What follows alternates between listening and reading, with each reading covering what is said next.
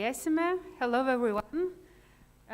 We know that we are being observed virtually, so we say hello to everybody who is watching us and couldn't join us lively. Šiek tiek šokinėsiu įžanginėje kalboje tarp lietuvių ir anglų kalbos. Mes pranešimus pagrindinius versime, bus jie subtitruojami. Na, o klausimų ir atsakymų sesijos vyks anglų kalba, bet mes tikrai mielai padėsime su vertimu ir jeigu turėsite klausimą, norėsite jį užduoti lietuviškai, tai klauskite, mes jį išversime. Na, o vėliau, kai dokumentuosime visą medžiagą, mes ją išversime į lietuvių kalbą ir tikrai bus galima dar kartą peržiūrėti ir viską tikrai suprasti. So I would like just shortly remind the schedule of today and what's ahead. So first of all, we will shortly introduce the project, the cause, why we are here. And the first keynote speaker is Christoph von Hohenstein from MAK, the director of MAK, Austrian Museum of Applied Arts. We'll have him here lively online, and we will be able to ask questions and have a discussion with him. After that, we'll have Sirje Helme, director of the Art Museum of Estonia. She'll talk about yesterday's future. And after question and answer session, we'll have a 1 hour lunch break. So you are able to have lunch here in cafeteria or somewhere around near.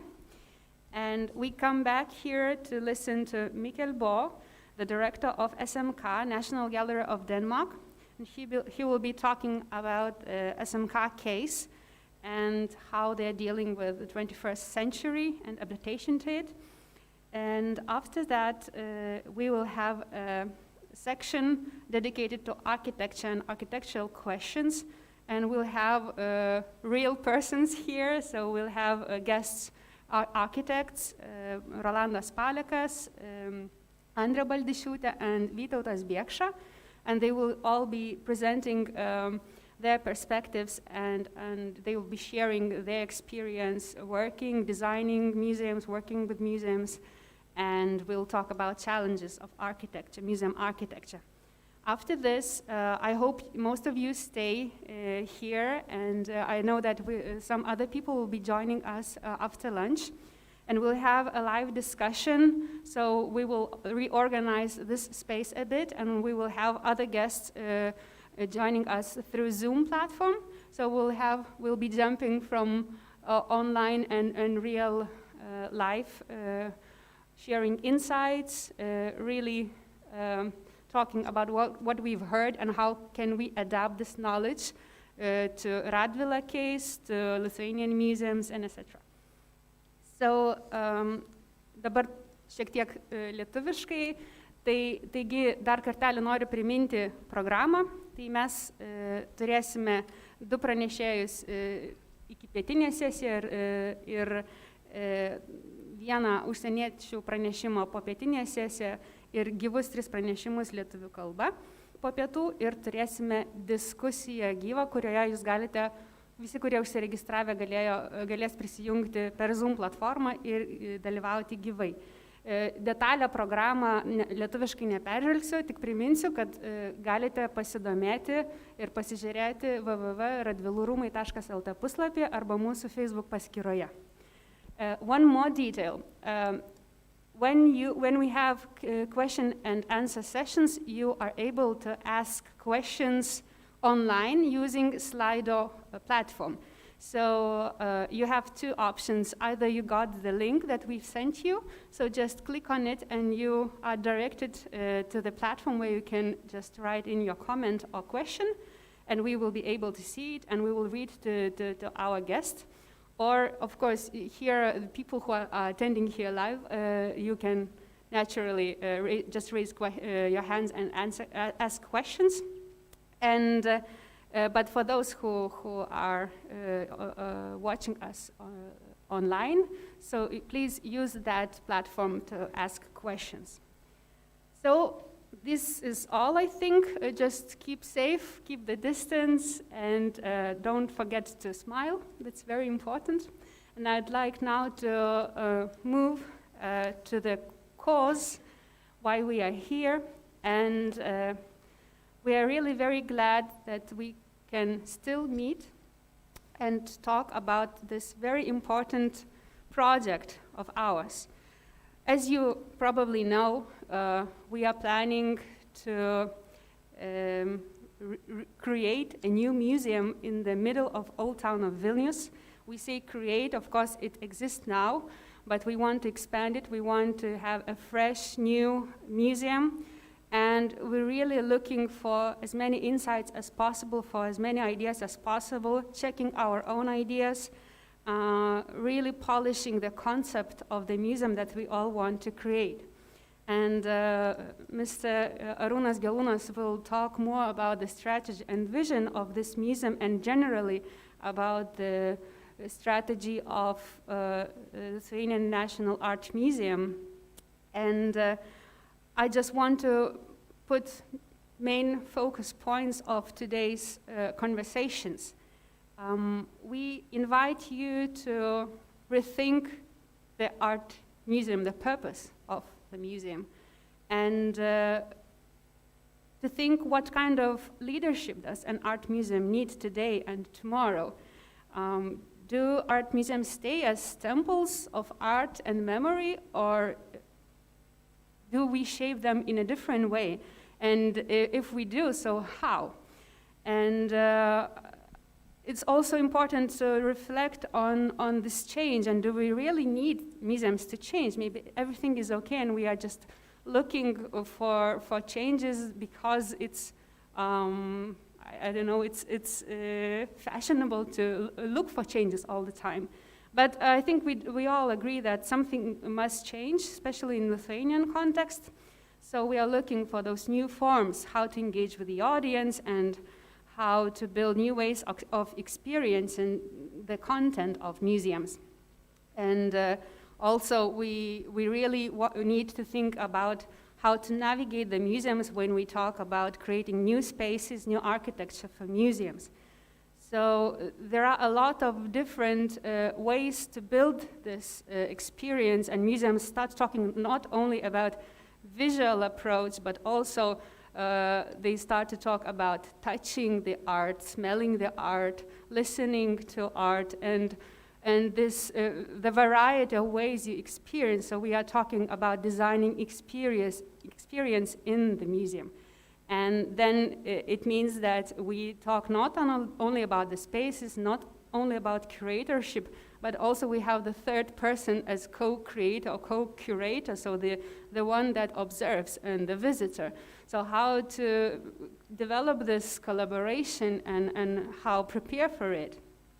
And so there are so many questions that we want to ask, so I will leave them for later, but now I want to ask Mr. Arūnas to share some thoughts about Lithuanian Art Museum. So, as I said, Mr. Arūnas Gelūnas is the director of Lithuanian Art Museum. Thank you, Inga. I will probably take off the mask now. As we are keeping the safe distance, you see yellow stripes all over the hall. And it's a great pleasure to see physical audiences instead of just watching the screen, as we are getting used to increasingly reading the presentations and having discussions while watching the screens in our offices.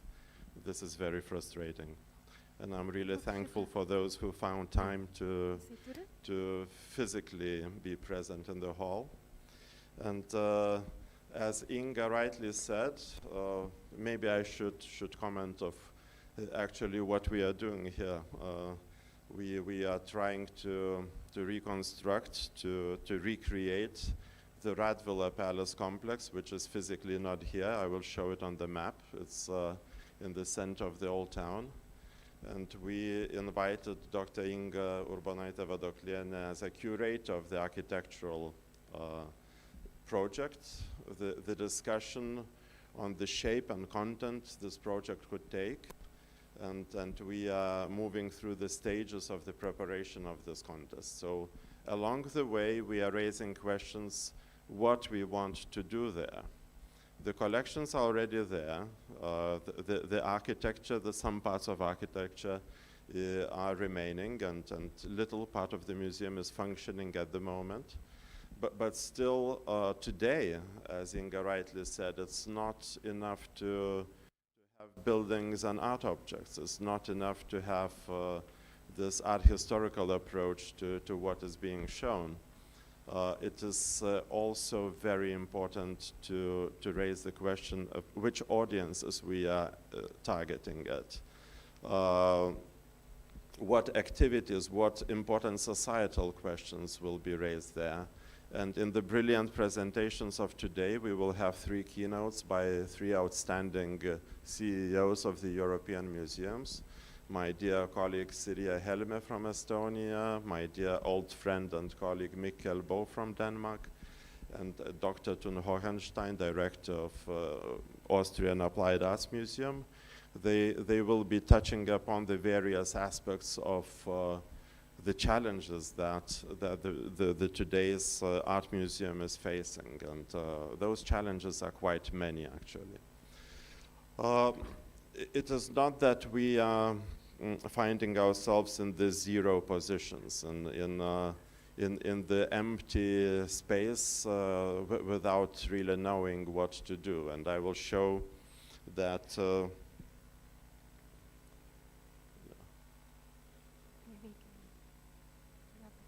Those slides are not moving as it is.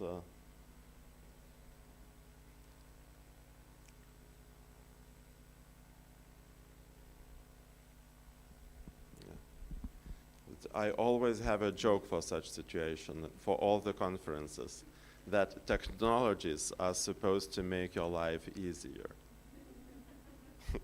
Thank you for laughing. So when we finally will have the next slide. Oh, the next slide is already there. So the problem is that the Lithuanian National Museum of Art is not one house, as in many cases with our Western colleagues. The Lithuanian National Museum of Art is a conglomerate. It's like Smithsonian of Lithuania, as we are joking. It's 11 institutions, and this 11-cornered geometrical figure created by Indrė Klimaitė, the graphic designer, who created a new logo for our museum. It means we are many institutions, and the Radvila Palace Museum is actually one of them. You see how complicated the structure is. So, so answering the question, what should be in each particular part of the museum is really a tricky one. And my Western colleagues are really perplexed by the variety of various museums, various institutions, digitization center, restoration, Pranas Gudynas Restoration Center, and nine museum institutions. So the Radvila Palace is one of them. And we are really excited to see how it is developing more and more. And we are organizing various talks and meetings with with active groups of the society, with specialist professors, and even the noble members of the Radvila Palace, the Radziwiłł, who are living now in Poland, took part in the discussions that we had in fall. We had in September very lively and very interesting discussions near the Radvila Palace itself. So you can see the magenta circle in the top, on the top of the slide, and this is where the Radvila Palace is located. Its present state is rather sad. It's a badly damaged heritage. It used to be a magnificent palace of the 17th century, by the hetman of Grand Duchy of Lithuania, Janos Radziwiłł, or Jonušas Radvila, as we call in Lithuanian. And it was gradually destroyed century after century, and now we find it in a very complicated stage. Some parts of it are being restored or have been restored in Soviet times, are being restored now. But what we want to do, we want to really create an ambitious museum of tomorrow. And that's why the title of today's meeting, The Taste of Art in the Museum of Tomorrow. How will it taste? And the taste is a really good metaphor because it's a little bit hedonistic. It reaches everyone. We like to eat, we like to taste various things, meats and wines and desserts, you name it. So what will be comprised at the menu of this museum in future? This is a very good question. We have a multiple choice menu in front of us, but what will actually become of it, it's really being decided here. And today is one of those days where the architects will take place, the directors of other museums will say, express their opinions of what the art museum or design museum of the 21st century has to say to the audiences, and what are the ways that the audiences can be reached by the museum publics. You see, it's part of our really large team taking picture in front of one of the remaining parts of the Radvila Palace with the original decorations of the facade of the 17th century. The other part has been rebuilt in the Soviet times, so it's really architectural and heritage-wise mess in one ensemble, and we have to really decide how to deal with that variety. Yeah, I'm really thankful to Inga that she suggested having workshops for children near the palace, and it immediately makes the space livelier, immediately attracts families with children. And I think this is really a new page in the book of life of the Radvila Palace, that we could have such lively activities there. Now the only functioning exhibition today in the Radvila Palace is the very interesting and ambitious project called the Protest Art, the Rebels of the Soviet Era, based on the magnificent collection assembled rather than collected for the 50 years by a jazz legend and contemporary artist Vladimir Tarasov, a Lithuanian citizen, who has spent the last 50 years in Vilnius as his new home. He's originally from Arkhangelsk, and he studied in Leningrad and St. Petersburg for a short while, and then he moved to Lithuania and really became a part of the cultural world. So it was amazing when he suggested he could donate his collection to the museum, and the Radvila Palace, the Radvila Palace Museum of Art, became a venue for this collection. So it's like, how to say, it's a statement. It's one of the brave statements that this museum is already making, showing the art of protest, the dissident art, that really marks the history of the palace as the one that resisted various occupations and damages and now rising like phoenix from the ashes. Maybe some of you have already visited, and I see, of course, colleagues who have worked together with me on this project. So the interiors of the palace are changing quite in unrecognizable manner. The people who visited the palace like 1 year ago, they cannot believe what they are finding already in the lobby of the museum and the exhibition halls. And you can see wonderful architects and designers discussing the exhibition. The title in Lithuanian, Protesto menas. Petras Išora is explaining the architectural concept created by himself and Ona Lozuraitytė, together with designers Marija Puipaitė and Vytautas Gečas, who designed the cashier furniture for the lobby. There are some views of the new exhibition with famous names like Ilya Kabakov, Eric Bulatov, Vincas Kisarauskas, Linas Katinas, Marija Teresė Rožanskaitė, Gavrilčik and Dishlenko and many others. It's really an amazing collection for the new venue. You see the architecture is really outstanding. And the main question, what remains for the remaining part? I mean, you can see here that the red part is either non-existent or very badly damaged. So the challenge for the architects that will participate in the competition that we are launching this year is The beginning of next year? not really clear with COVID-19. All the plans are changing, but we believe that by the end of this year or beginning of the next year, we will have an architectural competition for this complex. And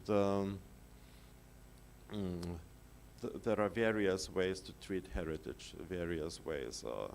We can think about the Renaissance or Baroque palace as it used to be, or we can see the clash of the modern and old in one place. So it will be completely up to the architects to suggest, to propose various ideas for this complex. But you see only the yellow or the yellowish parts of the palace are more or less functioning or beginning to function. So it's a strange conglomerate of the parts that are somehow being revived and the parts that will start to function, I don't know, next year, in 2 years or 3 years, depending on the success of the architects and depending, of course, of the economical situation. We had another recreation of heritage project, which is Palace of the Grand Dukes of Lithuania, and it has been very, very complicated. So we don't want to repeat the same story, and we are moving towards this, preparing the society, having many discussions, and hopefully we will arrive at some really desirable event, not only for the museum, but also for the society at large. Because this place in the city of Vilnius is really a magnificent central place where society can really enjoy meeting together and devouring, tasting art, so to speak. One of the examples we've been looking at is the National Gallery of Denmark, which has this old and new parts in it. And the director of this institution, Dr. Mikkel Borg, will be speaking in the afternoon. So you will see also comments about how they did it. The Italian architect who designed this new addition to the old building. And it's really exciting to think that we could really follow the same path. This is one of the last donations for the Tarasov collection, and it's done by Vitaly Komar, who was one of the initiators. Komar and Melamid, the artist historians know it very well. He lives in New York now, and he did this together with Michelangelo. He did this work, and he called it Stay Safe, Adam. And I wish the same to you. Thanks again for joining. Now I believe we are moving to the keynote part, and please stay with us all the time and all the day long, so we can engage in discussions. And I believe we will have a lively discussions, will not we? Yes, please be active with the questions, lively or online, and use this opportunity to get the knowledge from those who really know what they do. So Christoph Thun Hohenstein, Dr. Christoph Thun Hohenstein is one of such people with great experience. He is now the director of the MAK, Austrian Museum of Applied Arts, since September 2011. And while working for the Austrian Foreign Ministry, he held posts in Abidjan, Geneva, and Bonn. He was also a director of the Austrian Cultural Forum New York from 1999 to 2007, after which he served as managing director of Departure, the creative agency of the city of Vienna, until August 2011. Christoph Thun Hohenstein has published on topics dealing above all with European integration and with contemporary culture and art, and has held numerous lectures on these topics. He has also curated exhibitions of contemporary art, and he regularly serves on selection juries. So please welcome Dr. Christoph Thun Hohenstein. We'll see his presentation now, and after that we'll have more than half hour for live discussions.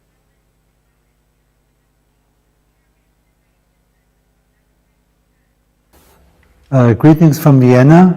My name is Christoph Thun Hohenstein. I'm the General Director of the MAK here, the Museum of Applied Arts. It's a special pleasure for me to be part of this very important international forum, and I'd like to commend the Lithuanian National Museum of Art on this initiative. For me, the role of the museum in our societies today is a key topic, of course, and I guess it's the same for all other museums. So maybe we start by analyzing where we stand currently.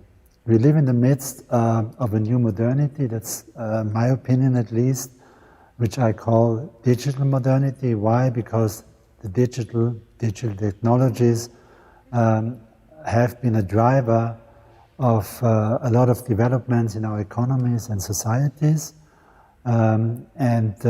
If you have to really focus on the main force that has been instrumental in changing our societies in the last, let's say, 3 decades, it has been the digital. Nevertheless, I think that this new modernity started in 2007. Why? Because it was when the first real smartphone was presented to the world, the iPhone, by Steve Jobs, and this is for me the real beginning of this new modernity. We have to make sure that this digital modernity develops into new directions, and that it will become an ecological and social digital modernity, and of course it also has to be resilient. Now, what does it have to do with the arts? I think that the arts have to play a key role in this new modernity, in the transformation of where we currently stand, and in turning this digital modernity into an eco-social digital modernity. And we must use, that's my opinion also, let's say all our possibilities, our potential to make this happen. Museums have collections. The MAK also has a huge collection of applied arts, but also contemporary art. And of course, the first idea is how can we benefit from our collections to gain wisdom for the future. The MAK's collection lends itself to such an analysis because one of our focus areas, for instance, is Viennese modernism.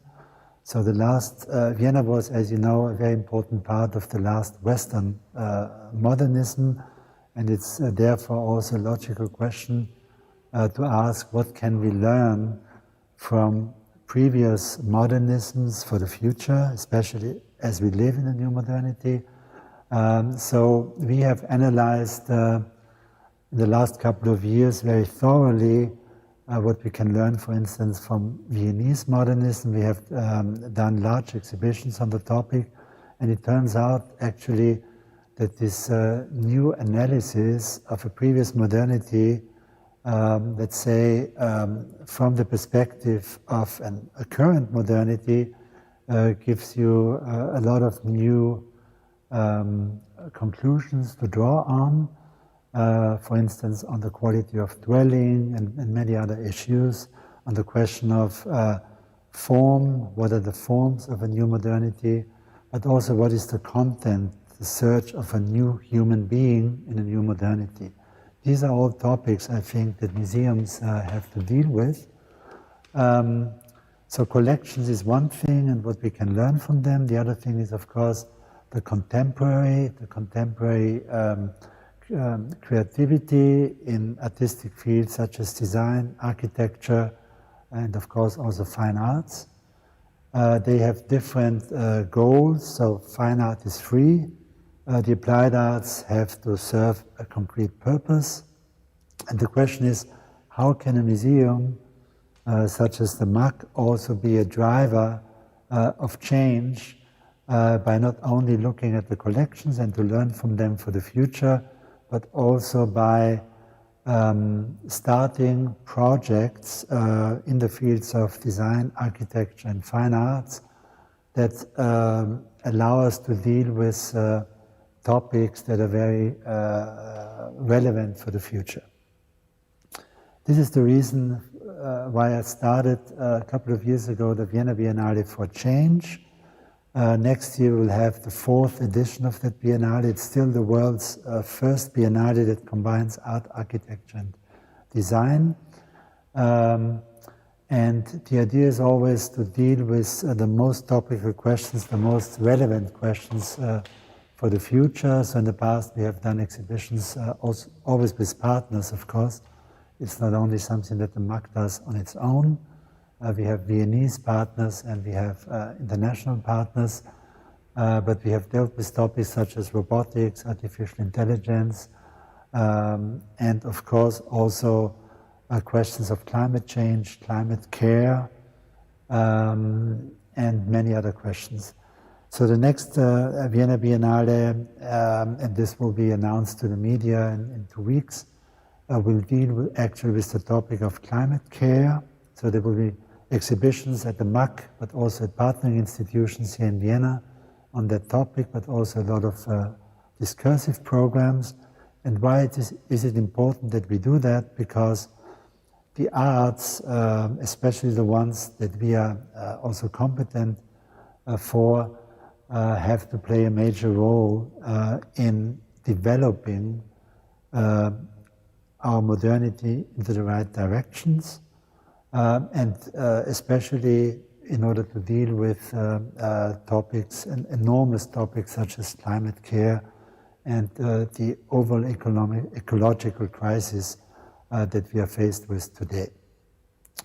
So the Vienna Biennale is a good instrument for the MAC in cooperation with partnering institutions, other museums in Vienna, but also other sort of institutions to tackle specific topics that are extremely relevant for the future. And at this point, I think we also have to talk about what are the challenges for a museum when it does that, because also the disciplines themselves are currently in a situation of change, in a transformation. If you look at design, for instance, design, let's say the functions of design were very different from what we expect from design these days. In the past, there were other priorities, but the new priorities, in my view, is very clearly, let's say, the ecological and social questions that also have to be addressed in a digital age, and that's the age we live in, by designers, architects, and also other disciplines. So for design, for instance, we see there is a growing number of designers that who constitute, I would even say, a new avant-garde in the making, a design avant-garde, where they ask totally different questions. For what purposes do we need design? What has design to contribute in our society? How can design really make a difference in the developments? If you look, for instance, at digitalization, it turns out that yes, we have a number of fantastic developments, but we also have a lot of developments that go into the wrong direction. The filter bubble, the hate problematic also that you have in the internet, and a lot of the whole surveillance capitalism issue that we are all aware of, and the large ecological footprint of digitalization. On the other hand, there is a large number of fields where we don't use digital tools to our benefit. For instance, talking about transparency of the functioning of our economies, how to make companies much more transparent, how to educate people about this overall picture of our ecological and social digital modernity and where we have to go. So these are all tasks where designer, I think, can make a huge contribution, talking also about social design, of course, ecological design in general. And this gives you an idea that the challenge is very different from what they used to be.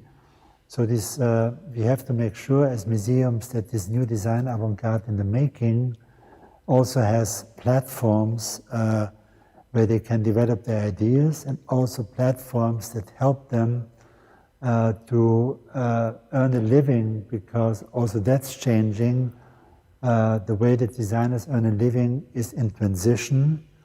So there's a huge transformation taking place, and we museums have to make sure that designers are also given the commissions, the functions, in order to be able to carry out what we expect from them. How can we bring them together in a structured way with companies to work on the topics I briefly outlined. The same goes for architecture. Also there, I mean, the models are probably a little bit more conservative in architecture, but nevertheless we need a new architectural avant-garde. We are less interested in the star architecture as we call it. I think we are more interested in really architecture also, and urbanism leading us into sustainable ways into the future. And again, the question is, how can we make sure as museums, especially museums that deal with architecture, that they also get commissions in the directions that we really are looking into, or should be looking into. Fine art is another chapter. Of course, fine art is free, as I said in the beginning, but we can also challenge fine art, contemporary fine art, to come up with new ideas, and not only kind of present it with dystopian scenarios, but also come up with fresh ideas, messages for the future, what artists think we should do in our societies. This is very important and totally different from what we can expect from artists, from architects and designers.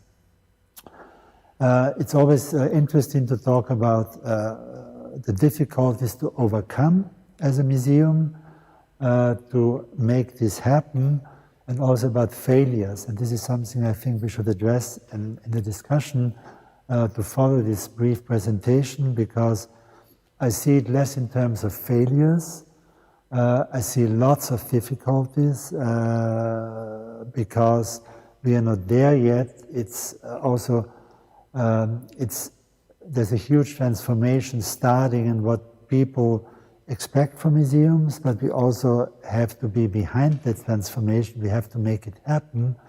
And we have seen this also with a couple of initiatives of recent years, and I will show you some images of these initiatives, especially with our new design lab that we opened in May last year, and with the brand new MAC Lab app, that is, let's say, the most ambitious digital instrument that the MAC has developed so far in order to address all these issues that I briefly touched on. I would conclude at this point. I look forward to our discussion part of this session and to be in direct interaction with you. Thank you very much.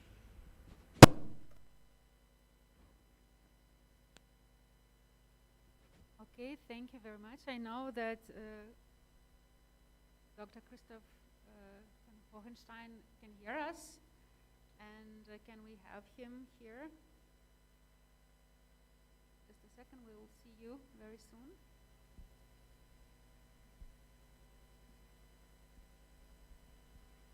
Can you hear us?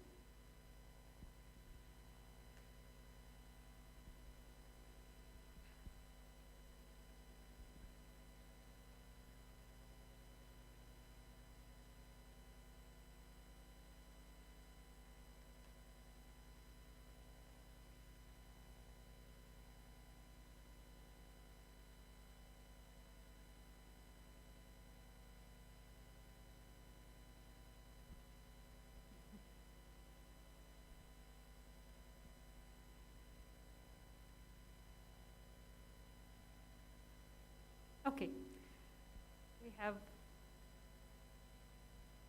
but it's not from our side. We'll just wait a second. Maybe we can start talking without him reflecting on what Christoph has just said. Very quite forward-looking ideas. As for museum, what do you think? Yes, indeed, and actually my head is bursting with questions. I would be very keen on addressing some questions to Dr. Thun Hohenstein. I believe we will be able to connect with Austria in a meanwhile. But can you imagine these kind of ideas which mostly look forward to the future, be adapted for such an institution which the majority of the content is about the past and how to actualize it? Do you see the ways that you can relate to such approach? Oh, absolutely. Our design collection is not related to the past, it's mostly related to the present, to the last 30 years, and it's increasingly growing. I believe many questions that have been touched upon by my colleague in Austria will definitely be to have addressed by the design part of the applied art part in our museum. And several projects are underway.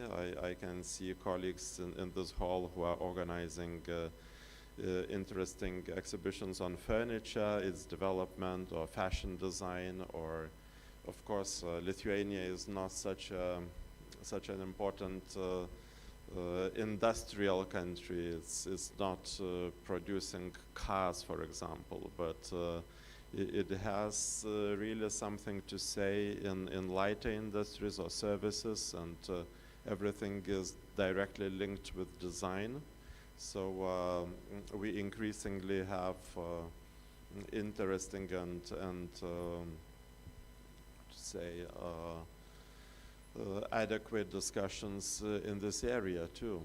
So my question to Mr. Hohenstein would be regarding one aspect that we are dealing in our museum too, but I will not say before we have this link directly. What I also will ask probably Christoph to expand on the topic that he's touching. He's talking a lot, especially in his essays that he publishes, like through the museum. He really takes this strong position talking about climate change. And he truly believes, as I understand, that museums must take some kind of statements. And what kind of statements you would choose or you choose for your museums? I know you have a new strategy completed, and you are quite a new person here in this institution, and a lot of things already happened. What's your receipt, and what are your strategic statements that you want to work as an institution? Well, I think my colleague said, and it has been mentioned more than once in this discussion, that museums need to stop being shrines, or how to say, very closed institutions confined only to the objects they are showing. And museum is increasingly becoming an agent in the society to touch upon very important questions. Gender equality, ecology, climate change, racism. Dr. Hohenstein touched upon the social media. That is wonderful thing on one side, but terrible thing on another. It can invite for violence, and it can invite, to cut the head of the teacher, as we witnessed in France. So there are lots of questions that we can discuss inside the museum. And also design. Design is everywhere. You look around yourself, and design is everywhere. And it is directly linked to ecology. It is directly linked to the environment that we are. Greetings from Vienna. My name is. Yes. Yes. We are not listening to the presentation once again. No, but we can see. Christoph, can you hear us? Can we hear you? As in Eurovision, hello from Vilnius. Vienna is greeting you. Okay, just to follow up, I think very soon. Should I repeat my joke about technologies making our life easier? Yeah, it's funny because a lot of museums, they try to be more, like to digitalize the content to be more available, but on the other hand, everybody repeats that this live attendance and truly ability to be is. Okay. Should I repeat my joke about technologies making? Oh, there's a delay. I can hear you now on YouTube, but I don't know if you can hear me. It's wonderful that we can have this opportunity to listen to our voices, here. It's travel in the past, because we see the echo of our past coming back from us, from Austria. But just the final remark about these statements, if I understand correctly, that you chose one of the very clear statements for Radvila Palace is protest and rebellion.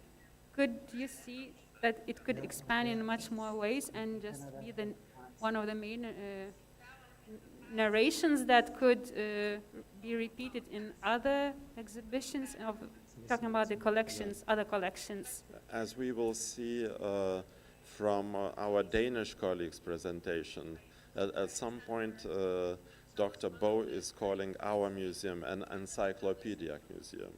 And in some way it is true, because our museum is not just focusing on one area, like the protest, the dissident art of the Soviet times, for example. But it shows a variety of collections, from photography to design, from painting, old painting like Baroque painting, from the collections of the mansions of old Lithuania to the modern paintings. So our strategy is to offer the variety of experiences for the audiences, and this protest aspect is very important, because for 200 years our country has resisted occupations of various kinds. It has been a colony of Russia, for example, for almost 200 years.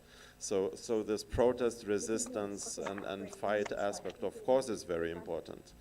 But together with that, we have lots of interesting topics to cover. Okay. And Thank you. well, so finally we are hearing you. Yeah, okay, finally we made it. That's technology in the 21st century. So I apologize, but I didn't hear you. No. I heard you only via YouTube. Yeah, thank you very So much great, for your thank you. presentation. You're welcome. And you know, when I was hearing, when I heard this morning in the news that Ireland has a new lockdown now, and thought about climate lockdowns will eventually come if we don't stop the warming of the earth. So we really have to work on that. And that's maybe a focus for our discussion. What can museums do in this regard? Yes. Okay, maybe you want to add something to your presentation that you sent before, just before going to the question and answer session. Yeah, are there any questions on your? Okay. Okay. The presentation is basically about two things about our new design lab, which we opened in May last year, which will be there for, let's say, another 3 years or 4 years. And also the app, which we finalized at the end of last year and presented to the public early this year, just before we had the first Corona lockdown. So the app is really a kind of broad instrument where you have an enormous spectrum of questions dealt with what I think is excellent graphic design, communication design. So it's a new type of app that people can use. Can you actually see us, or can you only hear us? Because we are seeing I can see you. You can see us. Yeah. Okay, so as I said to my colleagues previously, my head is bursting with many questions listening to your brilliant presentation, but I will ask only one. Together with active marketing to active communication, digital technologies, what would you think is the role of research in the museum? I mean, I believe many projects, many exhibitions and publications in museum would still have beginning in a very high quality research. So what is the role of research? I don't know, you can call it artistic or scientific, or design research, or research of various kinds, but what is the role of research, and who is actually doing this research in the museum, in the MAC, to use the concrete context? Thank you for an excellent question. Research is very important in every museum, and a museum that has a large collection, we have one, of course, also has to do extensive research. On the one hand, it's of course the curators, we call them also custodians, which means they are keepers of their part of the collection. One keeper can at the utmost have 80,000 to 100,000 objects in his or her collection. And of course they have to be researched, you can't do it on their own. So it's always good to have kind of research programs, hopefully also funded, with external people interested in particular segments of that collection. And of course you have out there a highly interested special community of people dealing with specific matters that pertain to your collection. For instance, collectors, private collectors who are really specialists on a particular period of time or whatever, and of course they are also kind of valuable input to research. You can also team up to a certain extent with those people and also hire research people to do that job. When it comes to the content, I think it's important that when you deal with, and I also referred to that in my statement, that you also kind of change the perspective. So for instance, in today's modernity, we are probably interested in different aspects of our collection than 50 years ago. And of course, you have to do it from today's perspective. So you also have a different angle from research angles of the past, which might lead to interesting new results, and that has to be ongoing also in the future. The other part is, of course, research in contemporary issues that may be part of the collection already or not. But of course, museums have a vocation also to deal with the key topics that concern design, that concern architecture, or should concern those disciplines. And of course, the same goes for fine art. And there, very often you can team up with brilliant designers, artists, architects, who in many cases are really interested themselves to deal with the topic also in a research mode, so to speak. Thank you very much. So, adding to this, I also wanted to ask a quite similar question, just following up. So, if we think of the future employee of the museum, it seems that, especially in your case, it's not a curator anymore. It's much more the roles that the curator, the artist must do. It expands to science. And do you do collaborations with scientists, technology scientists, biotech scientists? Do you collaborate with academic world to answer the questions that you raise? Yes, we do.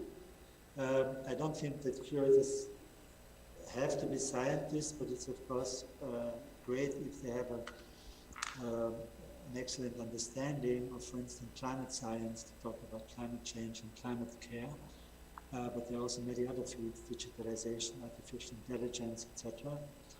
So it helps, but you can always team up with outstanding people from academia, also from research companies. There are excellent research companies. In Austria, for instance, we have the Austrian Institute of Technology, which is a partner of the Vienna Biennial, and they have a research body of almost 1,000 people dealing with many aspects that we touch on in the museum. And of course, they are an excellent partner also for extra university research, and you also team up with universities, of course. But what is key is we are not a science museum. So what we come up with in the end has to be different from what the science museum does. We have to bring in the arts, and I feel very encouraged by the most recent idea of the President of the Commission, Ursula von der Leyen, when she actually proposed this European Bauhaus that we need for the future in order to bring in the arts, architecture, design, also fine art, and other disciplines in kind of what the European Union has to work on in the future. And that was very, I mean, it really reflects my thinking. And I was encouraged by this initiative by the President of the Commission to come up with this very idea, on the one hand, that we really have to actively include the arts in shaping the future of the European Union, and therefore we need this kind of European Bauhaus idea with, let's say, she mentioned 5 projects in the next 2 years that should really set the stage for this whole idea. Okay, please be brave and okay.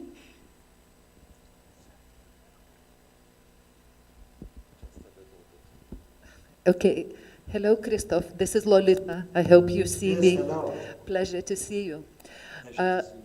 At the National Gallery, where this conference is taking place, we are making at least 3-4 large exhibitions annually. And the more we work with experimenting architects and designers, the more we hear their concern about sustainability issues. Are you addressing issues of sustainability when building exhibition installations? We all know that museums actually produce lots of waste when installing exhibitions. I've had a mention once from Prado Museum where they told that after each exhibition they're actually throwing everything out. So we hear that from professionals, from architects, designers who are working with our exhibitions. Does MAC have any particular strategy or a case, for that? Thank you. Thank you for another excellent question. I think we have. it's very much on our mind. When I came in 9 years ago, at the MAC, I immediately said we have to get walls for exhibitions that we can reuse. And we bought those walls and we still use them. I mean, they are not a perfect solution, but they are certainly better than kind of disposing of walls. If we have ambitious installations, we make sure from the outset that the material of these installations has an afterlife, so they are reused by other people. We always try to convince also guest curators, and certainly our own, that they should go into our vitrine archive. We have a lot of historical vitrines from the last 150 years, also recent contemporary ones, but also older ones. And usually we find those vitrines because it's important, rather than building new vitrines, to reuse old ones. And of course, the aesthetics are also changing. I think that exhibitions that have an enormous installation footprint are out. They are not cool anymore. I think we have to really make sure from the outset that the way we do exhibitions has to be in the spirit of climate care. This week we're going to announce next Vienna Biennale for Change, which will open on May 27 next year. And one of the key projects of this forthcoming Vienna Biennale for Change, which I initiated a couple of years ago, is really an exhibition at the MAC called Climate Care, Reimagining Shared Planetary Futures. And it goes without saying that the CO2 footprint of that exhibition has to be made transparent, and we will kind of really tell our audience what the footprint of the exhibition will be. So of course we have to be really smart when kind of planning for this exhibition, because the footprint has to be as low as possible. Thank you, Christoph. No more questions? Okay. Hi, hello. I'm Rastan Tanavichut at Vilnius City Museum. You have mentioned in your presentation that the expectations of the audience are changing. And I would like to ask you to elaborate on that. What do you think the audience expects now from the museum? And what might those expectations be in the near future? The far future is probably difficult to predict. Thank you. Thank you. Also, this is a very pertinent question, because without audience, you cannot really run a museum. And I have to confess, when I started in 2012 to really bring in these programs that we are discussing more and more, and it has been, it's quite a long time. It takes time for an audience to change also in its expectations, what the museum should deliver. But I think in the last 2 years, we see markedly more interest for this sort of projects. Also on the part of the media, I have to say, so this has really changed, but it took a couple of years to make it happen. But we are not there yet, because audience is a kind of term for a highly diverse public. And of course, what we want to do is, on the one hand, younger generations, but also older generations, because we all have to change also in terms of our lifestyles.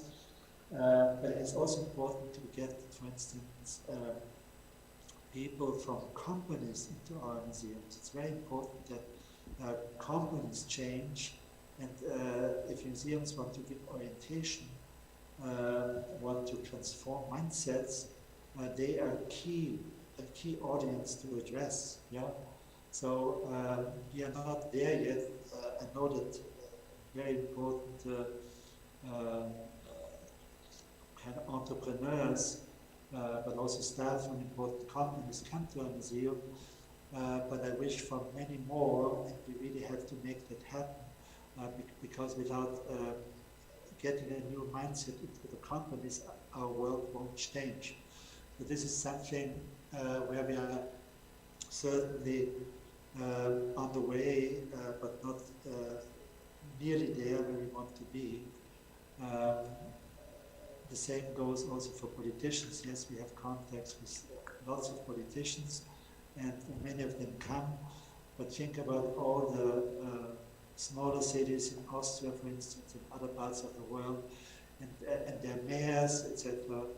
We need really to get across our messages to the key players also in our society. I hope I've addressed this. Yes. Yeah. I would have a question which would be an addition to what Rasa said about audiences. And I was thinking, is there a generational gap, or is there a split between generations like radio and TV generation, or iPhone and iPad generation? So is museum particularly targeting those separate audiences with sort of focused separate projects? Yes and no. It's a very Viennese answer. Yes, because you need to do programs that really target certain kind of parts of the spectrum of our visitors. We work a lot with school classes normally, hopefully again, starting in spring next year, because we also kind of make them or turn them into citizen scientists. Yeah, so they're working on specific projects which then become part of exhibitions of ours, or also the Mark Design Lab. I think I referred to that also in my presentation. And that's key for us because how younger generations kind of function, how they tick, is of course very, very important. The same goes for other segments of our public, also older generations, senior programs, etc. No, because we are in the lucky position that we have really a spectrum spanning kind of kids, kindergarten kids, up to 90-year-olds coming to our museum, which is terrific. So in the end, programs have to be done in a way that the message, that you can get across the message to all those different constituencies of our audience, which is not always easy, but on the other hand, it's a tough piece of work, but it's also a challenge to our own curators, to our learning department, how to do that, because it's always easier, as we know, to be not really comprehensible to an audience at large, and only to specialists, be comprehensible to specialists. It's much more difficult to do it in a way that the specialists find it interesting, nevertheless, but it's easily accessible to a large audience, and this has to be the goal. Thank you very much. And to add to this, maybe you can share what particularly you do to understand your audience. How maybe you do the research, or you observe, or what kind of tools do you use to understand better the audience? Maybe you have examples. Yeah, no, we take opinion polls time and again from our audience, also what they expect. We also have kind of special workshops. We are kind of approaching also new ideas. How can you bring in some people, let's say from a certain generation, let's say 18 plus till 25, who are really interested in what we do, but who can also kind of advise us what their generation would be interested in the future, what we should do even more, etc., etc. It's also very important as we are a museum, also for designers, for creatives, for architects, for fine artists, to be in constant touch with those constituencies, because they also show us what's going on. Yes, we have to be drivers of change, so we have to be very active. We also have to challenge them, but on the other hand, from them you can also get feedback, what are key issues in their own context among them, what drives them, and how we can kind of fulfill expectations they might have vis-a-vis the MAC and other museums that, in their view, we don't live up to for the time being. So to get input from them is also very important. Okay, we have one more question. Hello, Elena Albrikina, artist who really loves Vienna and spends lots of time there. Unfortunately, now can't go there. So I have a question because as an artist, I see now that you have the program, artist residency program. Although it doesn't happen probably now anymore, but I think it's an interesting point actually to talk with the Lithuanian museums about that you're inviting international artists to do residency program. So you have like 2 artists and 1 architect, right? So maybe you can introduce or talk a little bit about that. I think it's a really great opportunity for Lithuanian museums to maybe work on that and really, because it's, you know, as you talk on your presentation about that artists should be also involved. Thank you. Yeah, thank you. Well, we have a special kind of situation here at the MAC because we have several branches, and one branch is in Los Angeles, actually, called the MAC Center for Art and Architecture. And the reason for that is that one of the most important single-family, double-family houses of the 20th century, Schindler House, or Kings Road House in West Hollywood in Los Angeles, is kind of the basis, together with 2 other Schindler houses, of the operation of the MAC Center there. Yeah? And one of the 2 other houses is a kind of very wonderful residential building by Schindler with 4 apartments and 1 larger apartment, so 5 apartments. The Mackey apartment house, and we use that house, which is owned by the Republic of Austria, for a resident program. We always have usually 300 up to 300 applications every year for 2 terms. It's always half a year, and usually we have 2 fine artists and 1 architect or architecture team, a fine artist team there. So it's always 3 different people or 3 different teams at a time. And the idea is, on the one hand, to allow them to touch base in Los Angeles, to understand what's going on there, but on the other hand, also to bring with them their own ideas and to come up with a project at the end of their term, which leads to a small exhibition at a gallery there, which we use also for this type of exhibitions to showcase how the project further developed and what the outcome is. So it's a fantastic program. It's not limited to Austrians, so it's also quite international. And it's good for us because on the one hand also from the jury sessions we know what the implications are. There's a lot of really interesting thinking in those applications, and we also see how these artists develop. Some have great careers afterwards. So we started also, when I came in, the so-called LA Vienna Garage Exchange, because the exhibition gallery is built on 5 garages there. And in that garage top, we invite former residents, let's say somebody was a resident 10 years ago, to reconnect with somebody in the LA area to do an exhibition there for a couple of weeks in order to also revive those old links that they established when they were there as residents, and it worked out pretty well. So I think to have a residency program is great. We gave thought to the idea of doing that in Vienna too. There are residency programs for international students in Vienna, so it's maybe less important for us to also do that, but we may in the future, I don't know yet, but certainly we want to keep the one in LA running. Thank you. Thank you. Okay, could you pass the microphone? Thank you.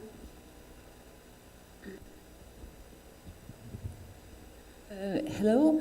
You were mentioning many changes coming from outside of a museum, climate changes, new expectations from the audience, and so on. I would like to ask what kind of impact it has on the museum itself, staff, employees. Probably you have to deal with need of new competences, qualifications, maybe even structure. Oh, hello. Hey.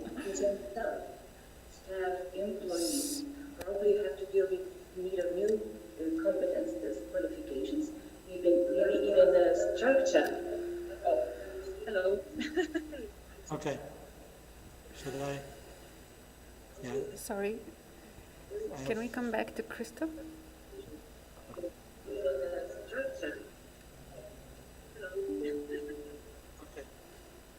Should I? Sorry. Can we come back to Christoph? Yeah, I'm here, so I can answer that. I'm glad I'm not the only one to create technical problems here. Should I repeat? Yes, Should I repeat the question, or it's all clear? To me, it's clear. Good. So, of course, this has a large impact. Let's start with environmental issues. We just started our process to get the Austrian, it's a kind of special Umweltzeichen for ecology, so you kind of get a recognition if you reach a certain number of points acting ecologically in the right direction. You need half a year to get that recognition, which is an official Austrian recognition by the Climate Ministry. We just, together with a few other federal museums, started the process. It was kind of extended to museums last year, and it's very important to get. It has all sorts of repercussions with regard to the running of the museum, and we are in the midst of that process to see where can we, of course we also have to think about the financial dimensions of it, but where can we really also switch systems to a certain extent when it comes to not only electricity but also heating, air conditioning, which we only have in part of the museum, to do it really in an environmentally sound way, if that's possible. So we have to think about all those questions, but also invite all staff of the museum to come up with their own ideas, suggestions for the museum. This process is starting right now, and we hope that, let's say, by the end of May or June at the latest, we will have reached the number of points necessary to get this official recognition by the Climate Ministry of our museum. But once we have that, this is not a process that stops, it's ongoing, so a little bit later to undergo a review procedure to see where we stand, which we have also developed further, etc., etc. I think it's a good thing. Also in terms of you need new competences, yes, but also existing people who have lifelong learning, who've had it for a long time. So I expect also our staff to really deal with those issues, also digitalization, other things. But you're right, we need specific new profiles too. So a kind of focal point, a digital content office and staff members, a focal point for all digital kind of communications and projects of the museum is something that we are aiming for. Would make a lot of sense. We have a large online collection with almost 250,000 objects online available to the public. But we're thinking about ways to make this even more accessible. And there are many other ways that we have to communicate by digital means. So we are thinking about such a position too. And of course, I expect, I have high expectations of all our curatorial staff members to be also interested in these new topics, because everybody in our museum is kind of not only responsible for historical collections as a curator and as a keeper especially, but also for the contemporary further involvement of those disciplines.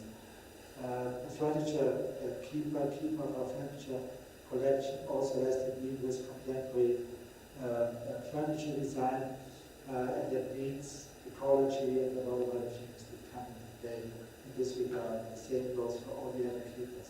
So it's both kind of existing stuff that we have, new orientations, also kind of programs, how can they get expertise and to actively promote such programs, but also have one or the other additional key position as a focal point in this regard. Thank you. Okay, I want to use, we have still some time, want to come back to one thing that you mentioned during your presentation. You mentioned that it is very much important to learn from failures and to address them. And you said that you would like to go deeper into this question, and maybe you can point out some failures that you faced and that you would suggest us to learn from your mistakes, not to repeat the same things. Yeah. Let's say, I think I had one real half failure. It was only half because we really didn't get started. A couple of years ago, I really thought about the museum also establishing the startup, going into certain directions with regard to artificial intelligence, etc.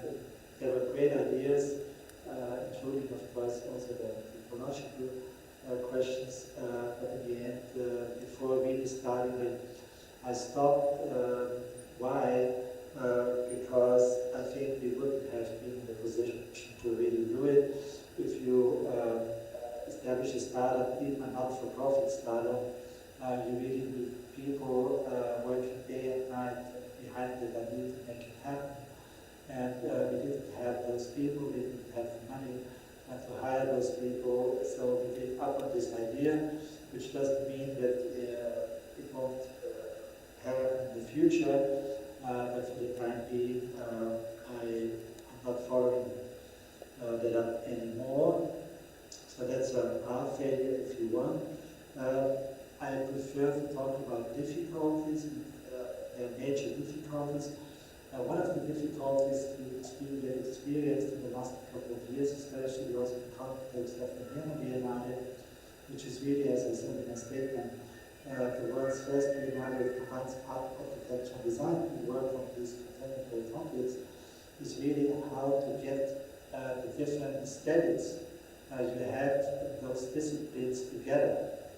And in the past, it was always very difficult, and we tried time and again to have exhibitions that combine artworks, design works, etc., etc. Sometimes we almost managed, but it's really very, very difficult, and I think a lot of the audience can testify to that. For the next Vienna Biennale, we try again. I even going to co-curate that exhibition I mentioned on climate care, reimagining shared planetary futures. And we want to bring in art, architecture, and design kind of into one exhibition, driven by the exhibition aesthetic. I hope we manage to do it, but that's really, really a difficulty. But we want to kind of come back to this idea of unity of the arts, which, as you know, is not, it's just a dialogue between artistic disciplines. So I think what is key is to, and for museums also as drivers of change, to be a platform for a much more active dialogue between artistic disciplines. We don't have the dialogue, or very little of it. It's very difficult to bring about, but we have to work on it. Why? Because I think that artistic disciplines cannot only benefit from academia, civil society, etc., etc., we can also benefit, of course, from other artistic disciplines. And this has to be done with dialogue in a structured way, where the museum cannot only be a driver, but can also showcase results, the workshops, etc., but also in exhibitions. Dialogue between the different disciplines. So I think that's a key important for museums to do. Also, for museums who are that are potentially into all those disciplines. So even a fine art museum is not prevented from inviting designers and architects to have a dialogue with fine artists. You know? I think it's all doable, and it should be done way more than it's been done so far. Could I ask one more question? I know we are torturing you for half an hour already, and it's plenty of questions, but this only means that your presentation has been really a pertinent and very exciting one. So I would like to ask you one question which is particularly painful to myself, and it regards acquisition policy and museum acquisitions. As you might know or guess, museums in Eastern Europe, they have very few resources for acquisitions, and my Western colleagues always suggested, or they revealed, that they have museum friends and sponsors and outer resources for acquisitions, and many art objects have been donated to the museums. What is the situation in MAK? Do you have generous funding from the state, or do you have friends of the museum? Is Austrian public really willing to contribute resources for new museum acquisitions? I know it's a very difficult question, but one that concerns me a lot in my present situation. Yeah. Thank you. Another good questions. Maybe find interesting.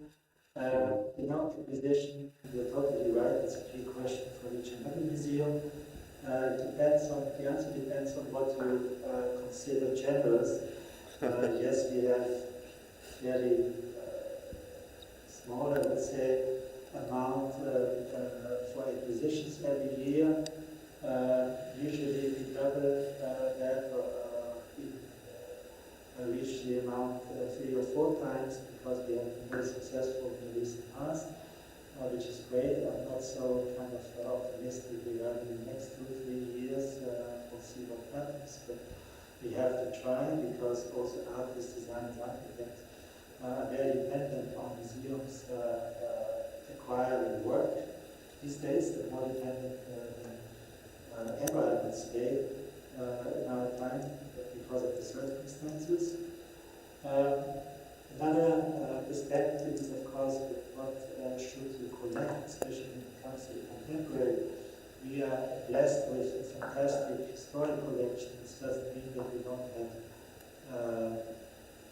kind of lacune to fill. Of course, we miss certain things that we want to do. It's not possible to buy. We have one major clip that is out of reach. Certainly, some brochures by Josef Kaufmann are out of reach. But we have a large collection, which is fantastic. When it comes to collecting the contemporary, it really depends. The design, for instance, if we are first and foremost a design museum, also deal with fine arts, we do architecture, we have collections. Let's say 80% of our DNA is the DNA of a design museum, if you kind of understand or have the notion that design existed already 200 years ago, 150 years ago, which we do. So when we were founded 155 years ago, I would say there was design, maybe not in the Bauhaus definition, but you can get there, but it's a different discussion. So if you collect contemporary design, the question is, for instance, what you collect. If you collect objects, there are many objects you could collect, if you're trying to collect. They're fairly expensive. For instance, objects, a designer designs objects made out of blood, of blood that you have to dispose of after an animal has been slaughtered for food production, which is bad anyway, the blood is there. So you could do something with that. Their designers dealing with it, and it's of course a museum. We have it in the design lab. Should also have such objects in its collection. They are not so expensive, so you can easily collect. If you do it early on, in a couple of years, it might be quite different for the same objects. But you also have to deal with the question of how to collect processes, social design, social architecture, for instance. It's very much about processes. So how do you collect kind of process, which is a totally different field.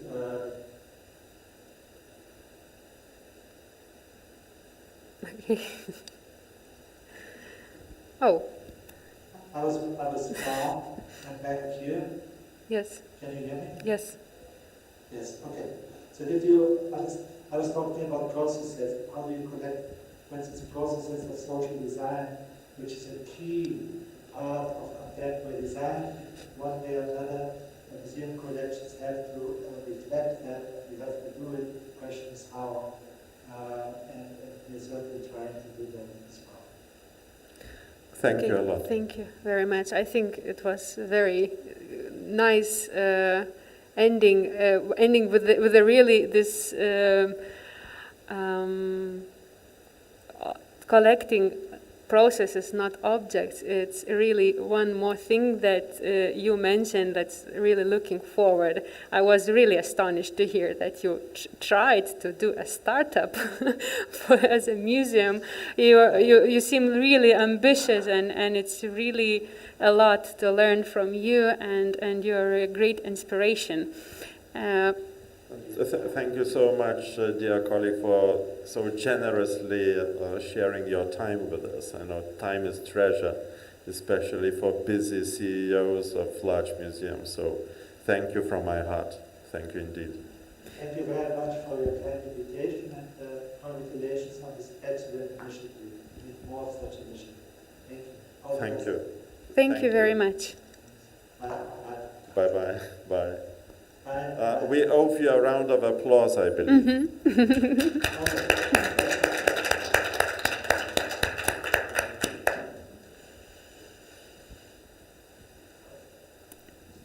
Taigi, Thank you. labai trumpai porą žodžių lietuviškai, tai aš labai tikiuosi, kad tie, kas mūsų klausėsi, nebuvo didelis iššūkis klausytis anglų kalba, bet iš tikrųjų Kristofas Thun Hohensteinas pasidalino labai tokiom ambicingom ir į ateitį žiūrinčiom strategijom, kaip jie vysto savo muziejų ir kokius savo iššūkius kelia.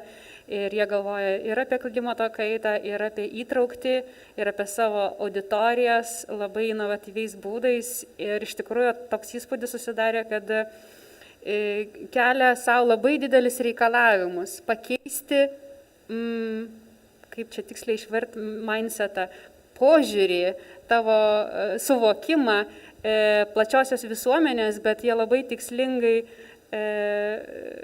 pasirenka auditoriją. Jie sako ne tai, kad paprastas žmogus, bet jie orientuojasi netgi į didžiasias kompanijas, į tuos žmonės, kurie kuria, taip pat dalyvauja visuomenės gyvenime, kuria tą mūsų realybę, kuria produktus ir, žodžiu, jų tikslas tarsi pakeisti jų požiūrį į aplinką ir nuo jų keisti visuomenę. Labai, labai tikrai ambicinga strategija. Aš gal pridurčiau truputėlį, kad ar muziejus gali vystytis greičiau negu visuomenė. Tai dar labai labai neseniai dizainas Lietuvoje buvo absoliučiai marginalioj zonoj. Tokioj pilkoji tarp verslo ir kūrybos. Ir tu niekad nežinojai, kur kreiptis. Jeigu norėjai dizaino klausimą išspręsti, kur ten ar ekonomikos ministerija, ar kultūros, kažkokioj tokioj pilkoji teritorijoje.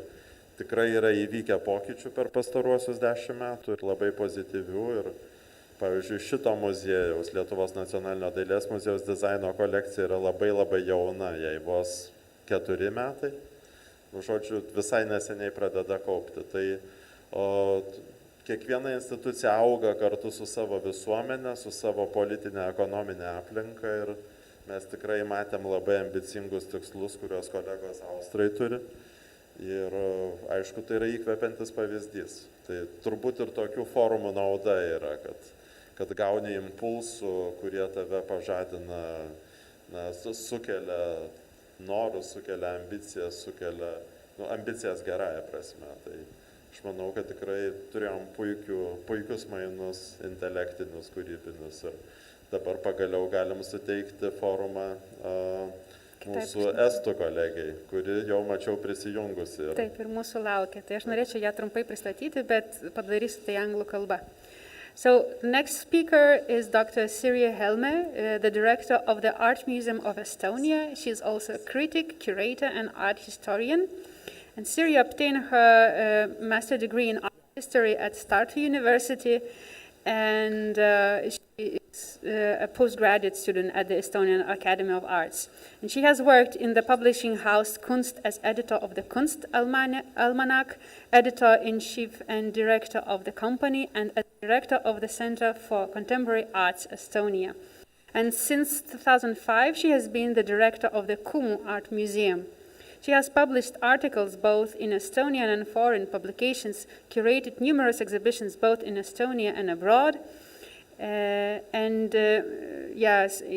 together Sweden and Finland and Lithuania and Belgium. So she has really a lot of experience, and I invite you to listen to her presentation and then prepare questions for her when we have her live. As you see, she's already here waiting for your questions and the discussion. Okay. Dear colleagues, as a start, my congratulations on such an immense new undertaking and opportunity, like the reconstruction and extension of the Radziwiłł Palace in Old Town of Vilnius. My title of my presentation is Yesterday's Future. It's perhaps too poetic, but stems from what has happened in about half year in the whole world, and from the effects that virus has had on our activities and behaviors. Since we cannot ignore the fact that our hopeful gaze into the future has become clouded by the unknown, and that the process are still underway. You are going to plan and build a new museum in this new situation. We don't know, will this new reality long couple of years or longer period, and we don't know which kind of are the consequences to this. That's why I simply share my thoughts. What I would say in February and about what we are discussing in our museum today. What are the fears and risks, and what we can do it after second wave of COVID, or even after third, etc. waves. Renovating a building and opening a museum where the history and art are combined, including contemporary art, as I did understand, and where various curatorial practices and diverse narratives interlace, is a challenge that probably will restart or can restart the life as a whole already today multi-branched museum. I have to say that I envy you, as no risk is too great reactivating the museum as an organization and to raise major conceptual questions about museum.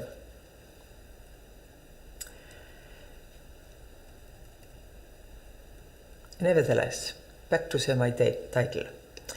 The following thoughts are mostly based on my own experience and working practice, but also on observing the development trends in European museums, of which I had a great opportunity while being a member of the judging committee of the European Museum Forum for 6 years. As I said, I actually have only 2 points. If it was the beginning of this year right now, for example, February 2020, I would start out by acknowledging the notion how the last decade has been extremely active and positive in the life all of museums in our Baltic states. In countries that have gained some wealth, One of the focal points of the cultural life has also been museums and their visitation rates among the local people and also among tourists. The basis created for the development of museums has given us the opportunity to focus more,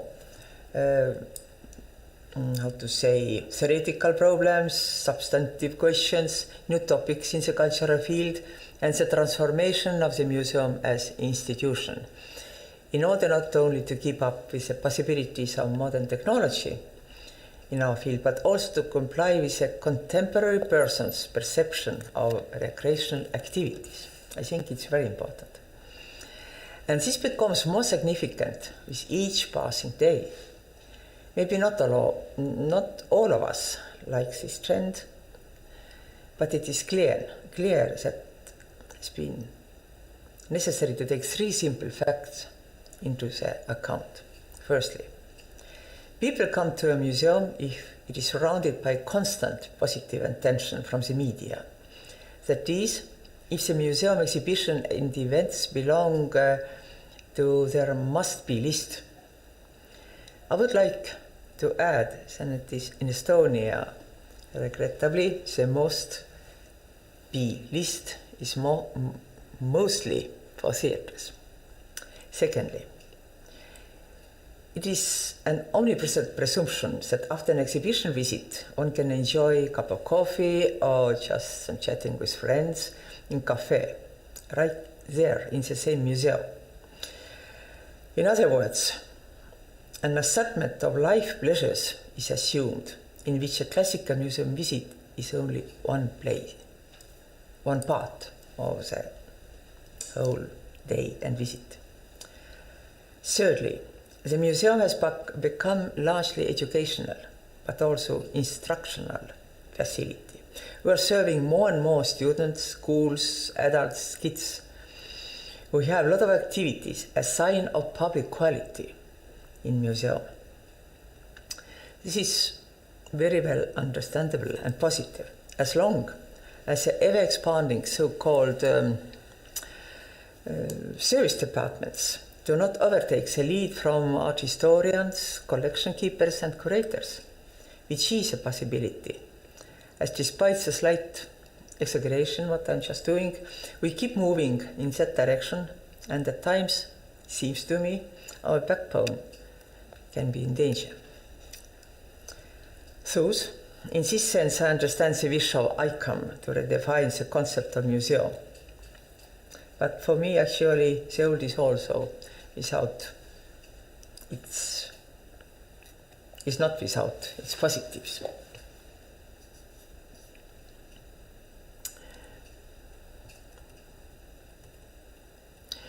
To summarize these lengthy discussions that you, as museum specialists, are so familiar with, in February, I would have assured that you in Radziwiłł Palace Museum has no need to come up with anything drastically new. When it comes to museums in the Baltic states, the growth is in full strength, and this could be made use of the wider energetic field behind you. The main question would be still be in the structure of the main exposition, its focus and value, its opportunity to step into dialogue with the here and now. I would also stress that the other side of the museum is likewise important. The so-called packing museum or glamour issue, such as architecture and design of exhibition, the style of museum restaurant and level of a museum restaurant, and also, as you are in the center of our city, very necessary are the parking spots for bicycles. All of this has simply been predetermined by the relatively enjoyment-focused society of today. It might all sound quite banalities, but perhaps it's yesterday's idea of the future where things could only keep on improving. Maybe it is a banality. In this context, it seems that the main question today is, who is our visitor? And what is the pattern of the behavior of the visitor? in the situation where the borders could stay closed for a long period of time, and we need to formulate our activities in a space where the social attitudes of the visitor have possibly changed, and where the tourists are more as exception as a rule. Again, very banal question, cliché of several disputes, but at this time I would say it's not anymore rhetorical, but rather a very relevant one. It is a question of museum strategy in very near future, but also a question about the risks and fears if we are stepping down from the quite happy path where we have been at least for 2 decades. New museum you are just planning in this unforeseen situation is kind of laboratory, research or test for future. This is why it is so difficult to give any advice. But hereby allow me please describe the problems that we are standing front in our museum, Museum in Art, Museum of Estonia, because although the situation may be with my Lithuanian colleagues and problems are a bit different, but main problems we face remain the same, I believe. So I'm going to our experience and problems what we have discussed and done. And our main question is about international cooperation. Because, and I think it's important for everybody else, because for museums, like we are in our area, international cooperation is very significant. As we are only just starting, we are still working on the possibilities of integrating our cultural heritage into the wider cultural heritage of Europe. This implies mutual communication, also bringing exhibition to our museums. It's also tourism, constant learning, expanding the fields of vision. Of course, talking about today, I'm sure that most of museum directors are working on postponing and delaying exhibition at least till 2022. And the delaying and losing international contacts, it's not a question of movement or transportation, but rather I would go back to the number of visitors, question of visitors. Who is our audience if we don't have and we have lost the tourism? At least to the museums of Tallinn, the harsh statistics is saying at summertime our visitors number and also unfortunately our income are up to 95% dependent on tourists since. If there is not enough local audience and our ticket revenue fails to cover the financial commitments we have taken upon us, it is impossible to continue the international contacts and the whole process in the same capacity as before. Secondly, and consequently, the local audience will become the focus group for us, and the exhibition subject will be the museum's own collections, not international exhibitions. On the one hand, the situation grants us a wonderful opportunity to work with our collections, to initiate more and more research. This is a very positive side, but what does it really mean? It means extensive reorganization when it comes to research, as well as a possible necessity for some of our specialists to change their profile. It means also a larger workload for the conservation departments, also different type of communication, etc. Nevertheless, despite of it, it's still unclear how much of this even of interest is in interest to the local resident who used to go to see various exhibitions and not to go to see and visit our permanent exhibitions was numerous times. So I'm not very sure how much they are interested in our research projects and how many research projects are worthy to develop as an exhibition. We don't know it. We don't have experience on it.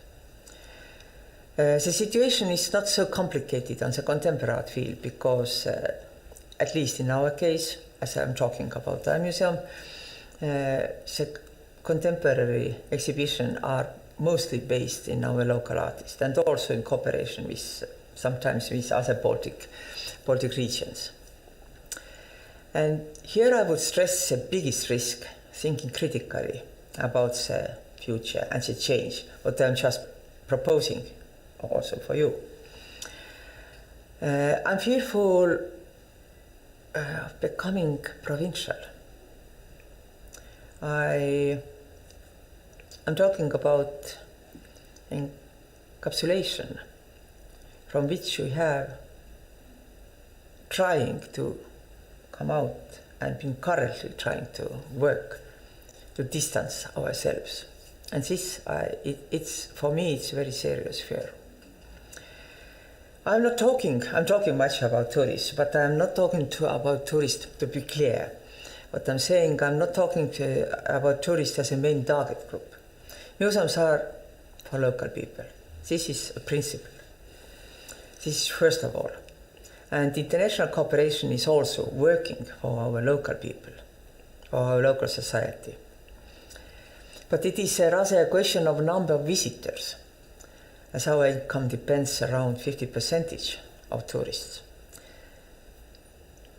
I mean, what I want to say is that the word of tourist and word of international cooperation don't overlap. Doesn't mean the same. They don't overlap here. Anyway, in our museum we have discussed about Plan B, where instead of international cooperation, the focus is our own collection and more research of the collection. And well, I could suggest the following, our Plan B also to you. Again, firstly, I just like these three numbers always.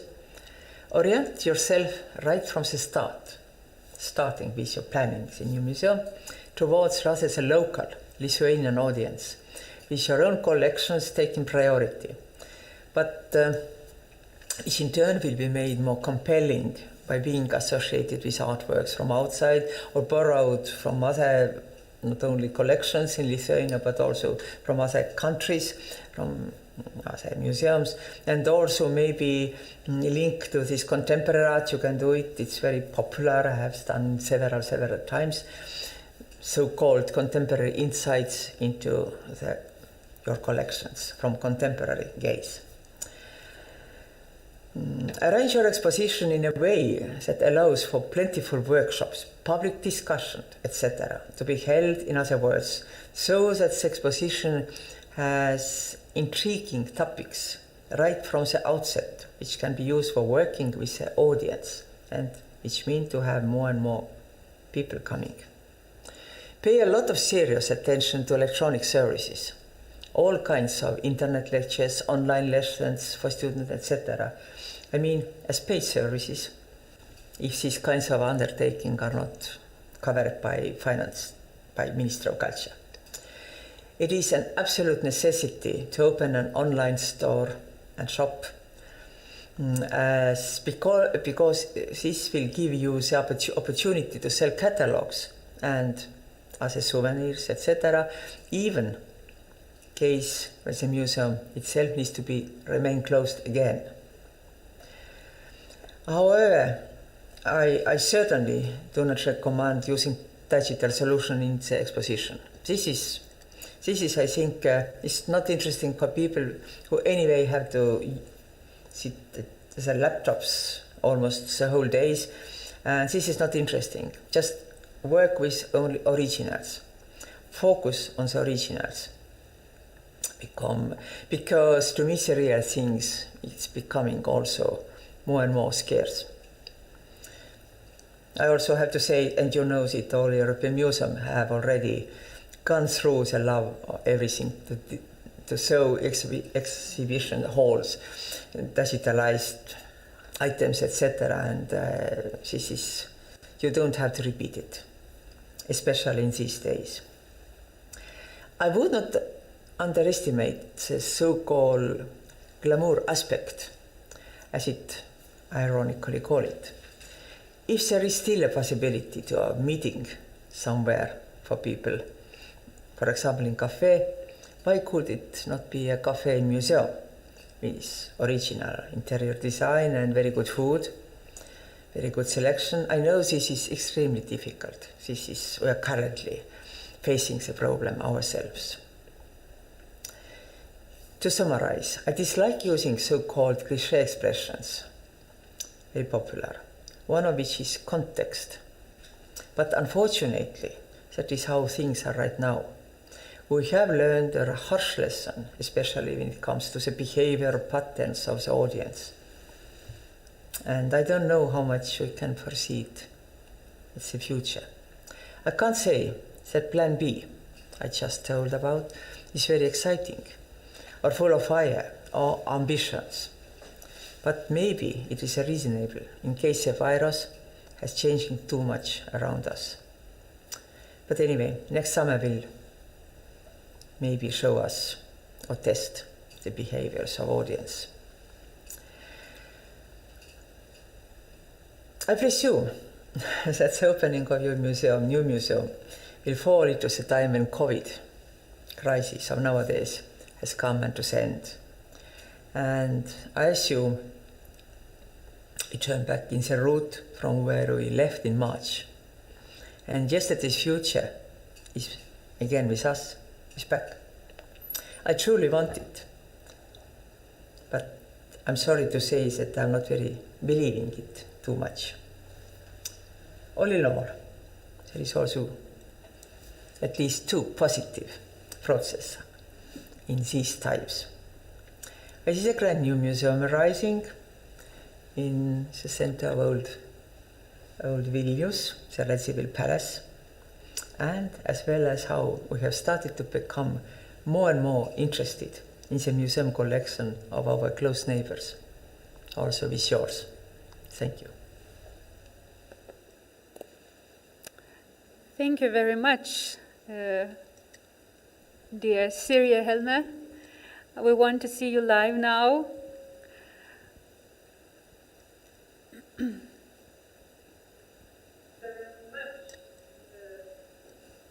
The echo. We want to see you live now. Yeah, I'm trying. Do you hear me? No? Yes. Yes, yes. Yeah, but yeah, let's try. Yes. Somehow Hello. I'm looking, but I don't see myself. We can see you. We can see you, and can you see us? Okay.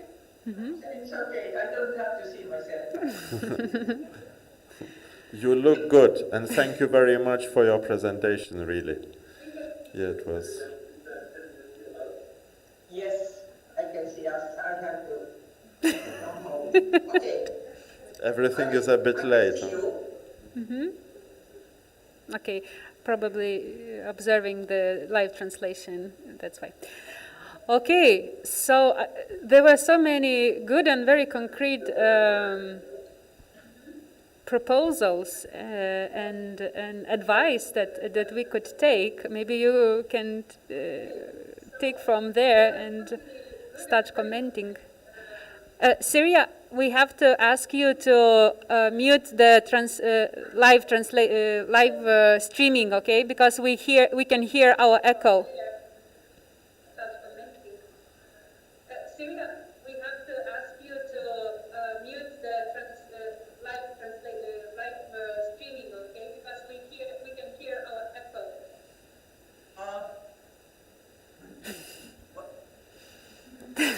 Okay, Okay. I am leave the Zoom and I'm trying. Is it better now? yes, Yes, it is. No? it is. It is. Can you hear us?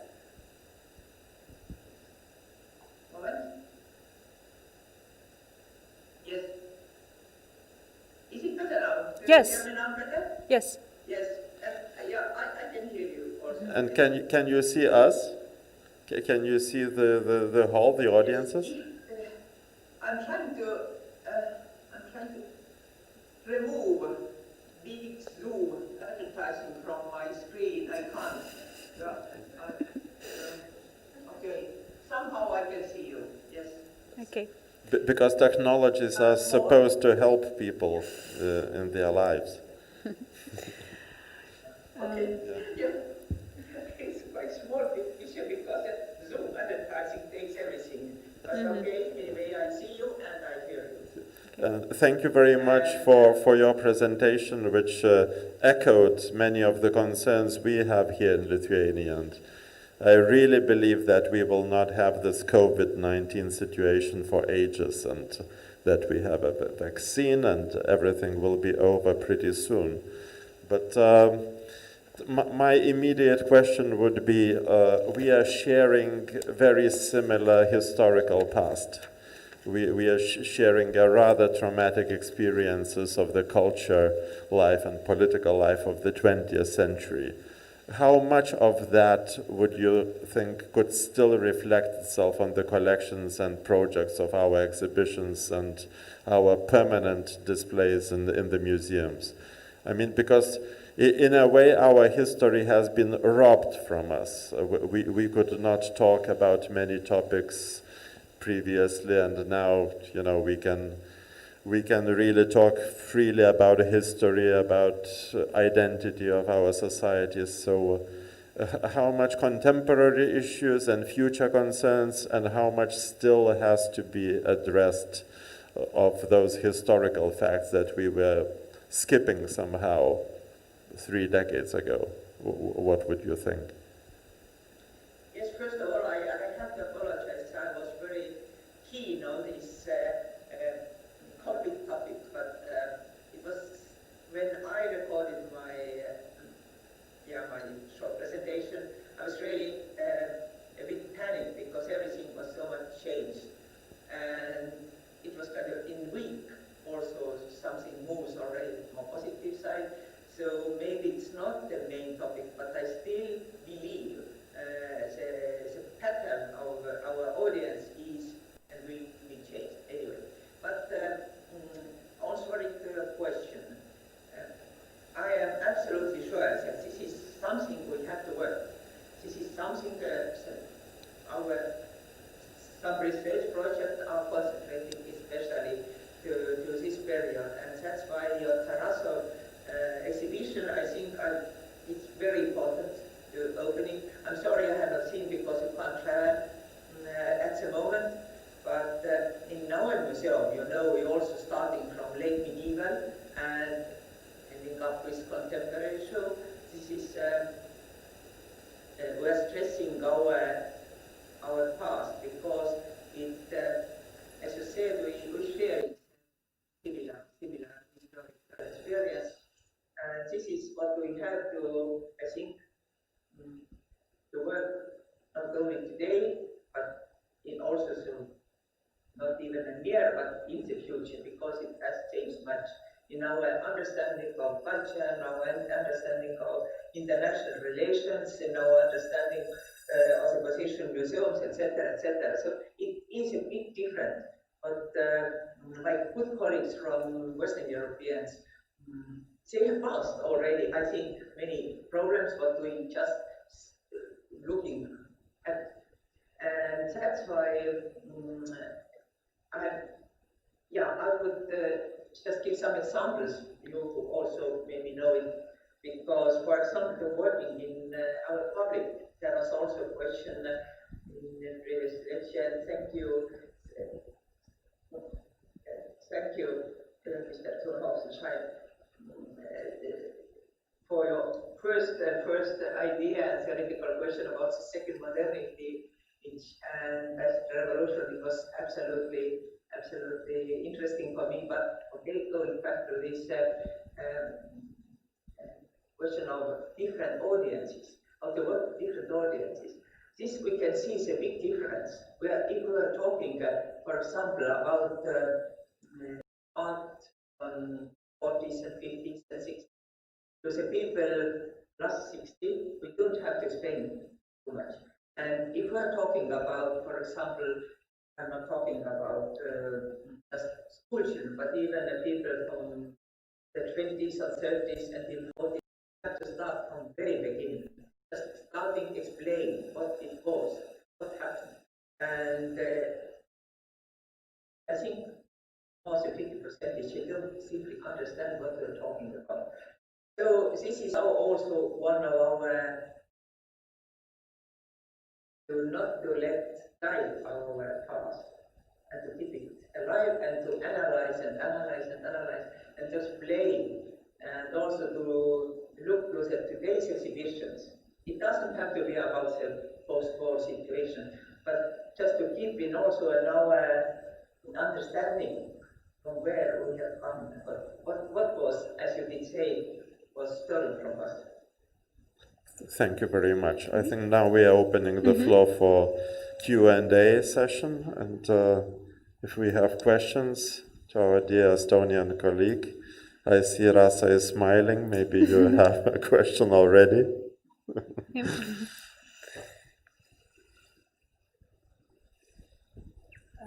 Hello, good day. Thank you very much for the presentation. I'm Rasa Antanavičiūtė from Vilnius City Museum. And I wanted to kind of continue this talk about collections. And I would like to ask you to elaborate, what are your approaches towards your own collection now in the changed situation, and how do you treat them or plan to treat them in this, as you called it, periphery situation that might be kind of coming to the museums. So basically the question is your approach towards your collections changing, and what are the tools, the ways that you are treating it or plan to treat it now? Yeah, thank you. It's actually we're just mid of our debates and discussions, because always, I think it's again, always it's a question in museums. We have a very large, big collections, and also have to do several exhibitions. And partly, at least in our case, we are sharing as a program as partly has to come from outside, and to show this culture of Westernism and why not in other countries and regions art and culture, and partly it has to be based on our own collections in our museum. But it's always a question that we don't enough time to go deeply in our collection, to elaborate these real research projects. So we are discussing now, maybe we have to already change it to put more not only interest but also resources to these researches on the collection. And what we can find, what it is, would be interesting also, not from our researchers' point of view, but also from point of view by the audience, and not only to show this, how to say, already well accepted art from the last century, 20s and 30s, and so-called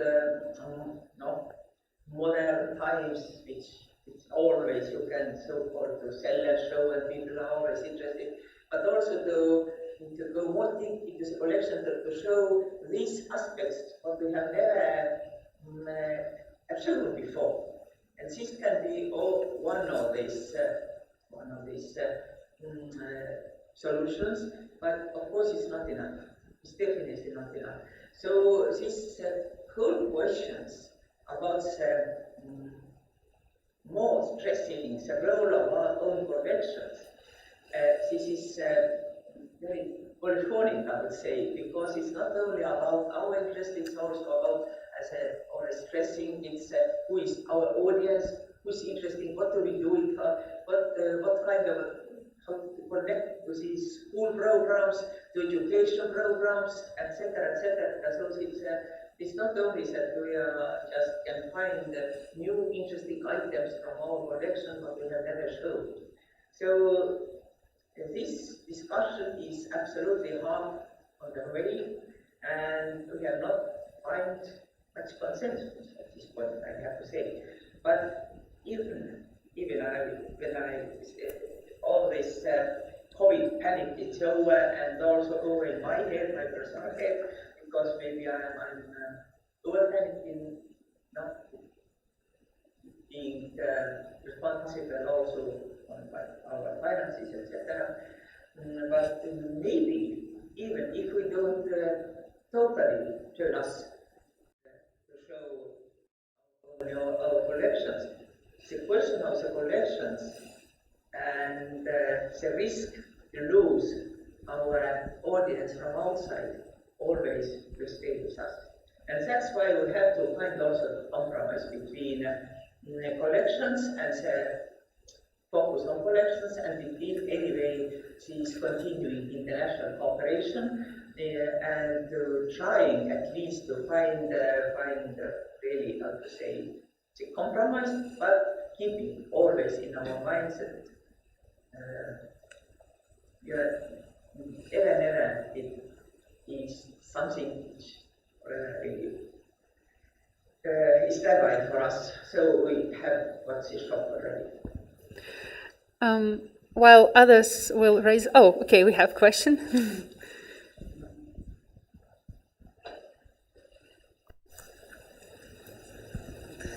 Hello, Syria. This is Lolita. Happy to see you. I don't see you because it's my camera is very small. Don't worry. Syria, tell me, tell us, have you already opened your Egypt exhibition? What's the attendance? Yeah. How is it going? Actually, I'm always a very skeptical person, but I'm very happy now because it's the first week. The first week, including 2 weekends, has been very successful.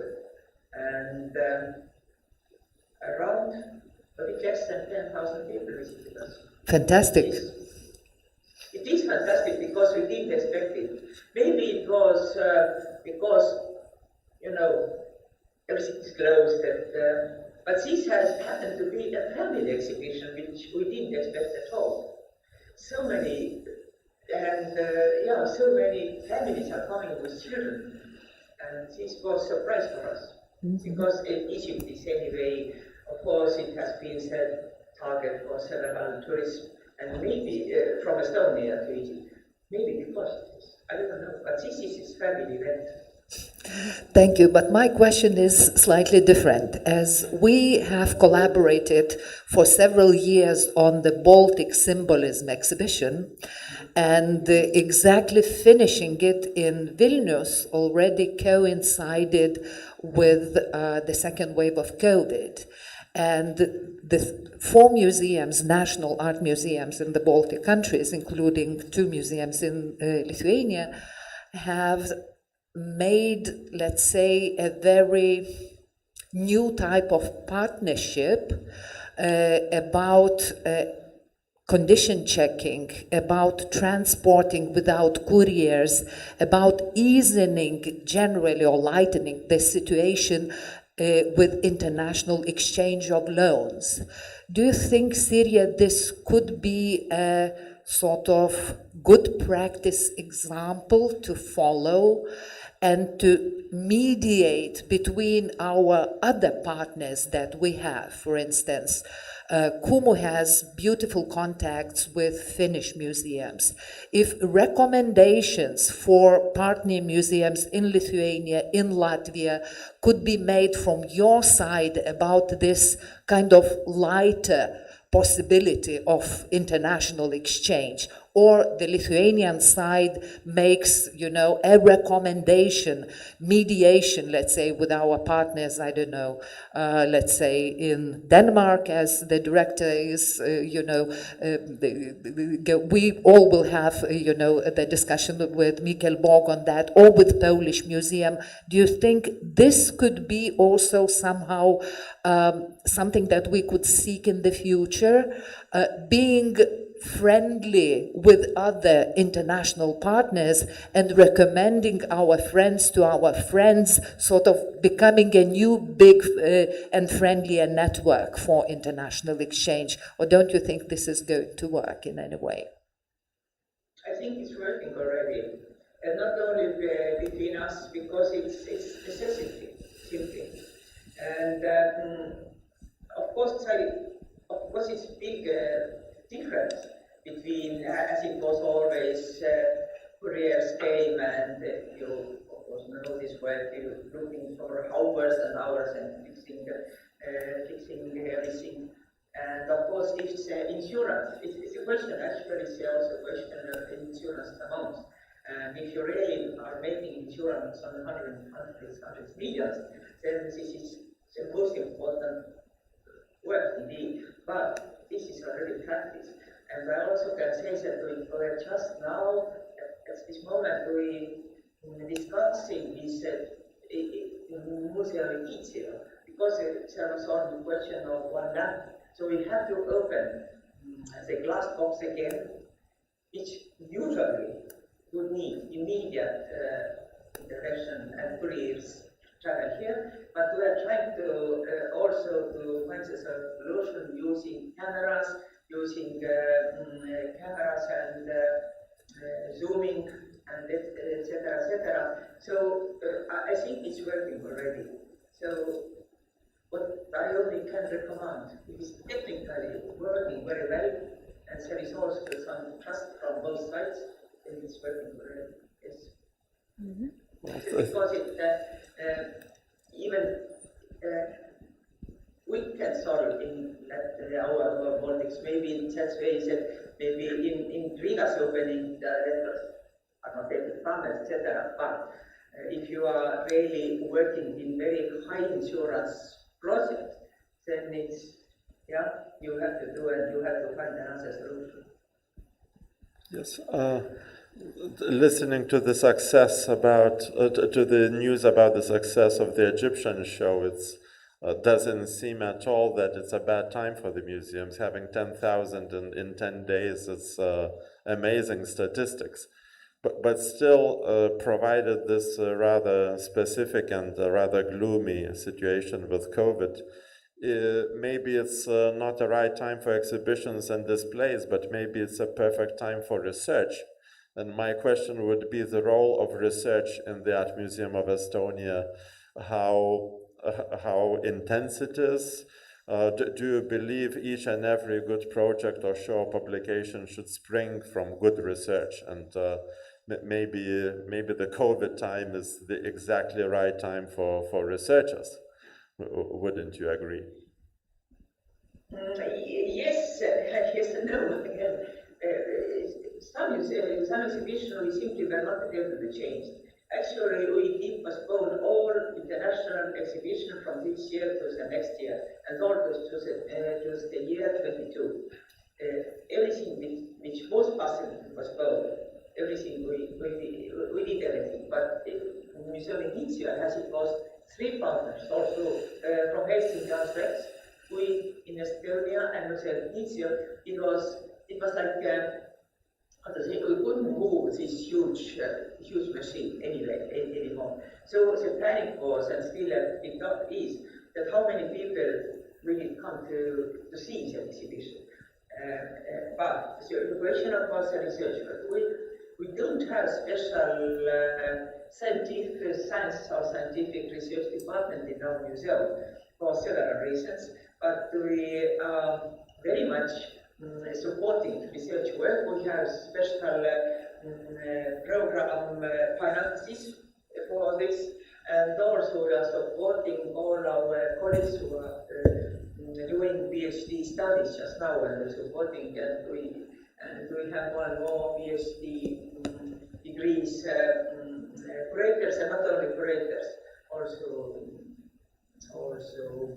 collection keepers, etc. But the question, how to use these COVID times, it's of course it is a good time for research, but I really hope that, as I said, good old times comes back and COVID somehow, it stays, but somehow we can work and to live in this situation more old-fashioned way. So it means that we have to go on also with exhibition programs and also other activities, development of whole organization to for example, also digitalization, different departments, etc., and also investments to build, of course, not a new museum, but we also have some investments to rebuild museum shops, to rebuild the newest church tower, etc., and inside the elevator also. So we have to not to think only that we use the time. We have to use the time for the future, for the next step. But of course, as we don't have this many international exhibition, it gives a bit more time to work with connections. So I want to stop another activities because of COVID. But another fact is that we have a bit more time for research. And this is good side. And good side is also if we are enough positive to go on for the future projects. Thank you. Regarding the research, the recent studies, sociocultural studies, show that people perceive mainly in two ways the exhibitions. Either it's an aesthetical event or a social experience. And it divides. So some people, when you go alone, you get deeper into art and you understand more. So the research shows. And if you go with a company, so actually you don't see anything. But you need this part. So balancing between these two kinds of experiences. And I want to relate my question to this. How do you balance between pleasing the audience and educating and having blockbuster exhibitions and really deeply prepared research-based exhibitions? What is the balance? And maybe in numbers you can also say how many permanent collections do you have and how many temporary exhibitions you have. The last question was most simple. We have to produce every year around 20-22 exhibitions. And the basis for this is not only mission, which we take it very seriously, but the question is how our museums in Estonia are financed, which means that 40% all our money what we need, we have to, for programs, we have to earn by ourselves, which means that the Ministry of Culture doesn't support our exhibition, publication, research, etc. This is our money what we have to earn, which means that if we are talking about the balancing exhibitions, we always, I know I have to think about this exhibition which are bringing money in. And I am not very critical about this blockbuster exhibition. We have had many discussions, very critical discussion about it. But if we are talking, as I say, in the Egypt exhibition, you can say it's a blockbuster somehow because people like it. But from other side, it's a good, it's a high-level collection from Turin. It is displayed very high-level way with education programs, with books, with articles, etc., and with programs for different group of people. As you could say, some people are interested and enjoy just aesthetically. This exhibition is not for these people who are enjoying aesthetically, because it's, of course, they are aesthetical viewpoint for old cultures is absolutely normal today, but this is mostly about archaeological findings, about this old culture and what is a connection to today, how today's people are looking to this old culture. And this is also one question. How can we find some connection to this historical material? Because, as we know, people, of course, people like Renaissance, Baroque paintings, etc., but it's already a long time ago they lost ability to read, to understand what's actually why this artwork is done, what's talking, what the artwork is talking. They are looking to this artwork solely like a picture, not as kind of social message for us. So this is our questions what we have to work every day, and how to explain, how to educate to our audience. And we're taking this very seriously because we have big education departments in every our branches, and we are talking how to what to do, to whom to do, to how to talk with different public groups, because they are different. As I said, in Soviet period, we have to.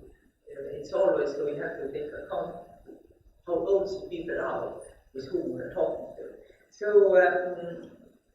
And if, coming back to this, dividing the blockbuster and really research, and also I have to include the exhibition of contemporary art, because sometimes the contemporary art, they are quite radical, they are, we're talking about contemporary art, and they also are not so well visited as for example, exhibition of symbolism, what we did together. So there is a big difference in number of audience visiting us.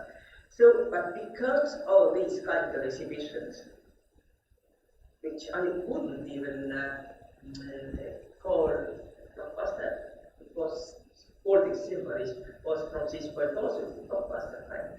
And but thanks to these exhibitions, we are able to open this kind of exhibition where we don't even think about this. This is because of our vision, because of our connection to contemporary art world and contemporary scale in Estonia. So we are keeping in our mind all the time. And when we're doing our programs for now already for 22, we are before this saying yes, this is our program. We have several debates and discussions before this, and especially to have this balance, and to have some exhibition from where we can take the finances to support another exhibitions, which we don't even think about this, because it's very important for our vision, for our contemporary scale, and for Estonian culture as from more wider perspective. Okay, thank you very much. I think it's time to take a break, and maybe let's close this session. And I'm really very grateful for your insights, and I think it's very relevant to us, and we can really share insights and failures and advice because we are on the same page, more or less. Yes, thank you very much, dear colleague, dear Silvia, for your time you dedicated to us, for exciting, very pertinent, very interesting presentation, and also for Q&A session. Sorry for torturing you for 30 minutes with many questions, but you had good answers, so it was worthwhile. Thank you so much, and I think we will give again a round of applause.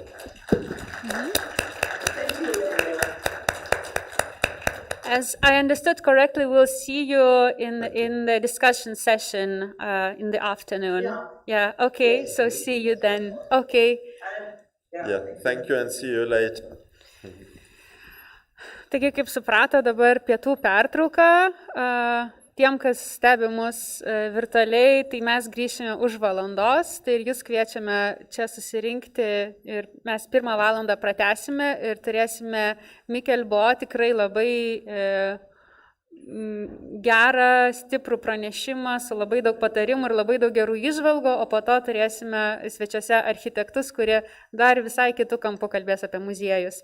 Tai ačiū ir iki pasimatymo. Greito.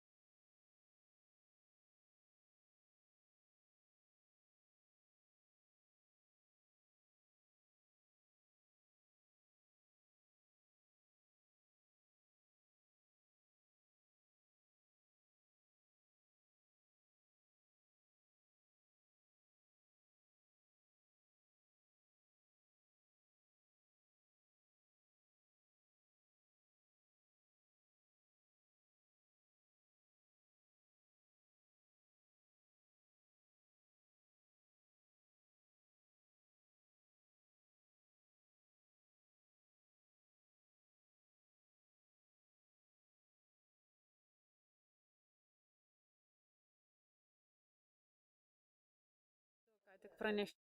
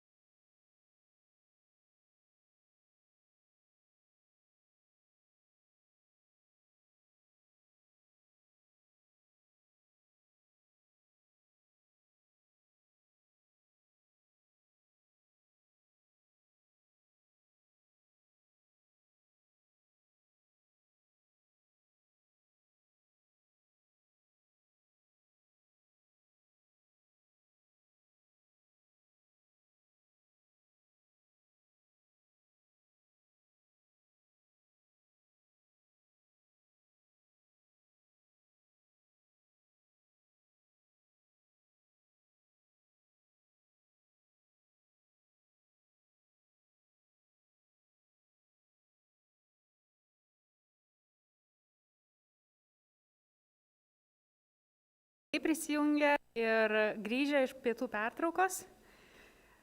We would like to continue with our forum and with our program. So please come back who is in the hall, grab some coffee and come here.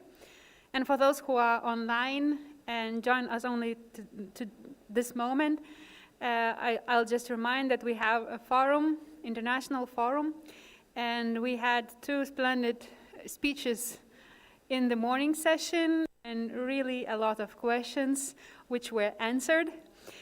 But we have even more questions, and we will address them to our next speaker. And I want to introduce him. Dr. Mikkel Boe is a director of SMK, National Gallery of Denmark, art critic, curator, and art historian. He will make a presentation which calls Making SMK, the National Gallery of Denmark, Relevant for a 21st Century Audience, Some Perspectives and Challenges. Since May 2014, Mikkel Boe has been the director of Statens Museum for Kunst, SMK, the National Gallery of Denmark, located in Copenhagen. He previously served as rector of the Royal Danish Academy of Fine Arts, the Schools of Visual Arts, and from 1995 till 2005, he was an associate professor of modern culture studies at the University of Copenhagen. He is particularly interested in anthropologically informed approaches to understanding the role of art and image making in society. He has published widely on topics relating mainly to Western art and culture from the 17th century until our present time. So please hear his presentation and prepare questions for him for the Q&A session after that. Enjoy.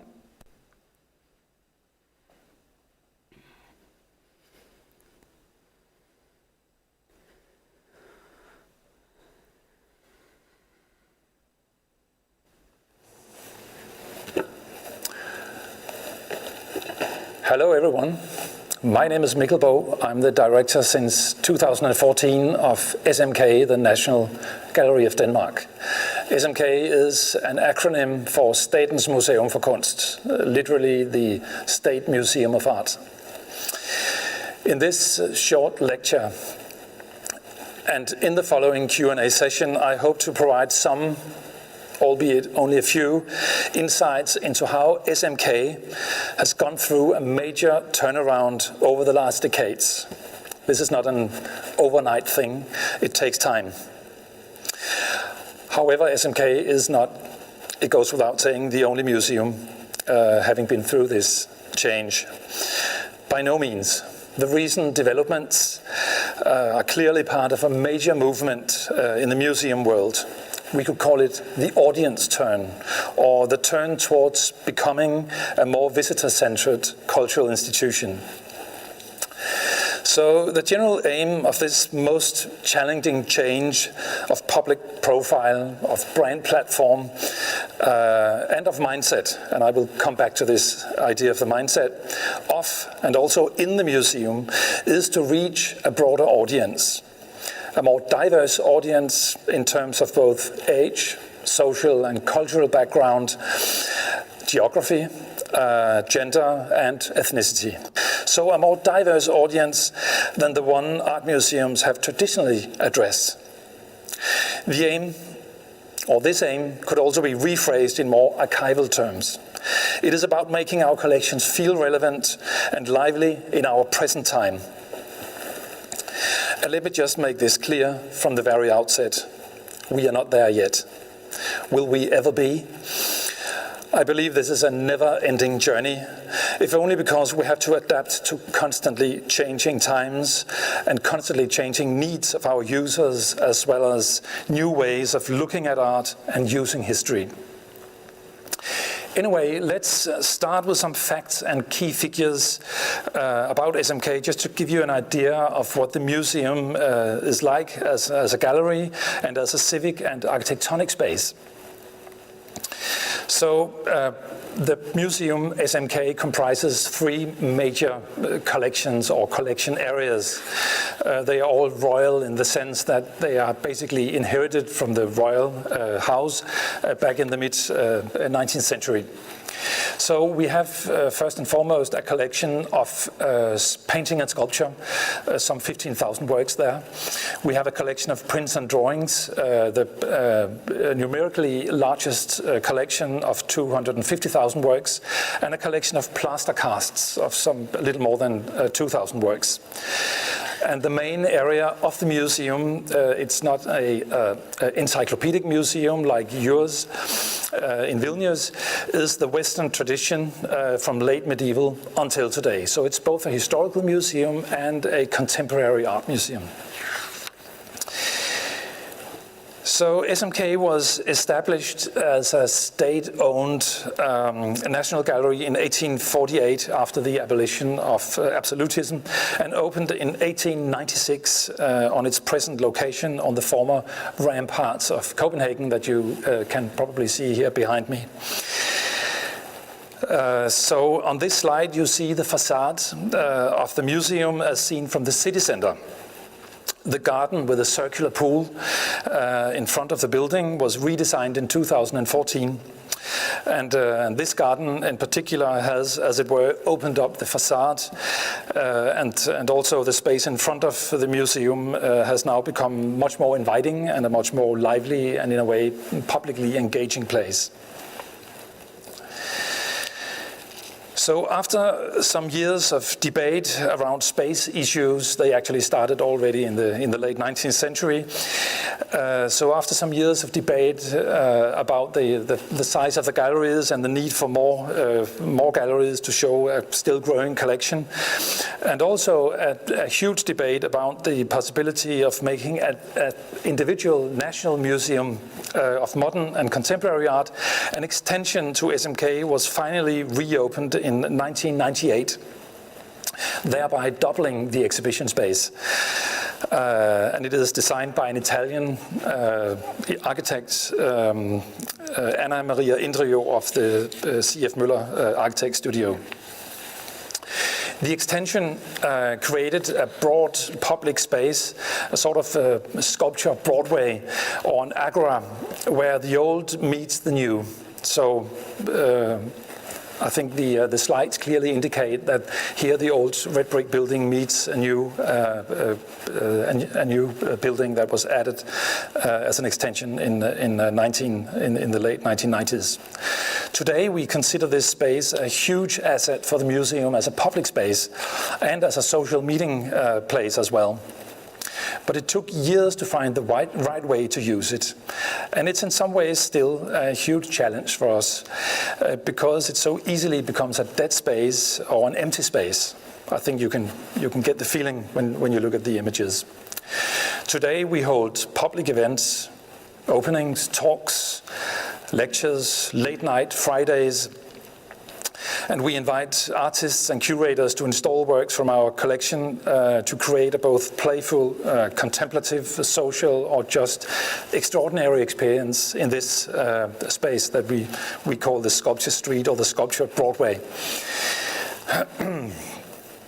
We also tend to mix things a lot here, partly inspired by the architecture and historically the architecture and historically mixed space with its transition from the red brick historicist Beaux-Arts architecture on the one side and the stylish postmodern design of the extension on the other.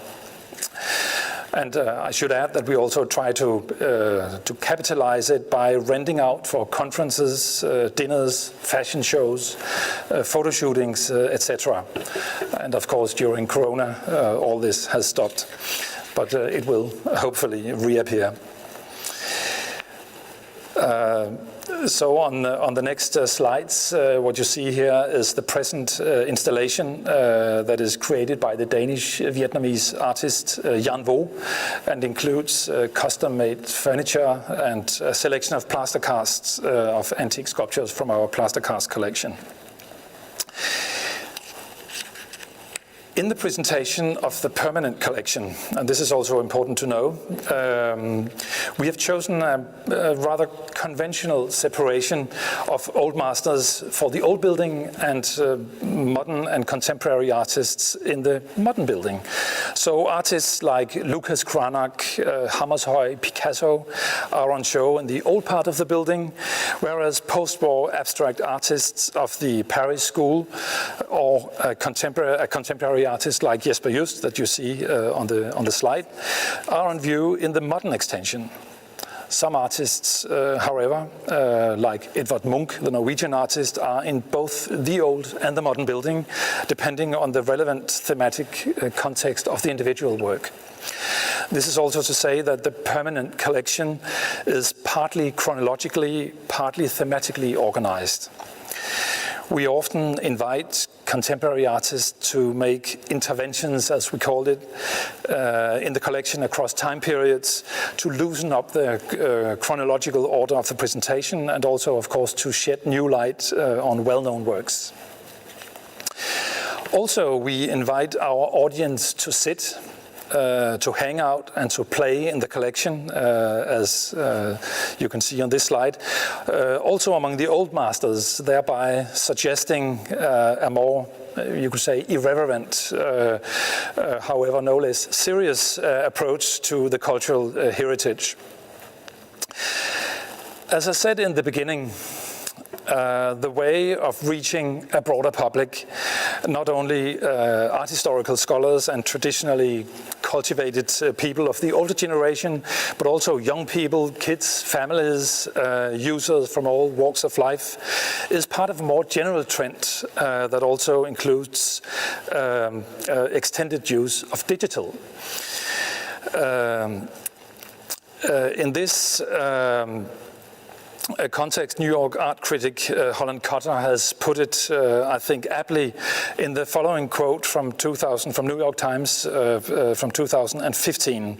He says, quote, "The new museum won't be defined by architectural glamour or by market-vetted collection, though it may have these. Structurally porous and perpetually in progress, it will be defined by its own role as a shaper of values and by the broad audience it attracts." End quote. What does it actually mean to be structurally porous? I think that it's all about a mindset. I think it's all about a broadly accepted strategy. I mean, broadly accepted in the organization, in the museum, among all staff members on all levels of the organization. It's about being open to change, open to new ways of doing things, adapting to new media, new ways of address, and also open to new audiences with new needs and new desires. It's about being courageous at all levels of the organization. But really, and this cannot be emphasized enough, such a mindset will never spread and will never grow in an organization if it's not deeply embedded in the top management group. The management, the CEO and his or her deputies should encourage and should themselves live an open attitude. Otherwise, it won't work. This is where it starts, or at least this is where it's being instituted.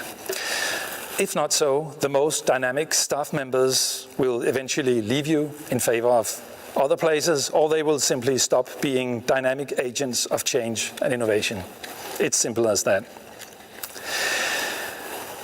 So some words on the strategy, how we work with the strategy here at SMK. SMK has, as I guess most institutions, culture institutions today, a general strategy and a number of sub-strategies. We have strategies in research or concerning research, strategies concerning acquisitions, education and communication. This strategy, or this group of strategies is really the most important managerial or management tool we have. The current strategy is called, or we call it, SMK for All. You can download it from our website, also in English. We take our point of departure, or we took when we made it 2 or 3 years ago, our point of departure in a number of facts, you could say, or a number of observations about our own role. And I will list them here, not on a slide, but I'm only mentioning here to you. So the first one is that SMK is part of a democratic society. As an art museum, we play, or we have an obligation to play, an important and active role in shaping democracy and in keeping democracy dynamic. So, for example, we do this by embracing and striving for diversity, both in the museum audience, but also in our collection and the way we program the collection. And I tell you, this is no easy task. Secondly, SMK has a collection spanning 700 years of Western art. There are still lots of untold stories hidden in the archives, including some very painful ones and very debatable, or ones that are open to debate. For example, concerning our colonial pasts. Thirdly, I would like to mention that SMK, or we observe that SMK is a learning institution, meaning that we should be a place for lifelong learning with a particular focus on engaging kids and young people. I should mention here that around a little less than 40% of our visitors are below 30 years. So we have had a certain success in attracting a young audience being a National Gallery. The fourth point and last point I would like to mention here that we find is important in building a strategy for a contemporary National Gallery is that SMK, and this is really a very important one,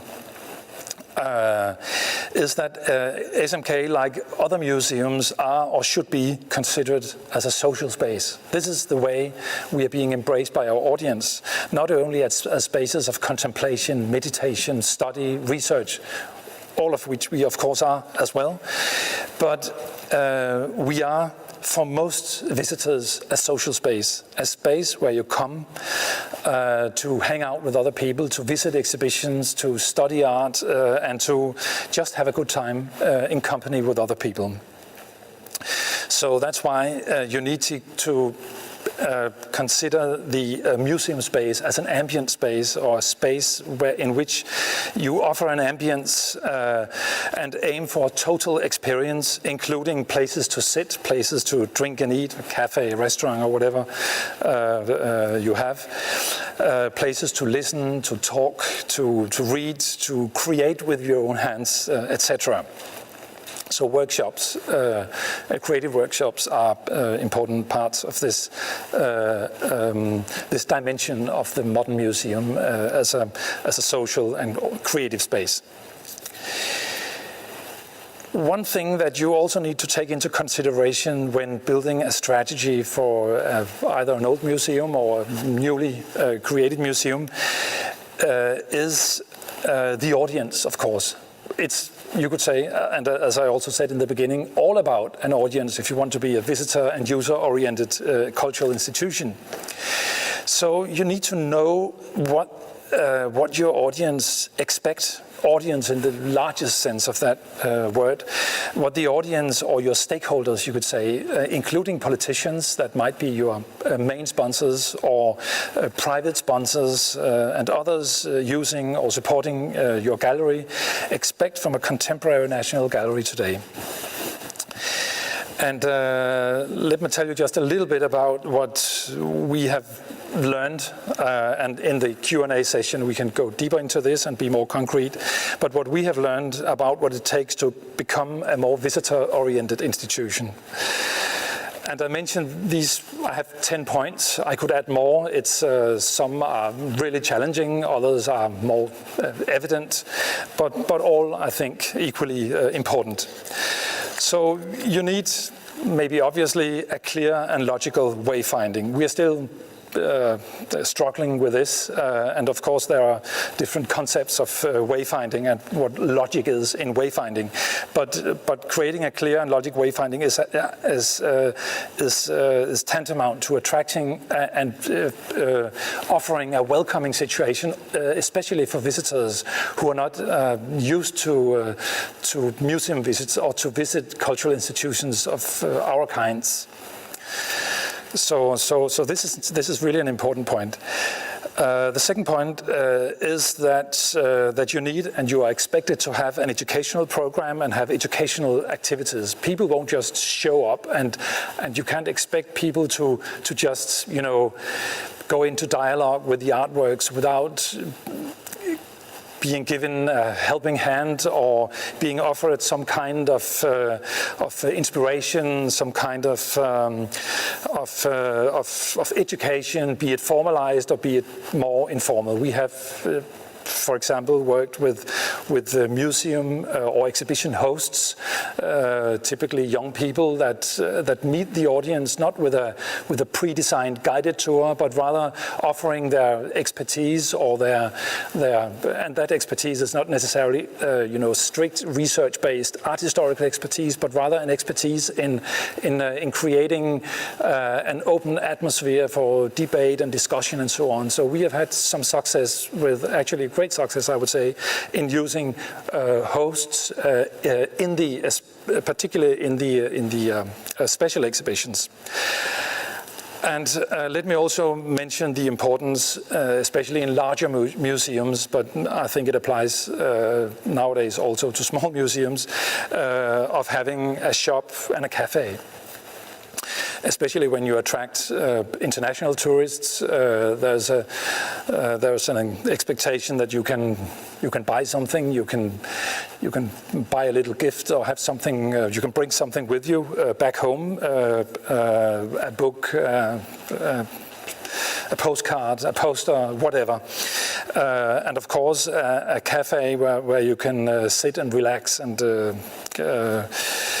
have a rest between two exhibitions or between two works.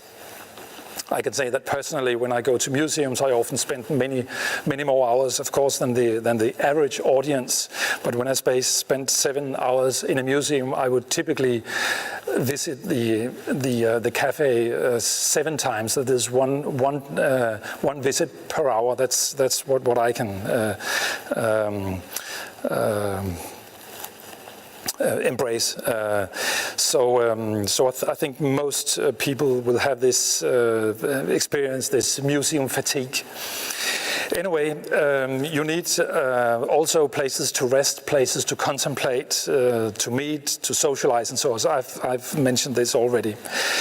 And of course, I should maybe have mentioned this as the very first point, but this is not a hierarchy of points, it's just a series of important observations. You need a strong collection, but you also need, if you're a museum, you need a strong collection, obviously. That is a collection.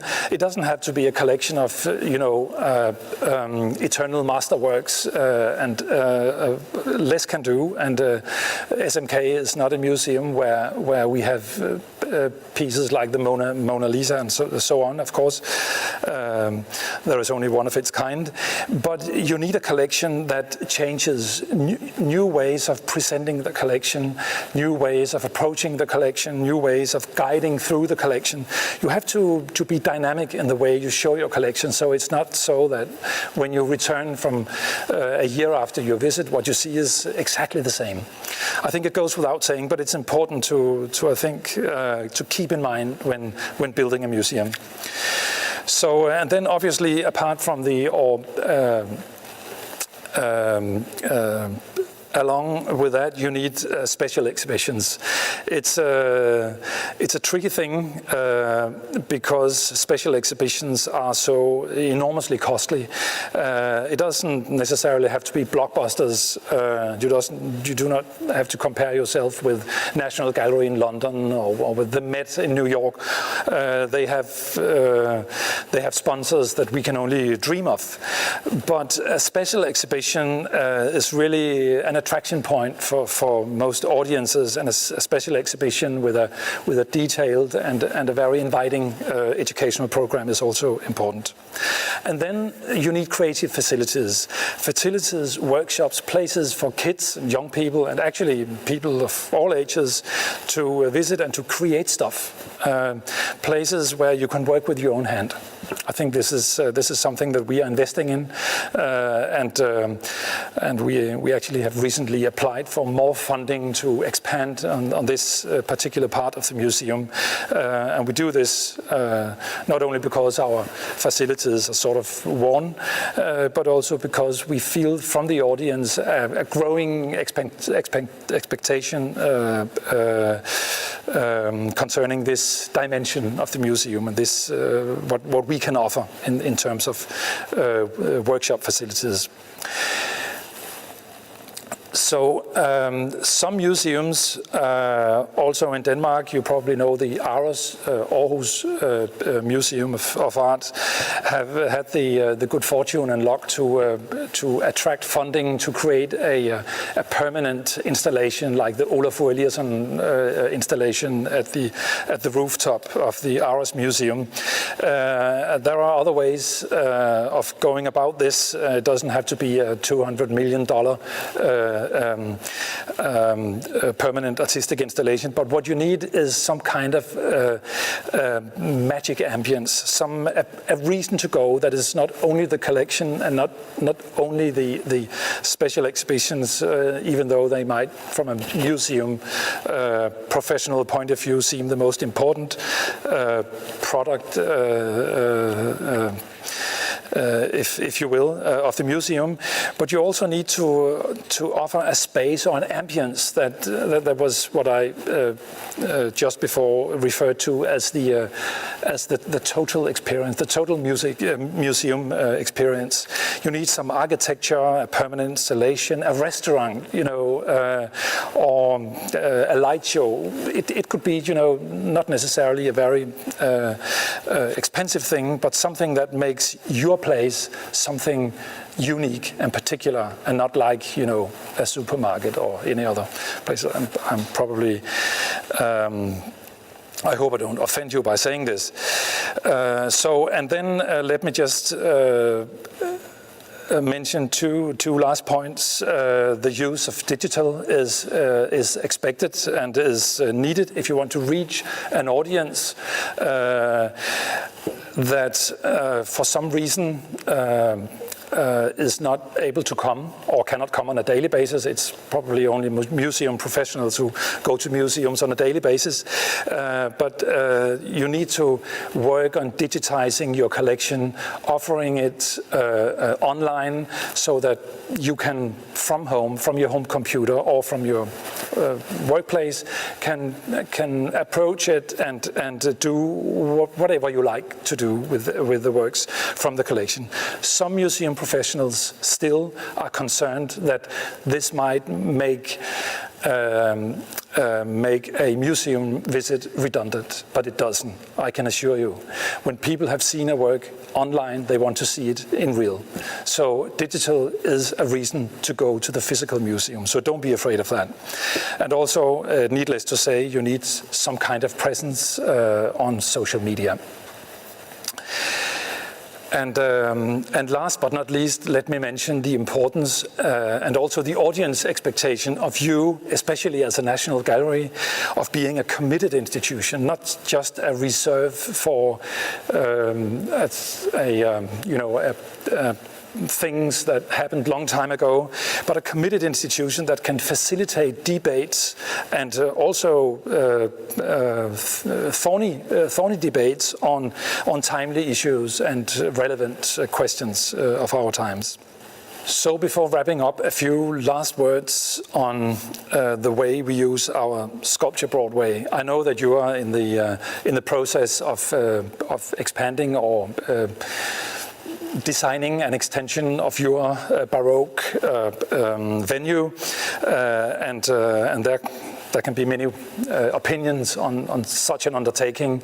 You could either add a modern extension, or you can try to rebuild or simulate a Baroque, new Baroque building. It's all up to you, of course.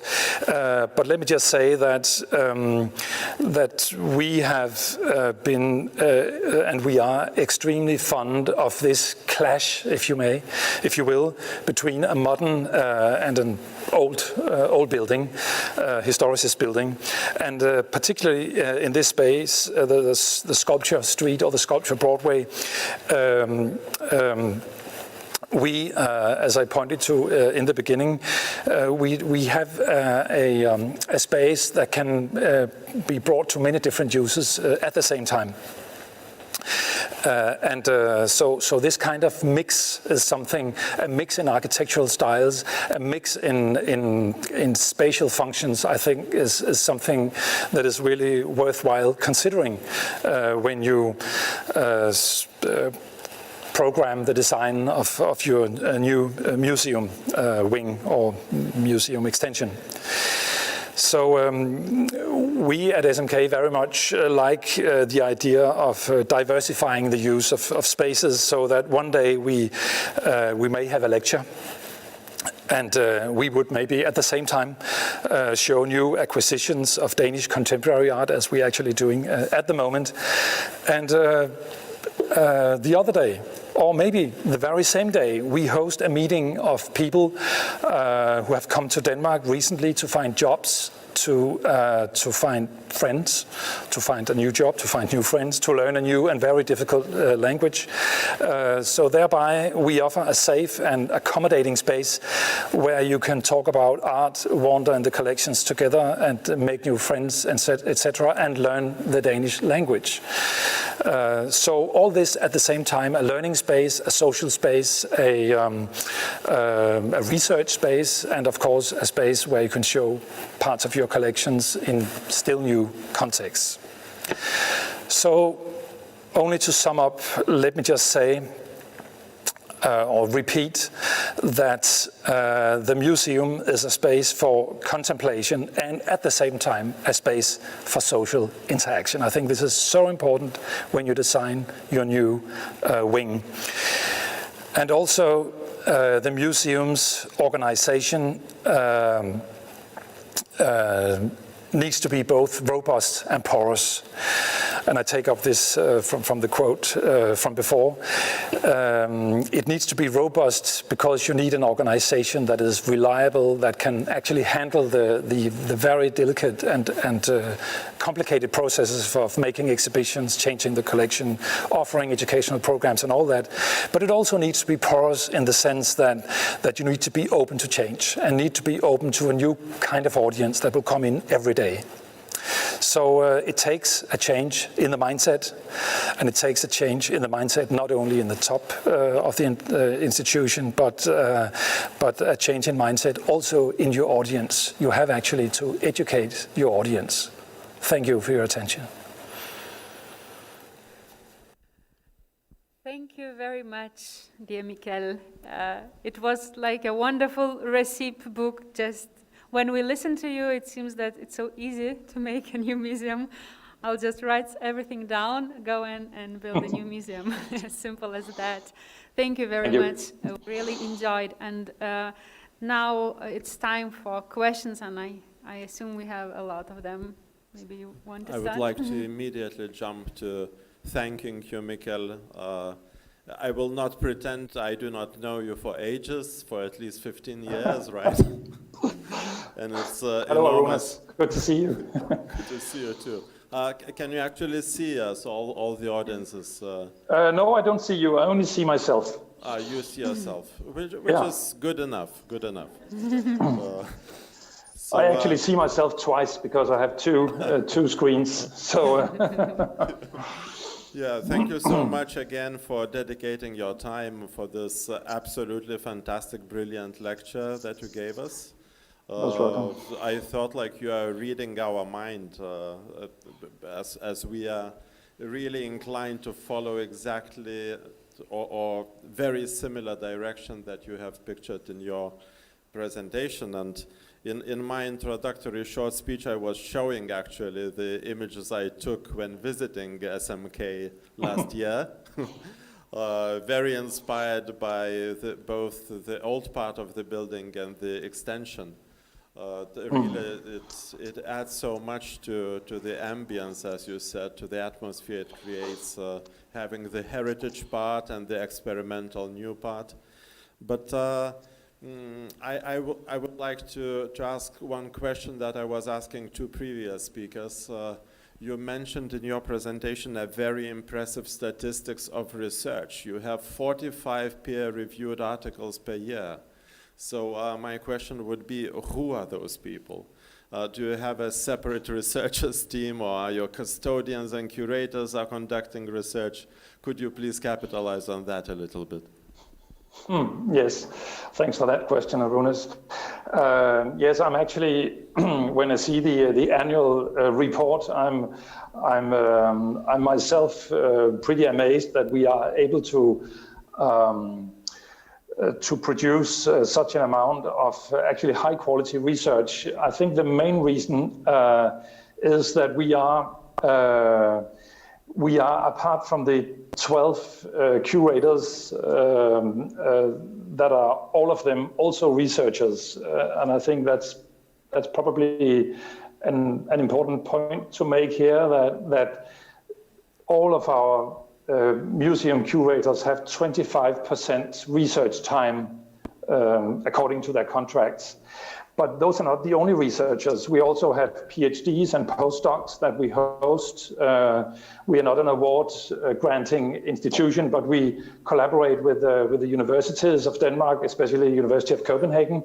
So we have an average 5 or 6 PhD students working with different aspects of our collection, and we offer them office facilities and so on. And then we have a number of postdoctoral students, postdoctoral fellows in the organization as well. Apart from that, we have the conservators.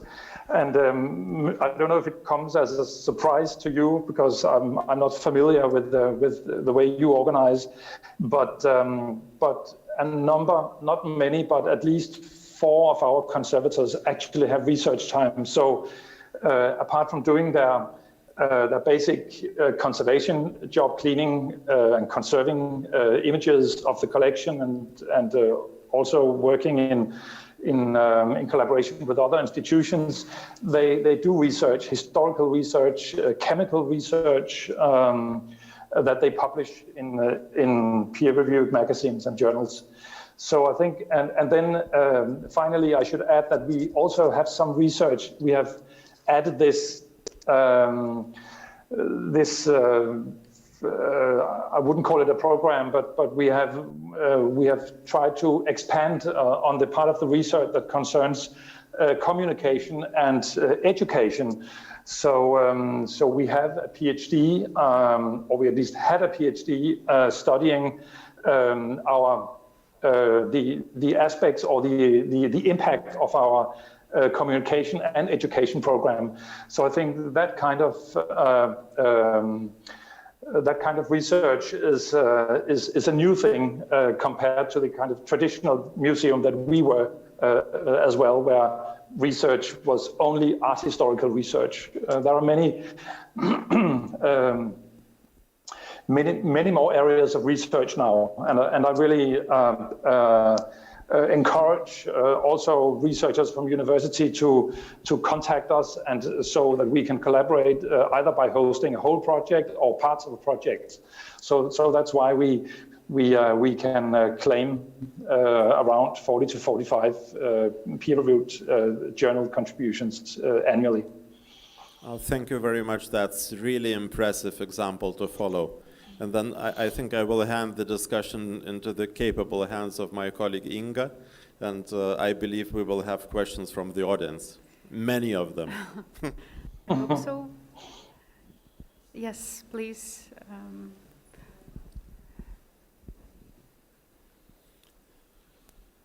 Hello, Mikkel. This is Lolita Jablonskiene, Chief Curator of the National Gallery. Hey. Hello, Lolita. Good to see you or to hear you.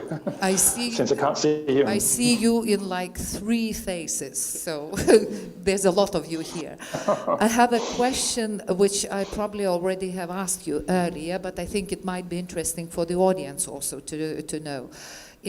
One of our previous speakers, Irja Helme, whom you also know from the Kumu Museum, was talking about how much the museum depends on tourists, on foreign visitors. Yes. What is the proportion in the numbers of visitors at the Danish National Gallery of local and in, let's say, tourist visitors? And then in relation to that, could you also expand a little bit on your ticketing policy? Are your permanent collections free for visitors, or you issue a ticket? Is there a different price between, let's say, a specially made exhibition and the collection visiting? So tourists, locals, and how much does it cost to get into the gallery? Thank you. Thank you, Lolita, for those questions. Long story short, we have, in average, on an annual basis, 50% international tourists and 50% Danish. Of course, we have more detailed analysis of that because there are different kinds of international tourists. I'm not 100% familiar with the exact numbers, but as I remember, it's about half of our international tourists come from the close tourist areas, that is northern Germany, Sweden, Norway, and the other half from more distant areas from France, Italy, England, the US, and also in a growing number from Asia, especially South Korea and China. Of course, this has come to a very drastic halt. Since early March, we have almost no international tourists at the moment because of restrictions and so on. I guess you have the same problem. So that were the tourist numbers. So we are very dependent financially on tourists. The tourists are great for many reasons. They are human beings in need of cultural inspiration like all others. That's of course the main thing. But tourists are also commercially important for us, or in terms of generating revenue, because they are typically full price payers. They pay a full attendance fee. They typically buy lunch or dinner in the restaurant. They buy souvenirs in the shop. So without the tourists at the moment, we actually have a quite serious financial situation. But I think we are in the same boat there. Now, when it comes to price and ticketing policy, it's also something that you could tell about for hours. I won't. But just say that from 2006 until 2016, we had free entrance for the permanent collections and an attendance fee, an entrance fee for the special exhibitions.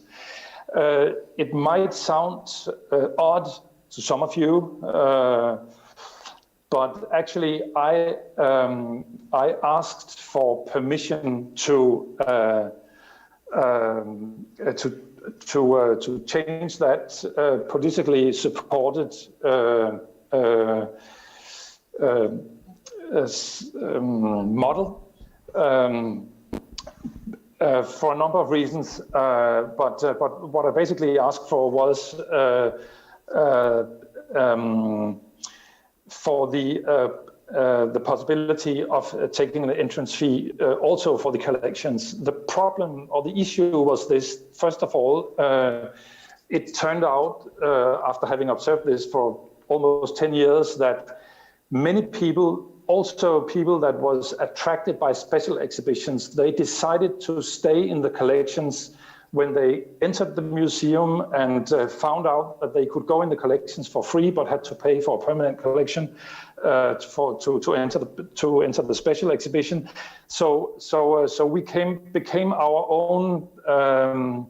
We began to compete with ourselves, and that was not productive. So we had relatively few visitors in the special exhibitions because it was free in the collections. After reintroducing a visitor fee or an attendance fee for the whole museum, you pay by the entrance, and then you can see everything that we offer. We have more than doubled our visitor numbers in the special exhibitions.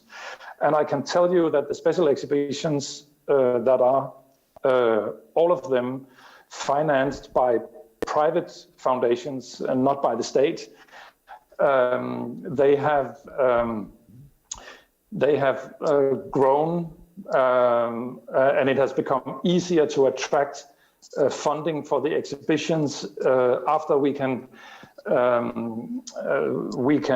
demonstrate, or after we can document a growing visitor numbers in the exhibition. So it has actually had a positive financial impact. So that's why we now charge a fee for the whole exhibition and or for the whole museum. Of course, we have lost some audience, or at least the first years after reintroducing attendance fee, we lost about 20% of our visitors. But we now have, if it hadn't been for the corona, but that's a special, extraordinary situation, but we actually exceeded our visitor numbers from the days when we had free entrance for the permanent collection. And then, of course, we have free entrance. I said, of course, I don't know if it's self-evident, but we have a politically supported free entrance for children and young people up to the age of 18. We have no reduced fees for old people, but we have reduced fees for people coming with families. So if you bring 1 or 2 kids, you actually get a reduced price, entrance price. But I would be pleased to send you more detailed information about our price policy. Okay. Did that answer to all your questions, Lolita? Mm-hmm. Yes, thank you very much. Thank you. Welcome. Yes, please. Hello, my name is Nina Londiev. I have a question. You have mentioned several times that the intercommunication with your visitors has grown enormously, and you see it as an expectation and a big value from your visitors, from the audience, and this becomes a new standard. However, it also applies certain requirements to you as the institution to be ready to receive this demand and provide qualified services. So my question is actually related to the human resources in the museum, and if you have, in the course of these changes, grown in the number of people who are working to service your customers. Basically, you were speaking about customers. It's education department, communication department, possibly museum employees who are in communication and contact with your visitors during the day, during the events, and how you see the situation, whether you had to requalify some of your staff or grow in number of employees, how you finance it actually throughout the course of your institutional work, and what kind of qualification do you raise to the new or old employees, making them to understand that they have to perceive the visitors as the welcome customers whom your future is actually based on. Thank you so much. Thank you for that question. Very interesting question, a very important question, I think. And actually, there were more sub-questions involved in that. I hope I remember all of them. Otherwise, you feel free to repeat some of them afterwards. What I can say is, maybe first of all, I should say that just a few, give you a few informations about our financial or our budget situation. We are a state institution, as I told you in my presentation, but we are not 100% financed by the state. We get an annual state grant, which covers about 50% of our annual income or annual turnover. So the other 50% comes from private foundations, from shop, boutique, or the shop, the restaurant, and of course the entrance fees.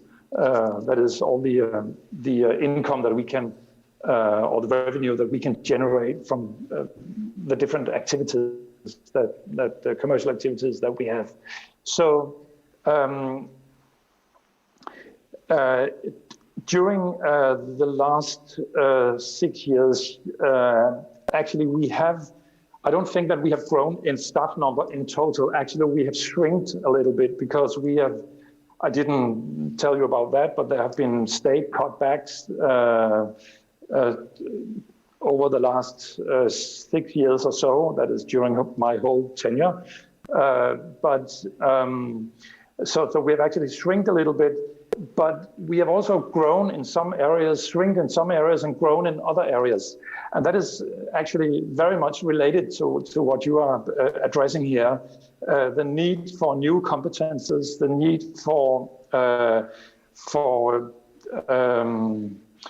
the need for a new, what I in my lecture referred to as a mindset. So you can get your mindset by hiring, if you have vacant positions, by hiring people that you think have the right mindset to be more cooperative, to be more oriented towards serving an audience and so on, or you can or post-educate your own staff. And I think for us, it has been a combination. Most of our staff members, some staff members are very keen on re-education and or post-education or whatever is the right term. So we are offering courses, or we are buying educational programs to instruct to train our staff members, not only those in the front line, in the front end of the organization, but actually also those working back end, to be more to sort of internalize this audience oriented thinking, because it's not only about being service-minded when you meet the audience. That of course is absolutely essential, but it's also about working with the audience in your mind when you do actually basic administration, when you plan for the future, when you make fundraising, and when you make storytelling about your institution, whatever your job and your function is in the institution. And it also applies to the guards. I would say that for a number of years we actually forgot how really important the guards, that is the guards that you meet in the galleries, those in the uniforms, in the black suits or whatever they are wearing in your museum. They of course have a primary function in protecting the collection and also protecting the audience in case of emergencies.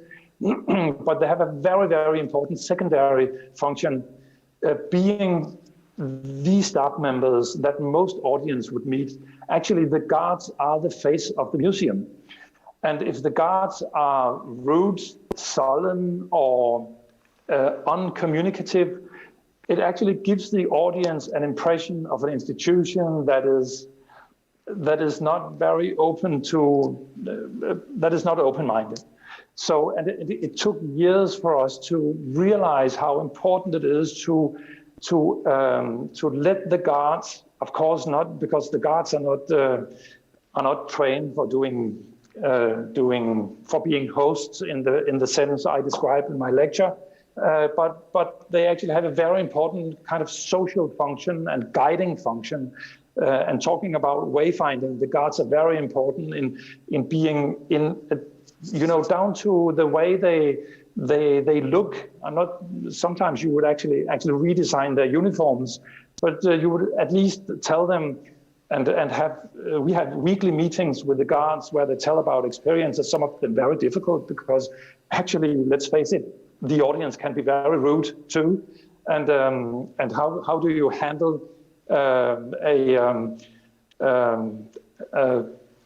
guest who is being extremely rude to you? How can you instead of starting a fight, you should actually be very polite and be on top of the situation and so on. We are discussing with our guards how they can be service-minded, yet, of course, be focused on what is their primary function, protecting the collection and protecting the audience as well. So working with the guards is really important. And then finally, I would say that no, we haven't grown in numbers, but many of our projects, and this is also why I'm talking about our budget or our financial model, many of our projects, be they exhibitions or events or research projects, are externally funded. And when we apply for funding for a private foundation or in a public fund, we try to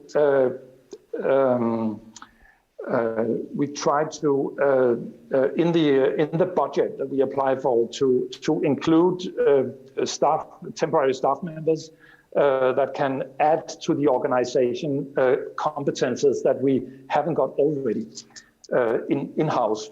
So a way of building your core staff is by inviting through projects, time-limited projects, that is, other kind of competences, other profiles, which can be hugely inspirational to your core staff members. And sometimes it's just, of course, it's not all the time, but sometimes we are in a position to actually hire on a more permanent basis those that we, in the first place, hired as project staff members. I hope this sheds some light on what you asked about.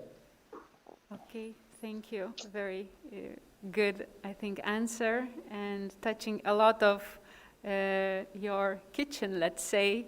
But I think it's very valuable that you share on how really things are done, because we usually skip those parts, and then it seems that it's so easy. But as we hear you, there's a constant management, and I suppose you do a lot of.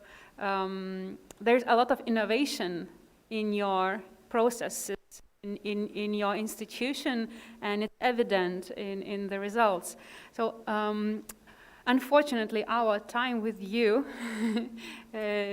has come to an end, but I hope that you stay for the discussion, and we come back and we can explore more questions and have continue to discuss about museums.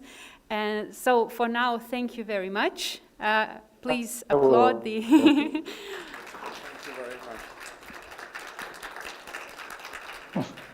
I believe you can see. Thank you. Okay, thank you. Yes, see you later. Yes. Talk to you later and see you later. Thank you. Talk to you later. Yes. Yes. Bye-bye. And now I would like to invite you to change the subject a bit, but just a bit, and to focus more on the architecture, because we spoke most of the time now, till now, more about the content and how the content is created and how content attract people. But I think everybody agrees that architecture and the home for that art is really important and plays very, very important role in the whole experience. So now let's talk about architectural challenges, challenges of museum architecture, both when you create a museum and when you operate with existing museum, and we try to maybe redesign or redevelop something. So first of all, I would like to invite architect Vytautas Biekša, one of the Lithuanian Architecture and Urbanism Practice Process Office founders. He is famous for the Latvian National Art Museum reconstruction project development, and Vytautas graduated with a master's degree in building architecture from Vilnius Academy of Art, and he's been working as an architect in a creative group Punktas, and then in Jungtinės architektų dirbtuvės, and now is a co-founder and principal architect at Process Office. So please share your insights on museum architecture. Yes, 10. Yes, how much time we have? 10 minutes, okay. Okay, I'll try. Can I sit? Yes. Okay, my presentation will be about pažinimas or cognition, which is a process of gathering or acquiring knowledge in process of experience and physical and other things. And this, in terms of what we try to do, is that our goal is to broaden the traditional sense of the museum or exhibition space, where you can not only collect or present art or other objects, but also to enable visitor to have greater involvement and greater knowledge after this experience. And also, we like this term because it presents us with some kind of cognition of what we do and what the results of what we do. So I'll start from how to go next. Down. Oh, okay. Doesn't work.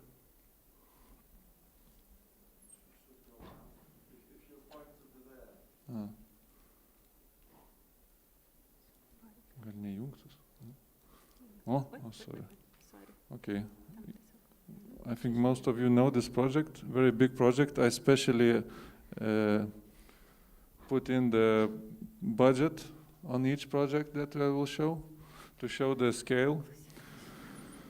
So, of course, big National Museum project in Riga. Most of you will know this, but I'll just make few accents. Of course, the old museum that needed upgrade. Why doesn't it work? Oh, okay. But also we had opportunity to introduce other other functions to the old building that we wanted to show. That it was, we wanted to not only expose the actual architecture and historic building, but also show how museum works. It was the main accent of the whole extension program, and both in programmatical terms, but also in architectural.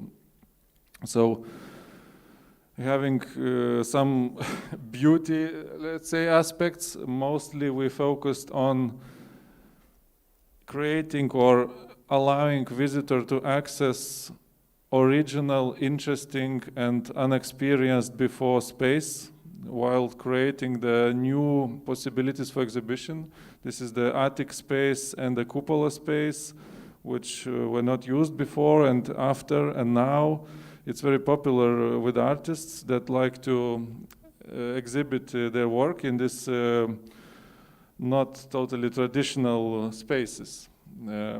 So that was the sort of idea with the old building, to explore the building and allow greater variation in what is on offer in terms of space in the museum. But the goal with the new extension was to show the process of museum, how it works. And the next slide is very important. That's the essence, because when you go to see the temporary exhibition, you also see the sort of archive and the presence, the whole collection of art. They have 30,000 art exhibits.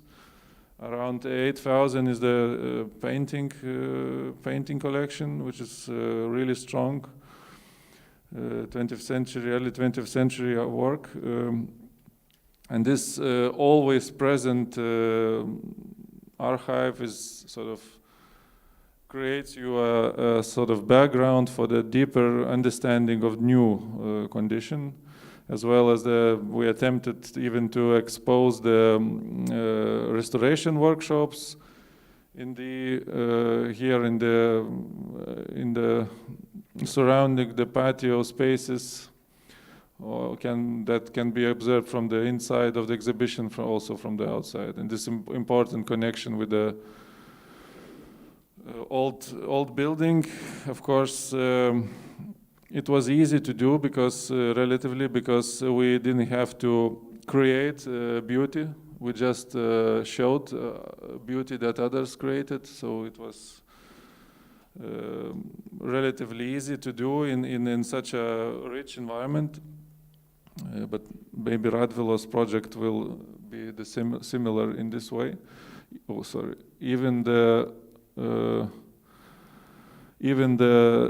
patio is an actual truck lift, which is also shows its technological capability and exposes the workings of the museum, and sort of being non-static creates rough but sometimes different experience in this space. But also what we learned is that this change in the existing historical building comes with very big price in terms of the actual price and in terms of the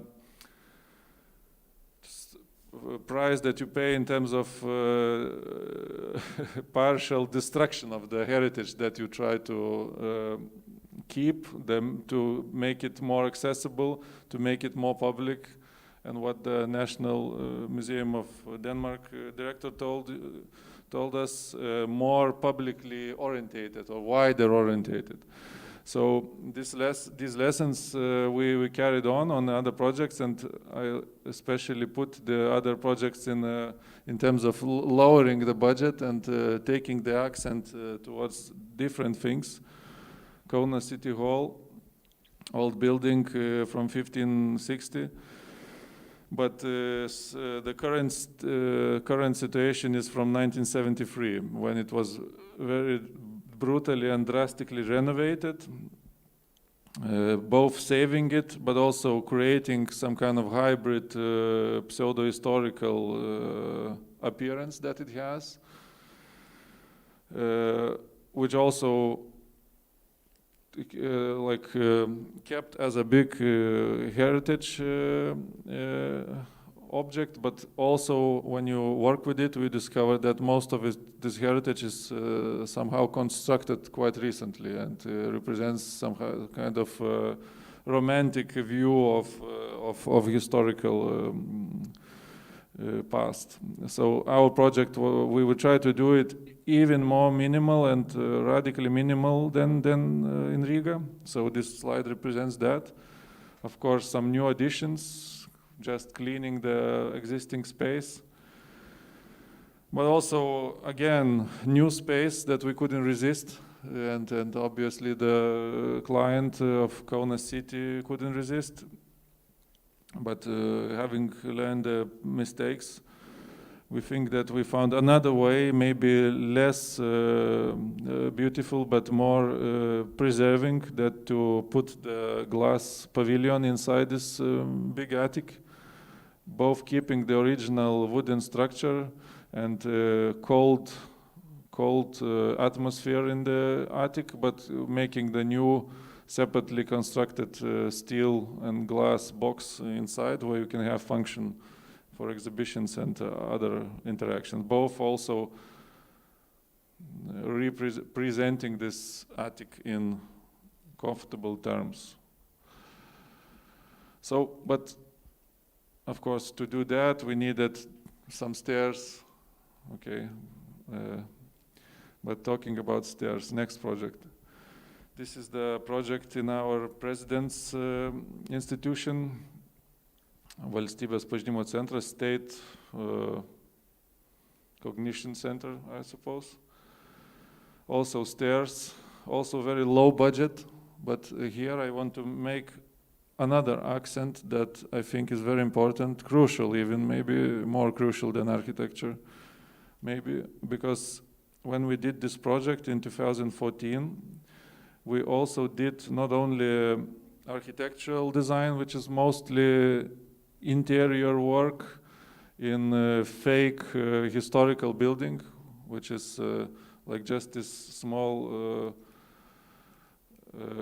corniche here is original, and everything else is fake from 2003, made to look like historical complex of President's Palace. But we also initially presented the opportunity to lower the cost for the interior installation, for the interior design, but make the bigger project, bigger allocation towards the exhibition or exhibition systems and exhibition design.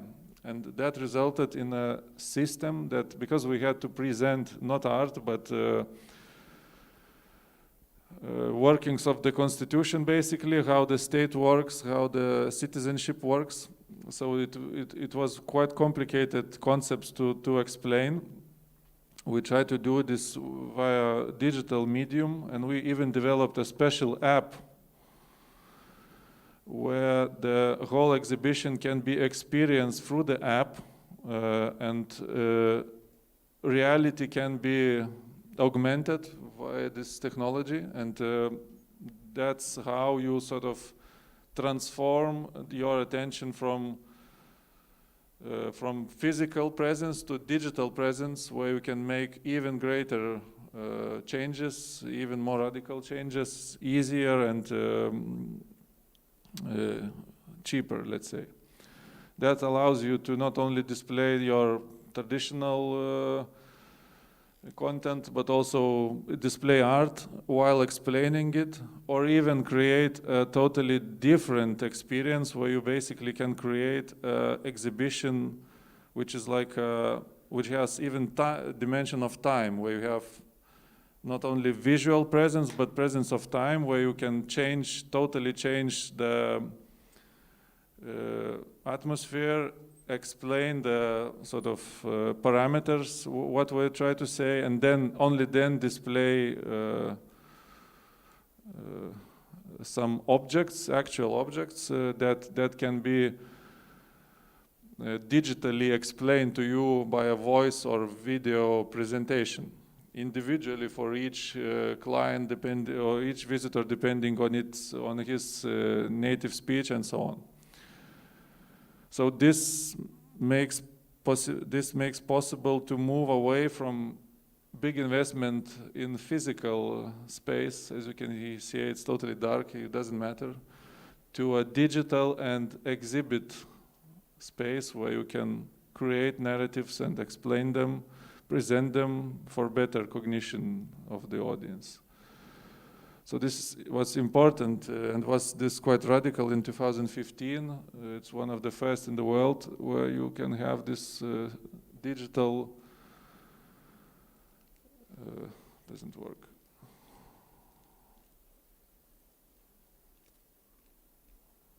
Okay, another one, quickly, it's even cheaper, it doesn't cost anything.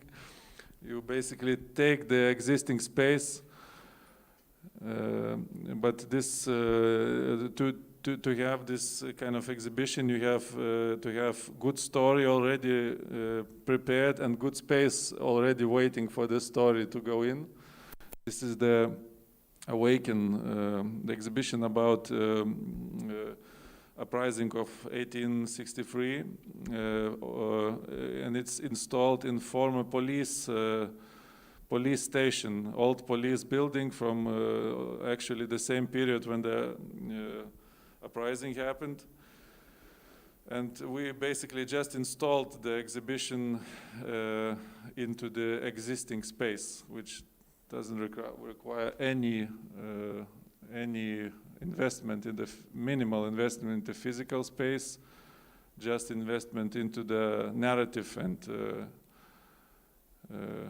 bring this narrative into the space with very minimal technological terms. Of course, we also used some, let's say, technological systems to create stronger visual and to transform the space.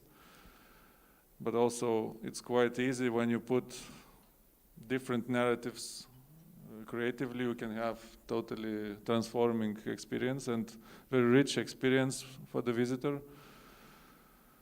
Art inside prison cells, to extent that the visitors get very tired and try to thank you.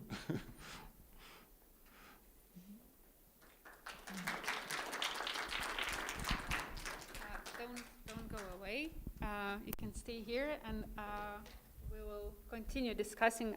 When I saw that you have around 100 slides, I understood that there is so much more that you can tell us, and maybe we will have some time a bit later in the discussion. And now I want to invite another guest.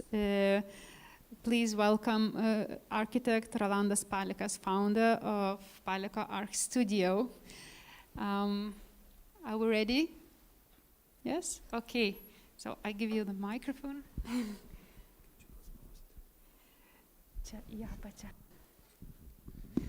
Hello, everybody, and thank you for invitation to that really important event. Actually, I want to present few concepts with all our competition entries from my studio, and here I have got to the camera. People don't see.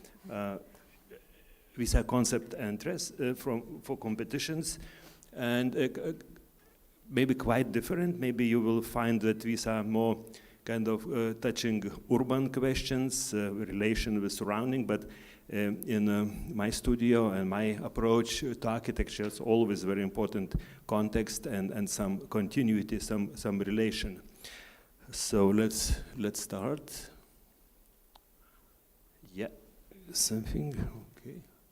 Okay, good now. One moment. I don't know how to do with this. Okay. These three projects, New Art Gallery Maribor, Slovenia, Modern Art Center Vilnius, and the Indrikevičius Art Center in Panevėžys. And now let's start with Maribor Art Gallery. Actually, maybe I will take a seat because it's more easy for me. I don't know where to stand and how to do it. Okay.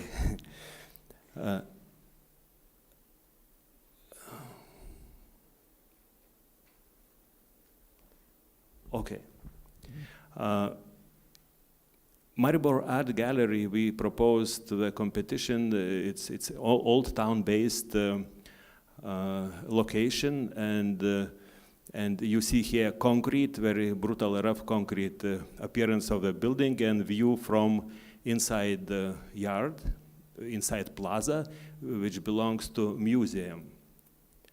On the left diagram, you see how old town of Maribor is distributed by voids and blocks, And on the right side, very emphasized perimetrical character of the town, and that blue figure is our new inner plaza for new Maribor Gallery. Here you see a very simple, sketchy model, where for us was important scale, important, let's say, continuity of structure, of character, of sizes, and of course of spaces which inflow and outflow the structure, building. And as you see, 3 different volumes, which which defines one single house, one single building, is connected somehow, or one another way should be connected, and connection was through the underground spaces, and all the entrances are on the roof of exhibition areas itself. When you enter inside from the plaza, you just follow the same rough concrete material, which leads you down by the stairs. You see the stairs, and when you go by the stairs down, you approach the spaces alighted from above, and continuing laid one space after another in the round circle way.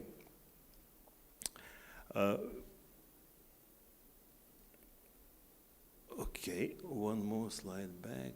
We missed one. Okay. Here's a model which I think is most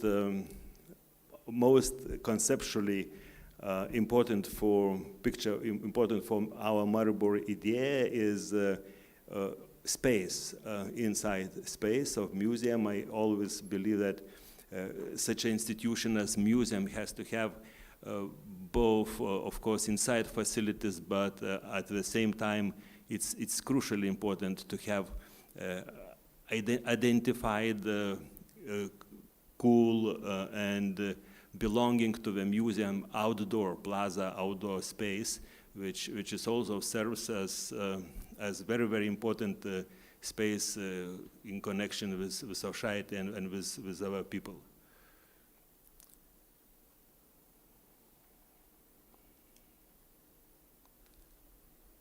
Okay, now Modern Art Center in Vilnius, quite a different project.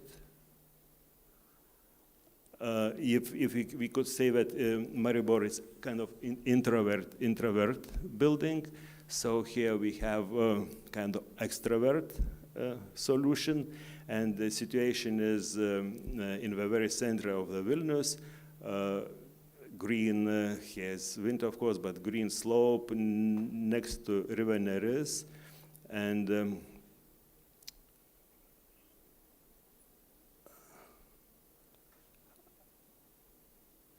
actually, if somebody would help me, I would say next, and you would do it, because it's really hard work. Sorry. Okay. Here you see the pink dot, which we choose as simple as possible appearance of the new gallery, just the pavilion in the valley, and there are another many pavilions here. Next, please.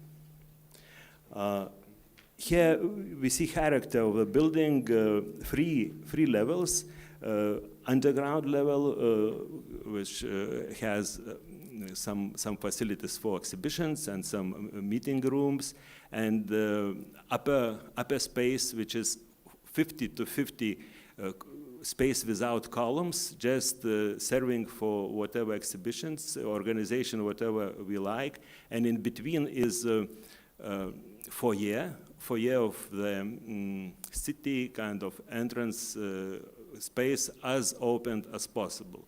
Next one. Diagrams shows organization of these two, how these are connected with three levels, with a gap in between with section diagrams. Next. And very important for us was that space in between, was open space in these between volumes. Next one, and here we see why. We believe somehow that when you are inside an interior, all the town, all the city becomes as a part of the interior, as a picture, as a vibrant four-season appearance. Next. And facades of cap, which is flying above that space. Also, we proposed as a mirror-like polished steel, which also had to be as a reflection of surrounding, of city. Next. And some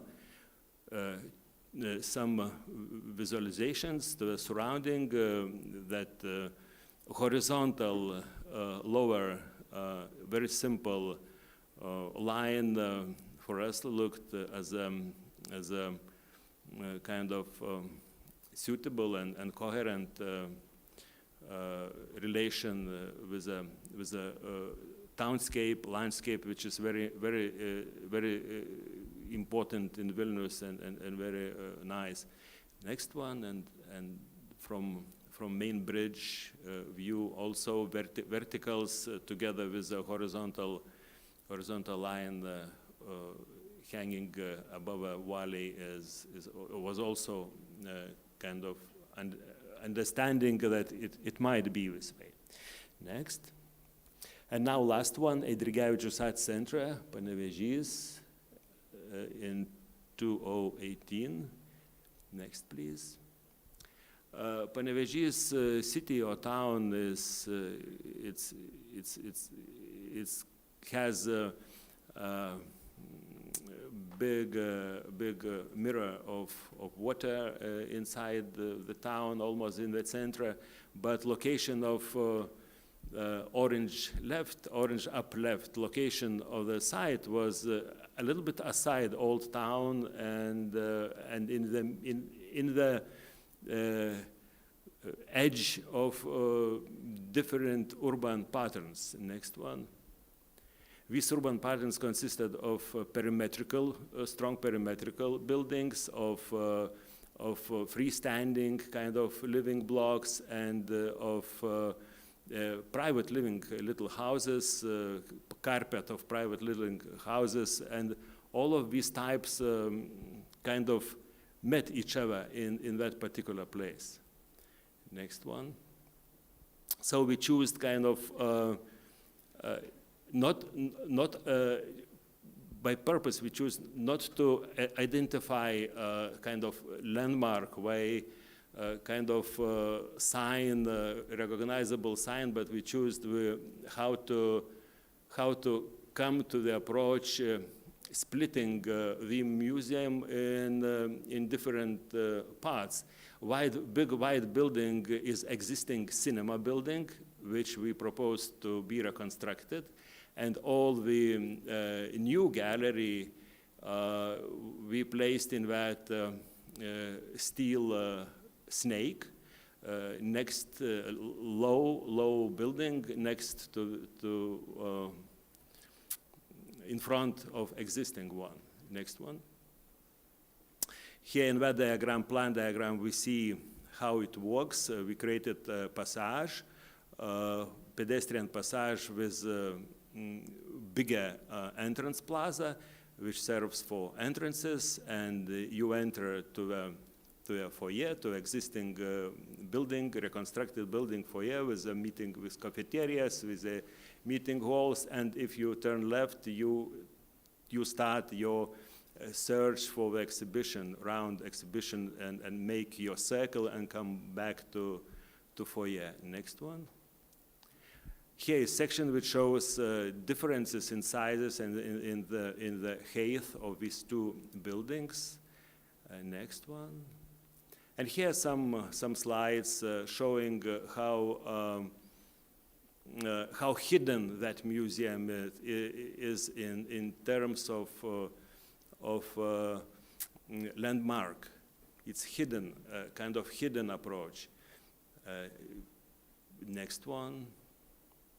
Here you also see the view to that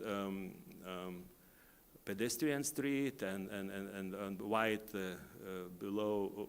We see white building exists, and here in front we see that new part, that steel snake. And next one. Inside the snake, we have a kind of gallery rounded around the green yard, and you time after time you see, you have windows, you see the visual communication with other parts. Next one. And that on the roof of existing cinema, we placed kind of cafeteria, sky cafeteria, which we can have an eye to the beautiful Panevėžys city and water field. So that is it. Thank you. Next one, and it will be written. Thank you. Okay. Thank you. I know that you will have to run away soon. No, it's okay. So I still have some. Okay. Thank you very much. Okay, so then I want to reserve questions for later and want to invite Andra Baldišiūtė, one of the partners of Do Architects company, to share some of your office insights and experience in working with museums. Hello, everyone. I would like also probably to say next. Yeah. My name is Andra Baldišiūtė, and I'm a founding architect at architecture studio Do Architects. And as guest speakers before introduced their various projects, and Rolandas Palekas showed even three different museum competitions.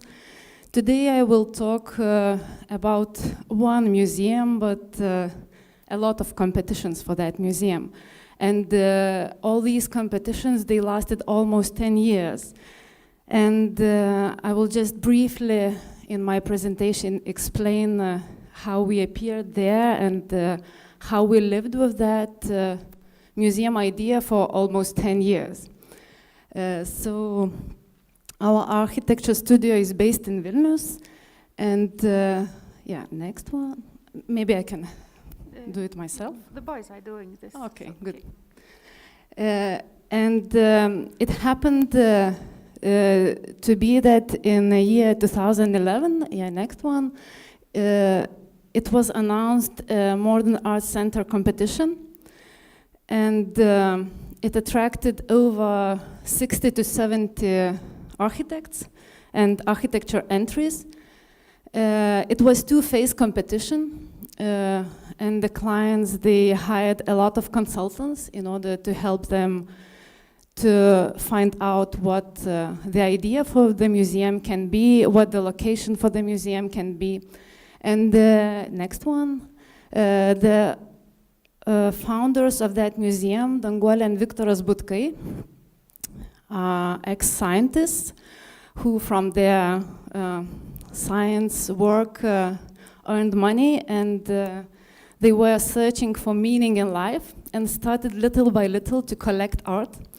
And as Viktoras Butkus always explained, that at some point it became not his hobby, but an idea to give something back to the city or to the state where he was born.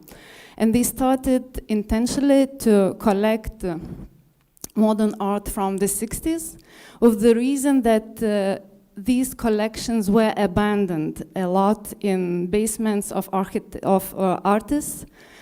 During the Soviet time, some of them were not exposed, and they hired an art historian, Raminta Jurėnaitė, and she helped them to set the whole collection. So they were basically, in some probably 5 years, buying big collections of unseen art from well-known Lithuanian artists from 60s up to our times.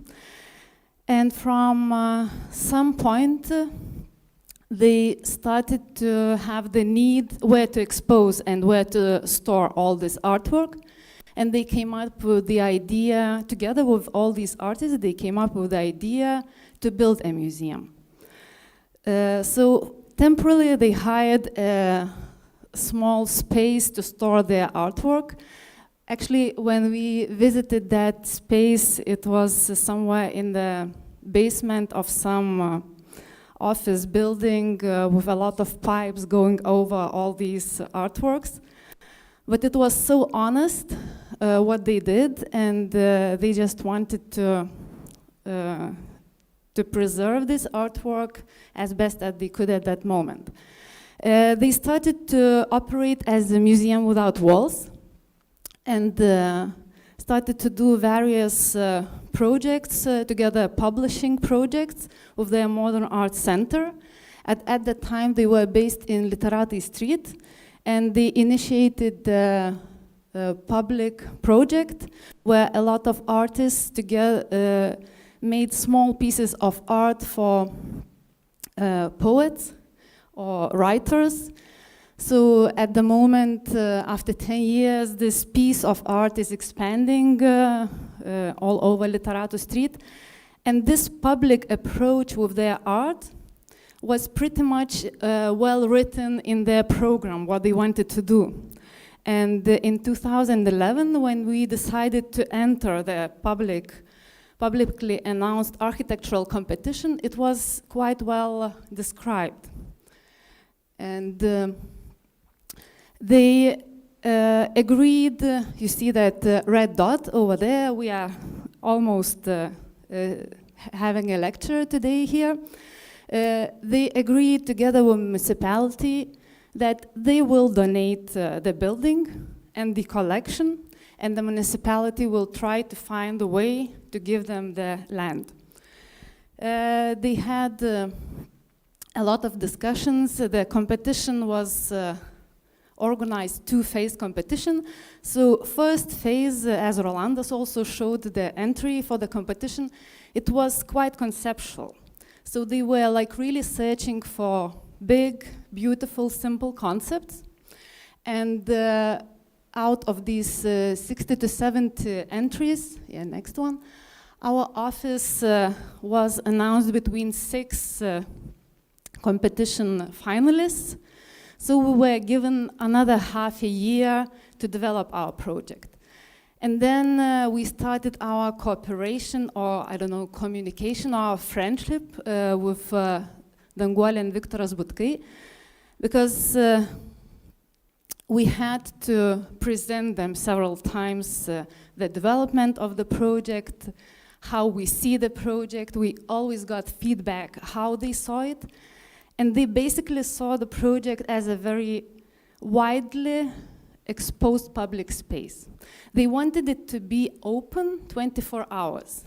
They wanted people to know about museum, even not entering it. So we lived with all these ideas, and in this competition, we became second, so we kind of lost this competition. And this was the project that had a courtyard, and also the river valley was going up to the top of the building. So in general, this project said a lot also about their program, that you could combine the inside and outside at the same time, and that the visitors that just are not going to see the art, they are still going to the museum or on the museum or inside museum courtyard, and it equals the going to any public space in the city. And next one. So the project that won the competition was from A01 Architects, a Lithuanian architects team. That was almost 10 years ago.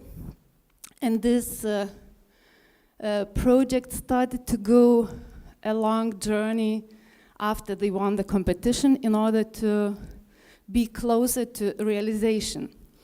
It was very difficult, next one. It was very difficult to agree with the municipality because you might know that almost at the same time or some years before there was an idea to build a Guggenheim museum very close to the city. And this Guggenheim museum designed by Zaha Hadid Architects. Actually, when we started to analyze the competition idea, I thought that it's a wonderful idea for the city to have 3 museums at almost the same location, because it creates a habit to go there, to the museum location, and to be there. Even if you are going to one museum, it complements to the other museum as well.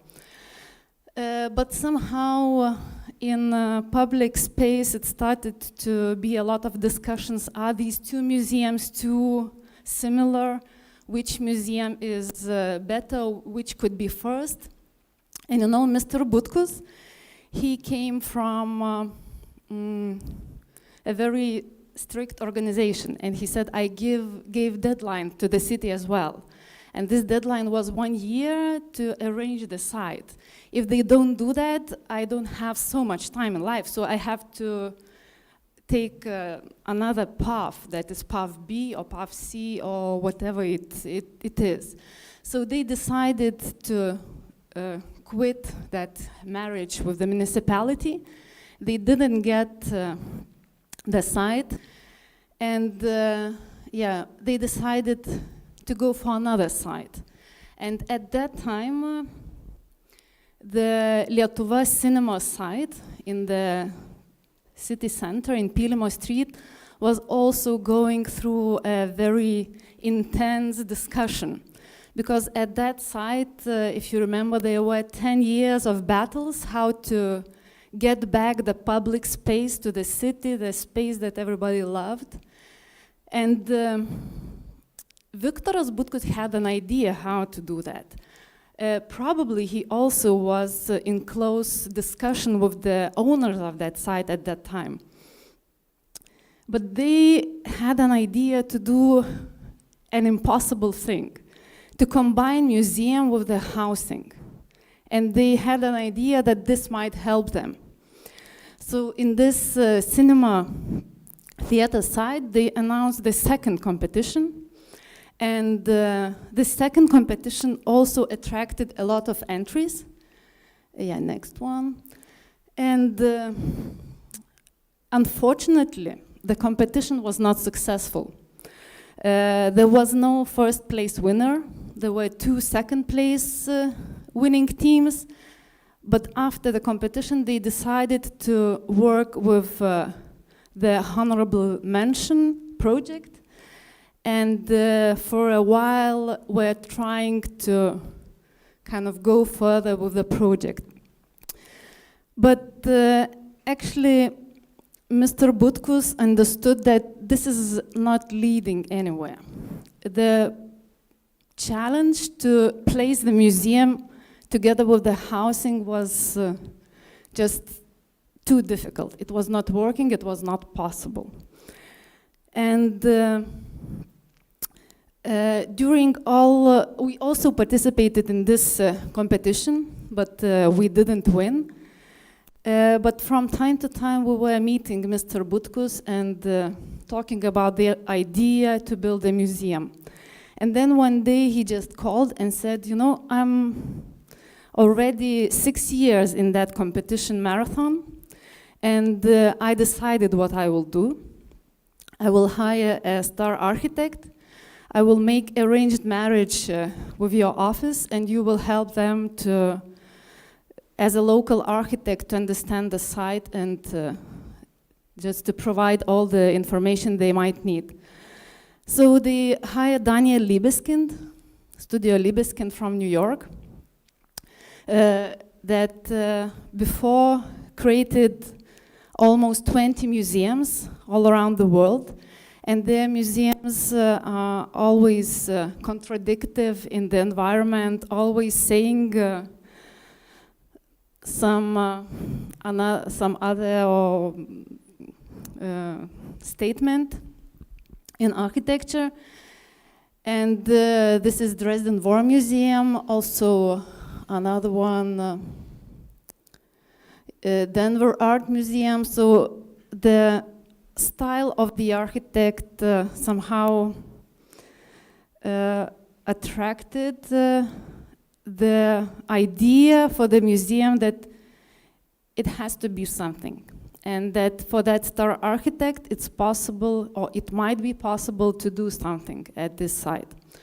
So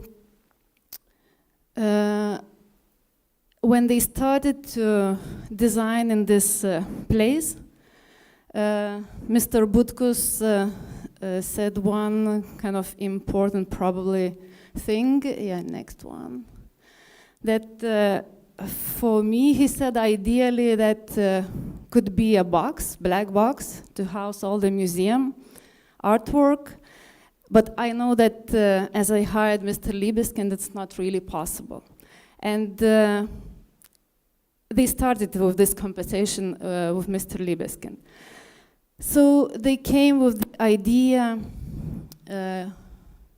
next one.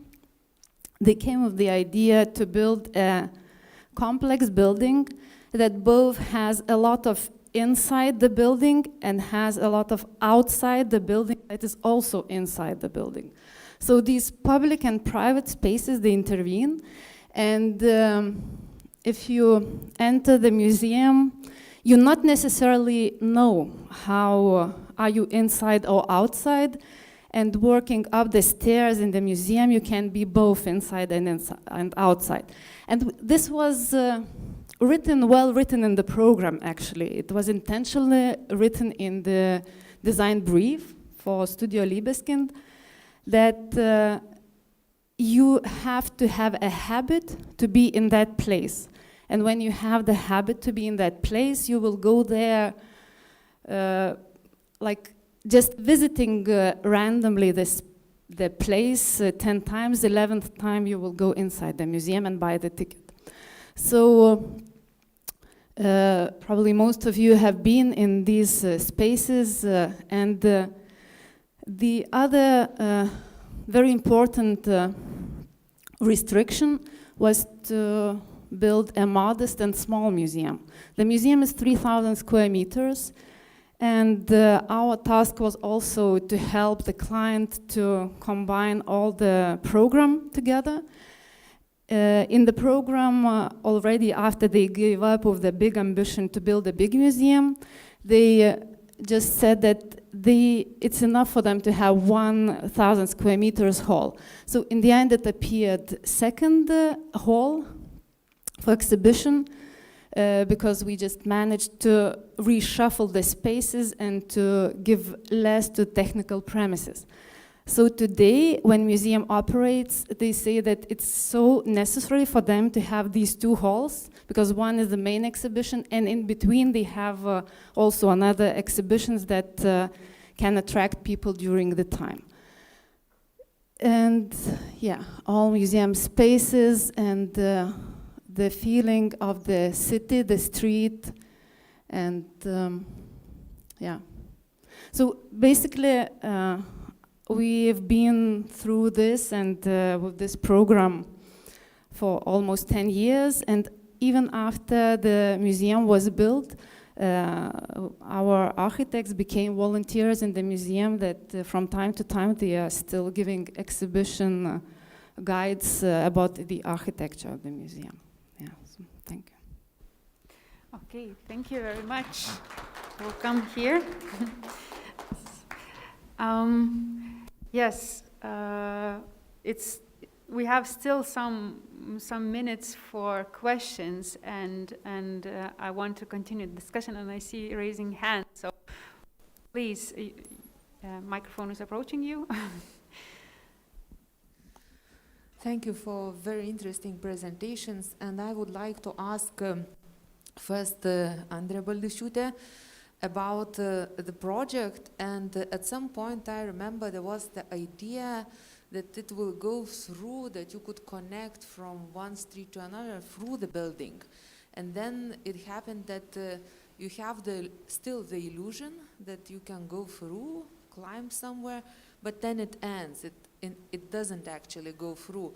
So what happened, and when the idea to have this transit space dropped? And also I wanted to ask Rolandas Palekas about his project, because I like very much the idea to keep this Garsas cinema theater.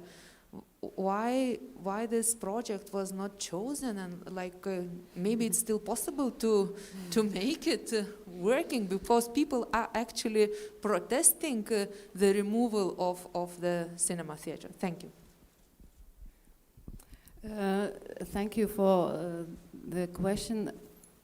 Personally, I don't remember in Studio Libeskind concept that they had the passage through the building. They always had that mental passage through the building, that you go inside the building, you go up, and you mentally go somewhere through, but you have to kind of, in a circle, come back. So this is what I remember. You pass the... Thank you for the question about Garsas Kino Theater. Actually, when we started competition, we went to Panevėžys and explored that cinema and talked with local people and of course staff of that cinema, and we were very pity that they don't know what to do, how it will be, and we're going to demolish that. So one of the way we felt that it would be fair to keep it, so it was our proposal. But this is question to jury, why we didn't choose us, not to me. Thank you. Okay, I wanted to ask maybe I can also have a comment. I showed a lot of options of Modern Art Center competition. And probably this is also applies to your question, that all these selections, they were chosen by the jury as well. So it's not only about the competition of or the qualification of the entries, but it's also about the qualification of the jury that is important in all successful competitions.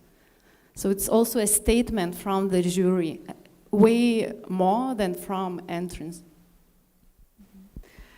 So having in mind this long period of time for the idea to come true, I have to now comment that we had a talk before, and we were, especially with Andrė, we were talking a lot, discussing the challenges of making, and we were talking about compromises and how it is important sometimes to stay strict with the idea and not to compromise with utilitarian things and things, technical things maybe, or the ones that you have to, you know that there should be, but then how to go around it. So maybe you can comment on where you stayed strict about the idea and you didn't go into compromise, and when it is crucial when designing a museum to stay attached to your idea and not to make those compromises. Yeah, so maybe I have to stress out that Studio Libeskind has designed the whole concept of the museum. We were helping them to arrange the spaces and the program. Probably there are two parts of this. One is to keep very strong conceptual, that we also saw in presentation of Vytautas and Rolandas, where these concepts, they stay after 10 years, after 20 years, we still can see that. It's very easy to skip these concepts with your daily routine, and probably it's very important to separate what is essential concept and what is not essential concept. So with the museum and with so many consultants around and with so many years behind us, there really were so many dangers that the purity of the concept will disappear. There were so many people that wanted the gate there or there, that they wanted to close the public space from the street because it's dangerous, because it might spoil the garden, it might spoil the sculptures, that people are evil or that people are good. And you know, all these discussions, they are always around. And I remember one very smart notion from Mr. Butkus when we were discussing the cost of the system, how people enter the museum and how they buy the ticket and who is checking them, whether they have the ticket or not. And he was just dreaming somewhere, and then he suddenly asks, what is the cost of that ticket system? And somebody answers 50,000 euro. Yeah, but he said, like, I have to let like 10,000 people, you know, for free. Like they have to sneak in for free, like 10,000 people, in order that this will gives back you the investment. So let's not have it. Let's just be museum that people take care of each other's ticket, that you have a sticker and you know this is your responsibility to put that sticker, and if you don't see that sticker in you, I know that you didn't pay and it's a shame. So, you know, all these small things, in the end, they are about how you are welcomed or not welcomed into the museum. So this small thing, you know, it opened a lot of possibilities, but didn't close the gate. I also want to ask Vytautas and Rolandas, and you can also, Andrea, add, so what helps you to create the concept? Why I'm asking, now we are at the stage of preparation for the architectural competition. And one of our tasks together with the museum is to write the good brief. And, but there are so many challenges to be not too specific, but to be specific enough. As Andrea mentioned, there were really bold ideas put in the brief of more museums, so that it gave a lot of ideas already, so you knew what the boundaries are. But in general, in our case, what do you think it's needed and how the brief should be constructed? Well, it's a difficult, I think, task for you to do, but because it sometimes contradicts the requirements each other. But I think because it's in a historical space, I think the more research you have or more historical facts that you have about the area and the building, in general, about the collection, about everything that you have, you must put it.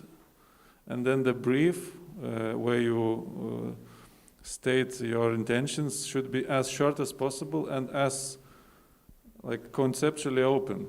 A lot of information in the background, but not too strict about how you use it. I mean, and then you can expect various interpretations. I think that gives, in my view, the biggest chance of success in the design. Mm-hmm. Yeah, we always start from white paper, and we always pay big attention to urban concept and how building is integrated in the town, in the streets, plazas, passages. What possibilities it creates? What new possibilities it creates for guests and for inhabitants of the town? These are first questions, and when you think about these questions, the shape of the building, the volume, somehow comes easily one on the way, and then goes organization of the program, how to organize program inside, and this is kind of I don't believe in some dream when you suddenly it comes, everything comes. It just work, just permanent, everyday work and thinking. That's it. In other words, so we really have to build a museum inside our heads as an institution and to tell the dream about the museum, about the content. So this is very important probably to know the functionality or the spaces that are needed. Because at the moment, for example, there is a debate of what collections should go and not. Is it important for you as architects to know exactly what kind of exhibits go there? Or you are able to predict various kinds of scenarios, and it's better to leave this open doors for such possibility. Maybe I will answer to that question before, because I have some opinion about that, and I would agree with Vytautas that competition briefs should be as short as possible. And recently we had a competition of concert hall in Vilnius, and I remember the project of Audrius Ambrasas, and he totally decided to go against the competition brief, against the rules, because he just had another idea how it should all be organized and arranged. And if we make a concept competition, like two-phase competition, why not in the beginning to discuss all the possibilities? Because competition brief is already a decision how we're gonna make it. And competition brief might restrict us in the way that we might not like it. So this openness and short conceptual competition brief is very essential for successful project. Yeah. And probably the exhibition, maybe you. I think if you know what collection will be available or what collections can be available, you should put them in the brief, but not as maybe just final decision, maybe just to think about that, because it also gives maybe in later stage after urban or sort of when you deal with the historical past and existing and what you propose is over, then you go deeper into the building where you can maybe find some interesting inner structures coming from these collections or from general information that you have. Yeah, I would just like to give a brief comment on what you said, and thank you, Andre, for reminding a long and painful story with Mo. I had a pleasure or displeasure, I don't know how to call it, to participate in the initial stage of the Mo. I was a Minister of Culture then, and we signed an agreement between the city, the ministry, and Mr. Butkus. And when I came back some years later from UNESCO, that agreement had evaporated. It became nothing. Like it showed how difficult and how complicated the legal and this public-private partnership processes were in Lithuania. But it makes me think this is because Lithuania didn't have any experience in building museums. Because if you think, well, the only ŠMC building, the Vilniaus Parodų Rūmai building, was the only museum built for that purpose. Every single other museum was not built for an art museum, including this one. This was the Revolution Museum. It is a successful renovation project, but it wasn't initially for the art. And from the 41,000 square meters that the Lithuanian National Museum is owning at the moment, not a single building was destined for the art from the very start. Because the Soviet habit was to install the museums in the heritage buildings and to make them, to preserve them. So I think the challenge ahead of us with the Radvilas is quite a new one, and Vytautas' experience with the Latvians is probably the only one that could teach us some lessons, because Other examples are just building a entirely new building on the spot, on an empty spot. Of course, adapting it to some urbanistic environmental requirements, but dealing with heritage and transforming the already existing heritage piece is a whole new challenge. So that's why it makes our project and our conditions even more difficult. So maybe you could comment on this, how you see this concrete, very complicated complex as an urbanistic and architectural challenge for those architects that will accept the challenge and suggest as the renovation for the whole complex. And Ms. Rolandas, maybe, and then later, Vytautas, as you asked, the first question was it on this side of the gate or not? And maybe you can a few answer words. from that Actually, perspective. I absolutely agree. At first, I absolutely agree with Andrea. She said that brief has to be as liberal as possible, at least for first stage. Yeah, just let's be welcome to different, even crazy ideas.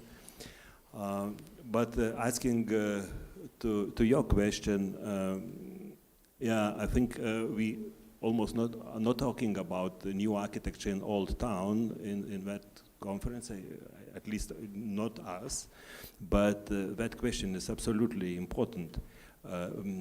Is it new architecture which not lie, without any lie, without pretending to be from nowhere century, but architecture from 21st century is welcome already in the Old Town of Vilnius? This is very important question. And my personal opinion is that it's very, very important to understand that all architecture, all buildings which came one another century in Vilnius were absolutely new. They were absolutely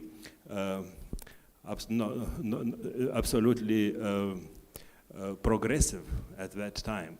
So why we should stop with it in 21st century? And the question is relation. Only one question is relation between new and old, and this is challenge which can give us big added values. I think that complication is a good thing, because when we sometimes do a project or a competition on more open situations, we have to invent the rules for ourselves, to invent a scenario that limits us, to somehow put this design to be possible. But of course, this discussion that Rolandas touched on is very important and increasingly difficult of building in this historical space.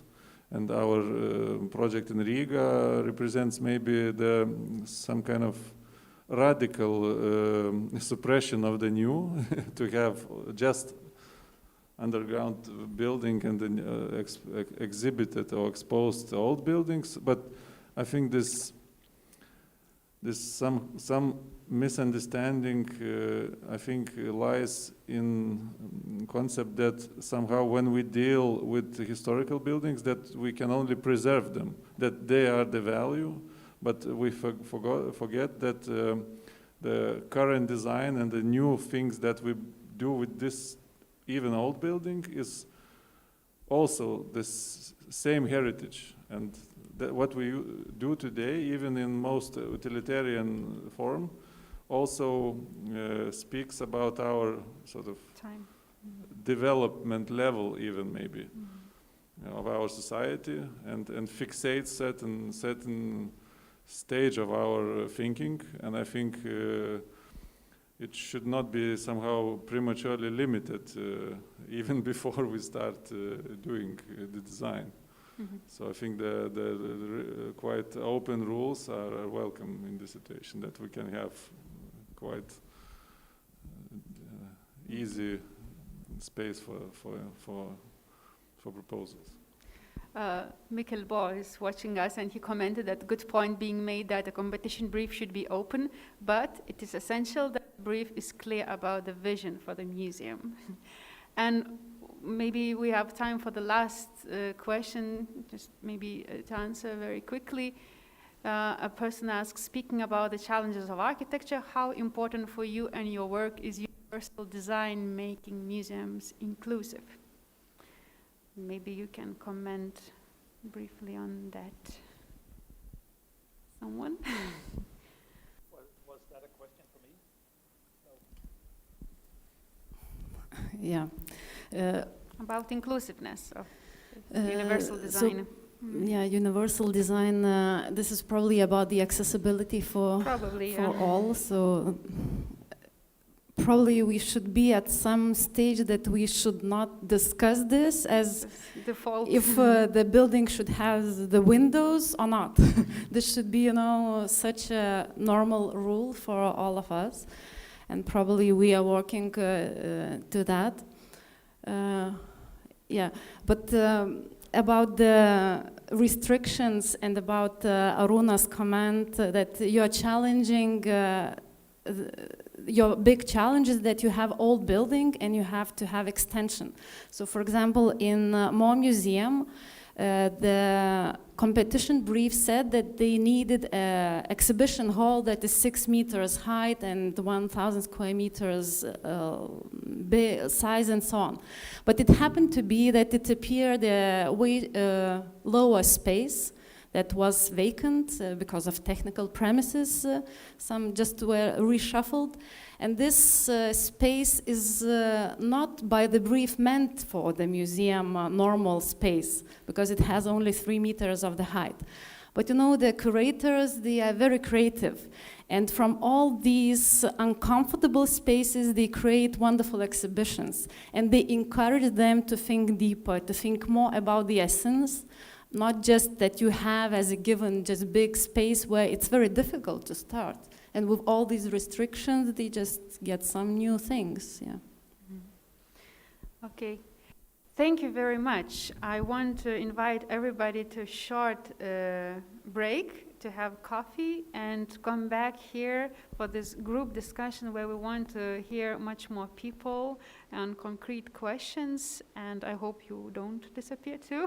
So let's meet in 15 minutes here, and we will have a lot of people online. With Zoom, I'm not sure how many will join, but we have approximately 45 people registered. So we will also want to hear them too and include in our discussion. Applause.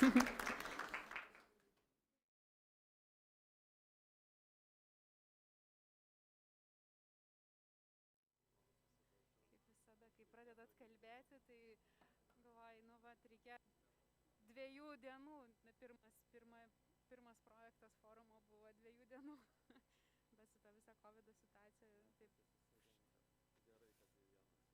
Tai ne, tik sakau, norisi taip ištempti.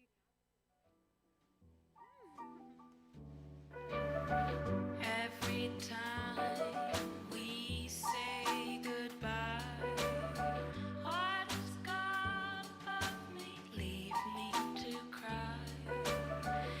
Every time we say goodbye, I die a little.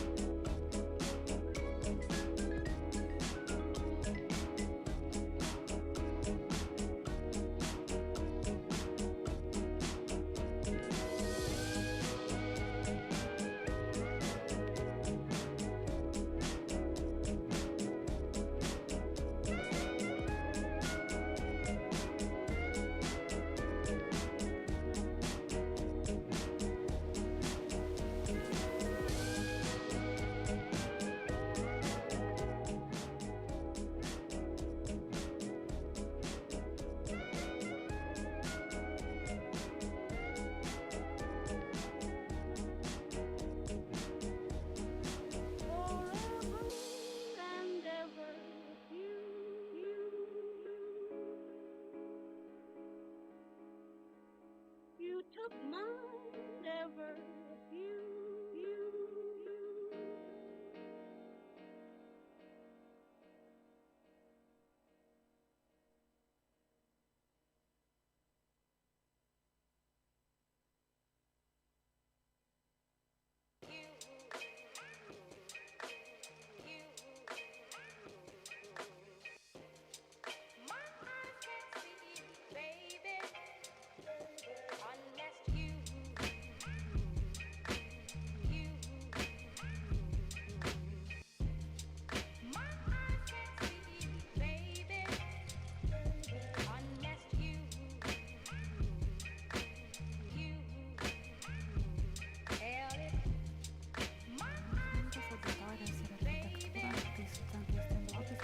Reflektuoti tai, kas pasakyta.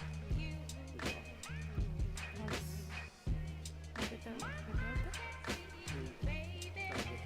Okay. Pasidalinti įžvalgomis apie reflektuoti.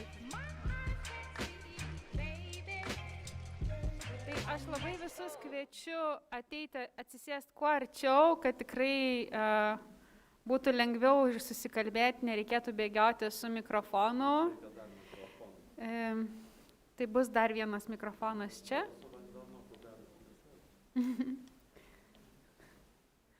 Vytautai. Tai čia mes visi savi, ta prasme, dar mes turime žmonių čia. Visi vienodai bijo, bet čia nereikia bijoti. Tai tikrai, Rūta, irgi prisijunk arčiau.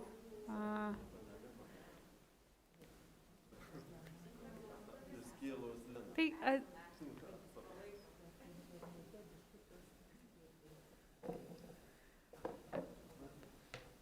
bet tik tai, jeigu per kompiuterį žiūri, tai girdisi. Ne?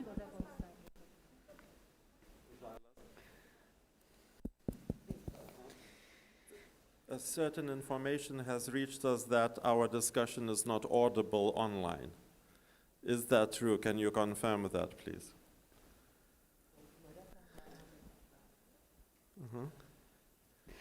Is it audible? Can you hear us? Mikkel Syria, can you hear us? Yes, Yes? I can. Yeah, can you hear me? Yeah, Yes. welcome Yes, back. we hear you very well. Mikkel, Loud and clear. I can hardly hear you. It is loud and clear on my side. Great. So I guess we are having this wrapping up session that we have somehow to summarize all the museum aspects, art historical aspects, architectural and audience development aspects. So this is of course a complex challenge of all those things and many others added, like we spoke about research, we spoke about financial situation, we spoke about the fragility of social financial situations in the face of pandemia like COVID-19, which nobody of us predicted, of course, and dependence of the outer audiences like tourists in Estonia, in Copenhagen, in Lithuania also equally. And we have to bear this in mind while developing a new institution, which is actually not new because the collections are always there, the museum staff is already there. But having this discussion, we want to somehow have an added value, we have an added quality in order to try something new or not to make those mistakes that were usually made. And I'm thankful really to all of the speakers pointing out the inclusiveness, the friendliness of the institution, creating the certain ambience, the special atmosphere, not only for the art education and the academic approach towards the collection, but also like spending time with your friends.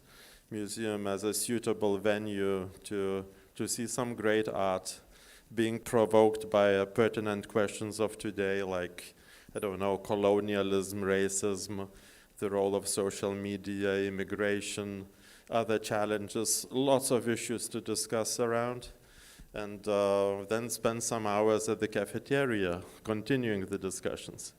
So our museum has been notorious for not having cafeterias. I have to criticize myself, except for the National Gallery, of course, but this is another story.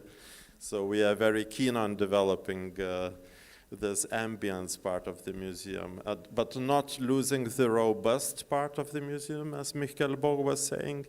You need to be a trustable, serious, research-based institution, also bearing in mind that museum is not a shrine for the believers only, for the professionals that are really well-versed in art history, well-versed in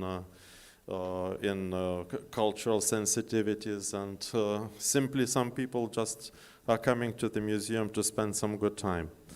But I would really hate our museum becoming a family entertainment institution, a sort of theme park, which some modern institutions are already becoming. And everything is, I see, about the balance, to keep the balance between the serious approach and entertainment approach, of having some lessons and pertinent discussions, together with some pleasant and really quality socializing moments spent in the exceptional environment that your home environment cannot offer you.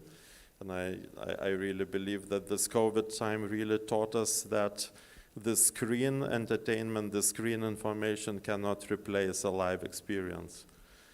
I cannot remember who said that unless we human beings stop to be three-dimensional, we will always need three-dimensional experiences. So not only flat screens, not only interaction online, but live experiences, socializing and communicating with each other. This will never stop attracting us human beings. So maybe I will pass the word to Lolita, the capable colleague of mine who has had the experience of turning the Revolution Museum into National Gallery. How did it feel then? And what is the difference between then and now? Thank you. Indeed, in 2009, which is 11 years from today, the former Museum of Revolution here in Vilnius, actually the site that we are talking from today, was turned into a new Museum of Modern and Contemporary Art.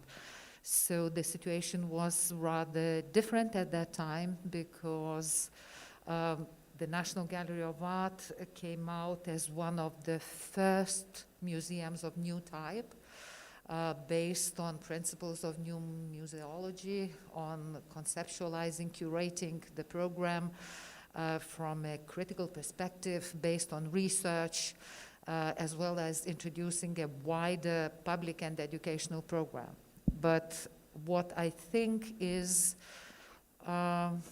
similar is the positive drive that we experienced in 2008 and 2009 when conceiving and finally opening the new museum at that time, and the energy that the creators of the upcoming Museum of the Radziwiłł Palace are sharing at the moment. What I want to say is that to build something new, to introduce something new, is always more energizing because you are coming with something which probably is bringing in you a number of visitors who are also interested in something really new, new looking, new programs, new people to meet, new exhibitions to meet.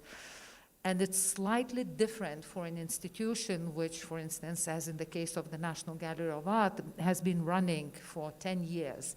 Similarly, as Syria has mentioned, for instance, or Mikhail spoke and Christoph as well, they had in mind institutions which are already on the track. Yeah, they already have a program, and they are challenged by to a certain extent, diminishing audiences, let's say in one case for permanent exhibition displays, in another case for maybe research-based exhibitions, and also educational activities that people get used to, and they kind of want something new and something new. So what I think was interesting today is to share the experience and the spirit of something which is coming, which is to come about, and let's say the challenges that are experienced by the institutions which are already on the scene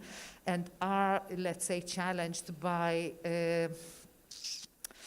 well, everything, starting from the situation related to COVID and general, sort of diminishment of numbers of visitors, our possibilities of being forums for discussion, for inviting children to study, for inviting the public to discuss various issues. These opportunities are also shrinking and becoming less.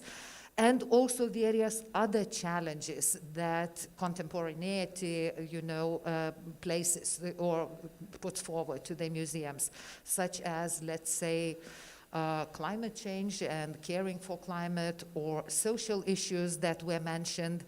So I think this kind of measuring of what we are going to make as a new product, and having in mind how we are going to sustain it, how we are going to continue with that, was an interesting thing in this discussion, which should be continued. So we certainly have to think about the future, not only having in mind this kind of beautiful line of opening or establishing the new museum, but also how we're going to move forward with that.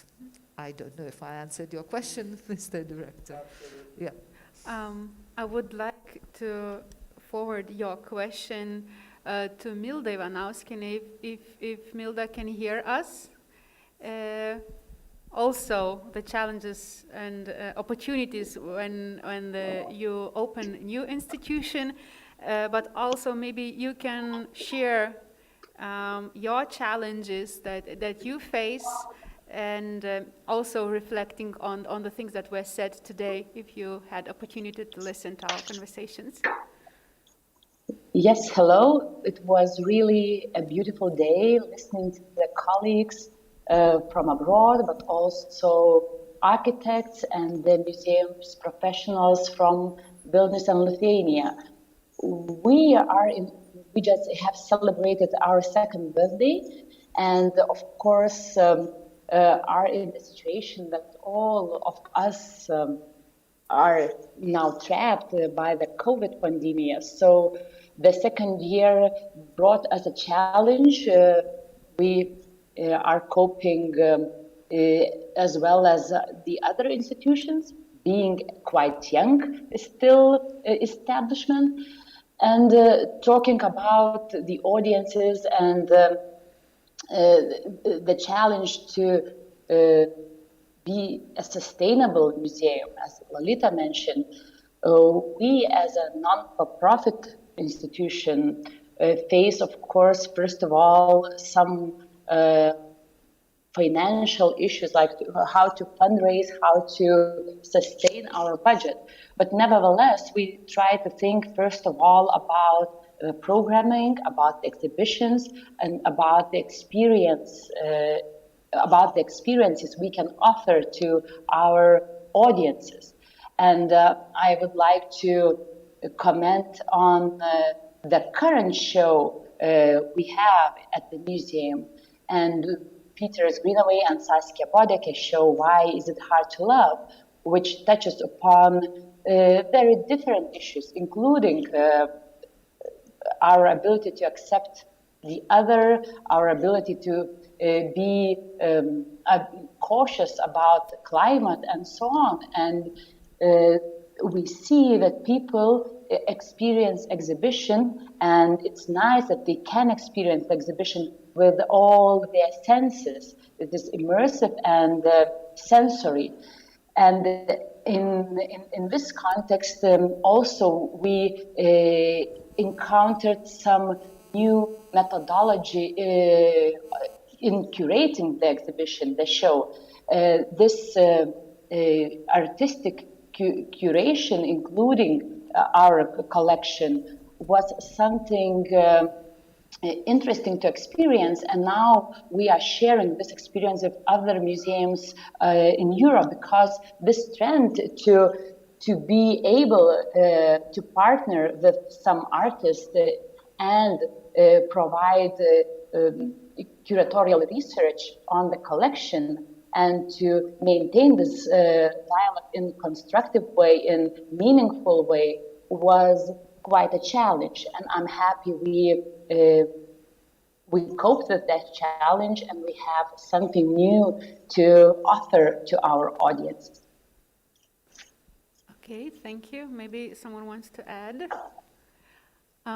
Then I want to continue on this idea of enriching the experience that we already talked today a little bit about it, that it's not only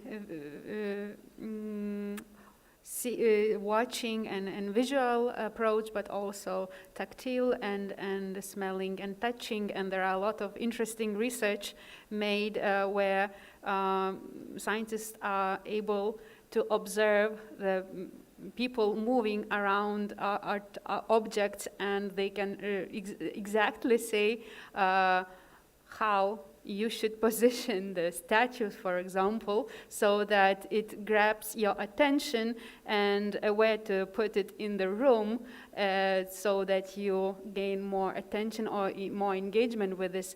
And it leads to such situations that it seems that by wanting to have this involvement of people coming to your institution, you start designing very much the experience, and actually where is the line where you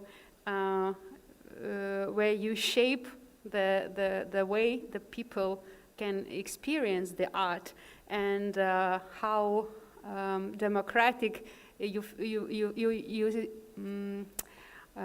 the way to observe in your own way. So it's already then comes to mind the way how you navigate in space and how you build a space. And so then the architect comes in and proposes those different possibilities to navigate. So I would like to ask, first of all, you, looking at you, to these building experiences for engaging with art. Do you see there is a possibility, a new possibility emerging as artists help art to communicate with the observer as a designing experience to experience the art? Hello everyone. My name is Vytautas. I'm a designer and a curator. I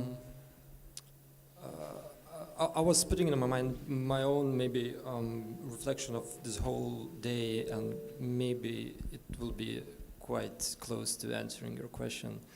To keep in my mind, I think one of the problems that I always thought about a new museum was the permanent exhibition that you have. And from my experience of all the projects that I worked and exhibitions that I curated, at least the Lithuanian audience is very curious. So what Lolita said, that once the opening has happened, you have this rush of people and amazing impressions. And the question is how to keep it going afterwards, after years, once the institution has already established itself. And from what I heard today was this question that was constantly asked of all the CEOs of the different museums, was the research question. And my impression was that, especially after the example of the Danish National Museum Gallery, that you have to outsource it, at least in my opinion, at least part of the researches that is happening in communication, in collaboration with academics or artists or designers. And yeah, what just Milda said, that also the artistic approach towards it, because let's say in the way that I would like to do a research, it's since I am a practitioner, so I'm not a historian, I'm not an art critic, so the approach would be not a scientific research but an artistic research. So I think that's one of the ways how to approach the audience. There's a lot of subjectivity, which I think would be interesting, just to get an experience from one person to another person, building a specific view on the collection that you're working with. And another interesting point for me was, I don't remember who said it, but as many different researches are being done, not necessarily they end up in an exhibition. Although I guess that's what you keep in mind as a goal. And I would be curious to see or to speculate a little bit on it. What is the value of the research that doesn't become an exhibition? What is the value of that kind of research for the institution, or for the further exhibitions being done afterwards on maybe on a different topic? But yeah, that would be my opinion. Okay, maybe someone wants to reflect on what Vytautas said. Maybe, yeah. Nobody mentioned today such a phenomenon as museum publications. So the research that doesn't end in the exhibition can end as a beautiful publication. It can be a peer-reviewed article, a text in a larger collection of articles, or it can be a nice book. So I believe there is lots of ways, lots of paths to follow in a museum. You can make an exhibition, you can reconstruct your permanent show, but you can also publish something, or publish online if you want. The active website also is a very nice asset.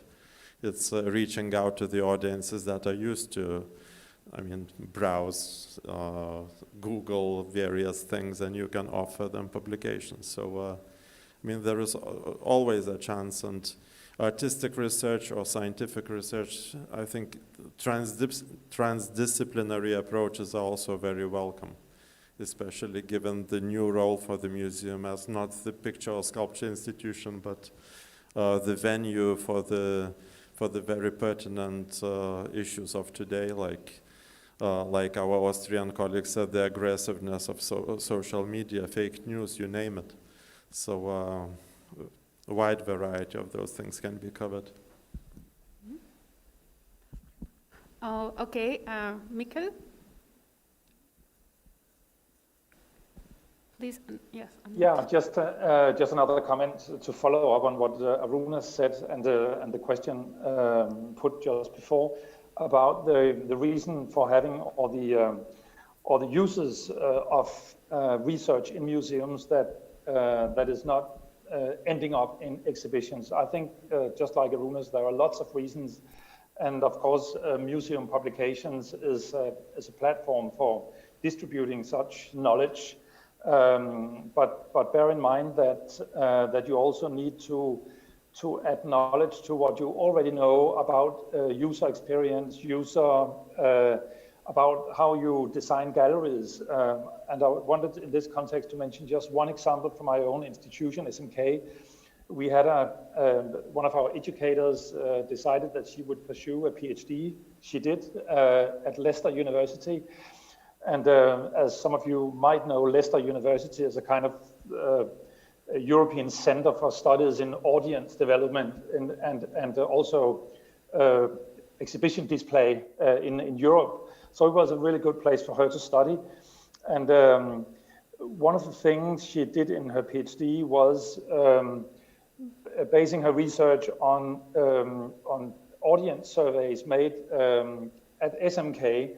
And one of the results was actually, in a very concrete sense, a new presentation of our own collection.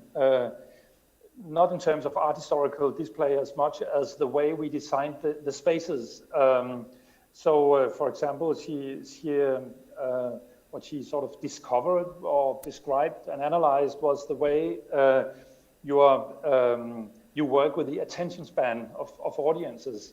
So you need small spaces, you need larger spaces, you need narrow spaces and broad spaces, and this flexibility of space also affects your attention towards the works. I think this is probably very well known and very well described now, but at the point when she did it, it was important information for us in redesigning the gallery spaces. So this is just one example of research that doesn't end up in an exhibition as such, but can affect the whole way, the way you work, and can actually inspire you as an institution. Yes, Silja? Yeah, hello. I would also say a couple of words about this publication, because we have a publication department and we publish many books, but they are definitely different. We have catalogs, we have serious researches, but a very positive thing is that if I'm looking to the statistic of our shops, the best-selling things are our own catalogs and publications. So but of course you have to take care what's the number of these books. It can't be very big one and very, very large one, not 2,000 copies. The number of copies is usually less than 1,000 indeed. But also I forgot to say about the research, it was asked from me. I forgot to say that we as associated partners of Estonia Academy of Science, we have to publish once in a year our proceedings, which of course they are not so popular. The number of copies is 300 only, but this is the basis of our own researches. So there is a platform to realize your own idea in very scientific level. But what I think about this research, and also we are talking, I think we all have talked today much about this public quality, what we can do for public, and who is our audience.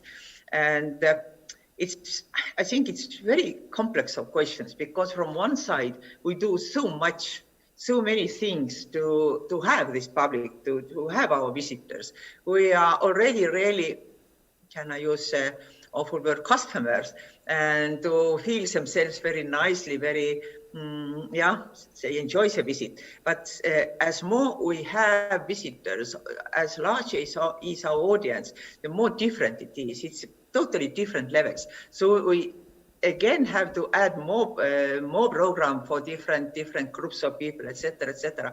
And then my question is always to keep it balanced. This research side, which maybe is totally not interesting for this large audience, and also this so-called public quality, which includes also cafes, couple of coffee, glass of wine, etc. So this is, I think it's an eternal question. And sometimes I think that, sorry to be again very poetic, but I feel the organization and also the museum is kind of human body. And you have to keep this your backbone, and human bodies also can be very nice, beautiful, nicely dressed, but if the brains are missing, then you can't do much in these organizations. So much about research. Very nice insights, thank you. I now understood that the whole day we are talking from the perspective of the ones who create the museums. But I want you now to invite you just to remember you being the audience and the visitor, and maybe you can share your best experiences visiting some kind of museums and why you still remember going there and experiencing. Was it a collection? Was it a space? What was that you still remember and you want to come back? So I invite just to share. Maybe architects can start and others too. Well, I think architects is poorly placed to judge the wide audience when it comes to museum space, because when I go, at least, I sort of look at the collection or the art, for example, but also at how the whole thing is made, how it works, and so it's difficult to escape this narrow view of architectural experience. But of course, I think it's currently we already moved away from white box or very clean museum space, and we understand that museum space or exhibition space can be almost any space, given good access, given light, given openness towards transformation, but also it adds a certain locality or certain aspect for any exhibition that it receives. So I think it's interesting when in art and other disciplines that are displayed, you have some kind of hybridization where you have art, maybe science, maybe some social research, and you have mix of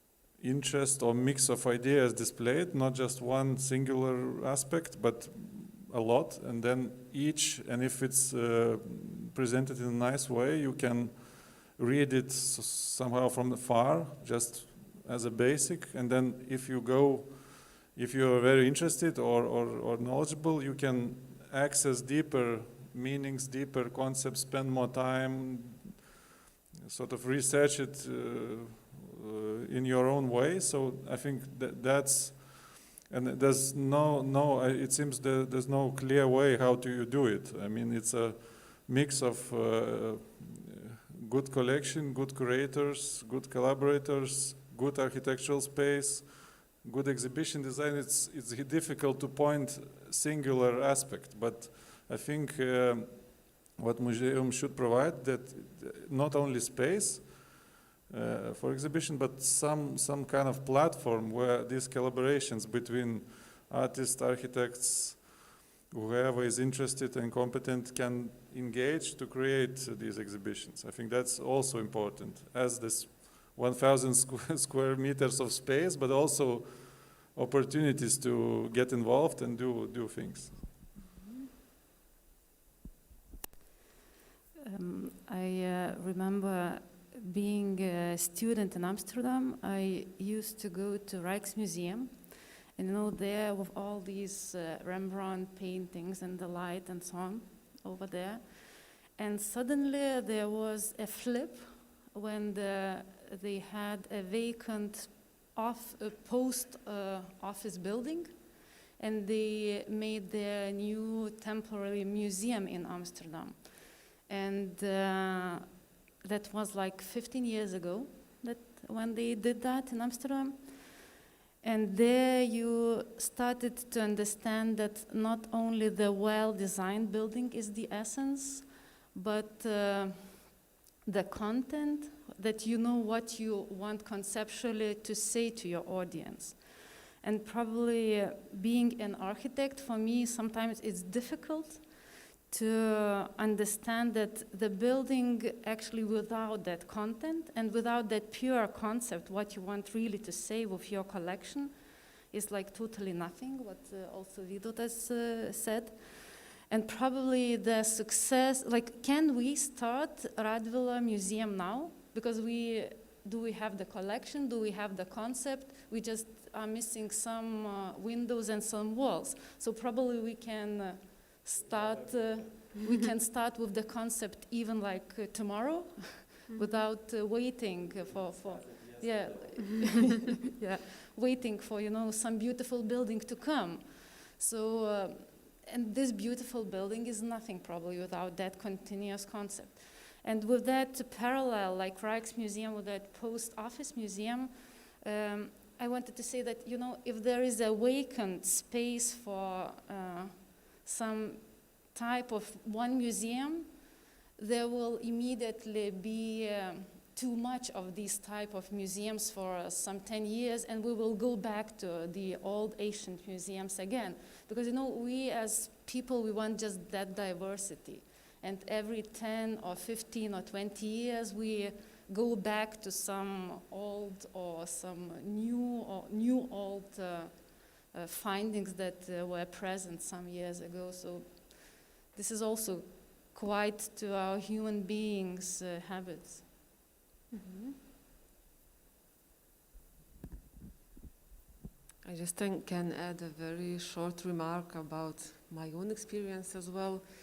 We architects are spoiled, as Vytautas said, that we cannot evaluate museum as an institution and as an activity only, but it's unescapable. We evaluate the building, and what I want to say is my experience with Tate Modern, and I would say that the experience with this museum is based on 3 words for me, which is location, building, and space. Location is where is the building in the city? How do you approach it? Your experience with the museum starts when you leave your home, and it begins with your walk or your drive to the museum. How do you approach it? Then how do you see the building? How it greets you? What is the story behind the building? And then when you enter the space, well, for me the space was probably more impressive than Ai Weiwei piece of art inside. Okay.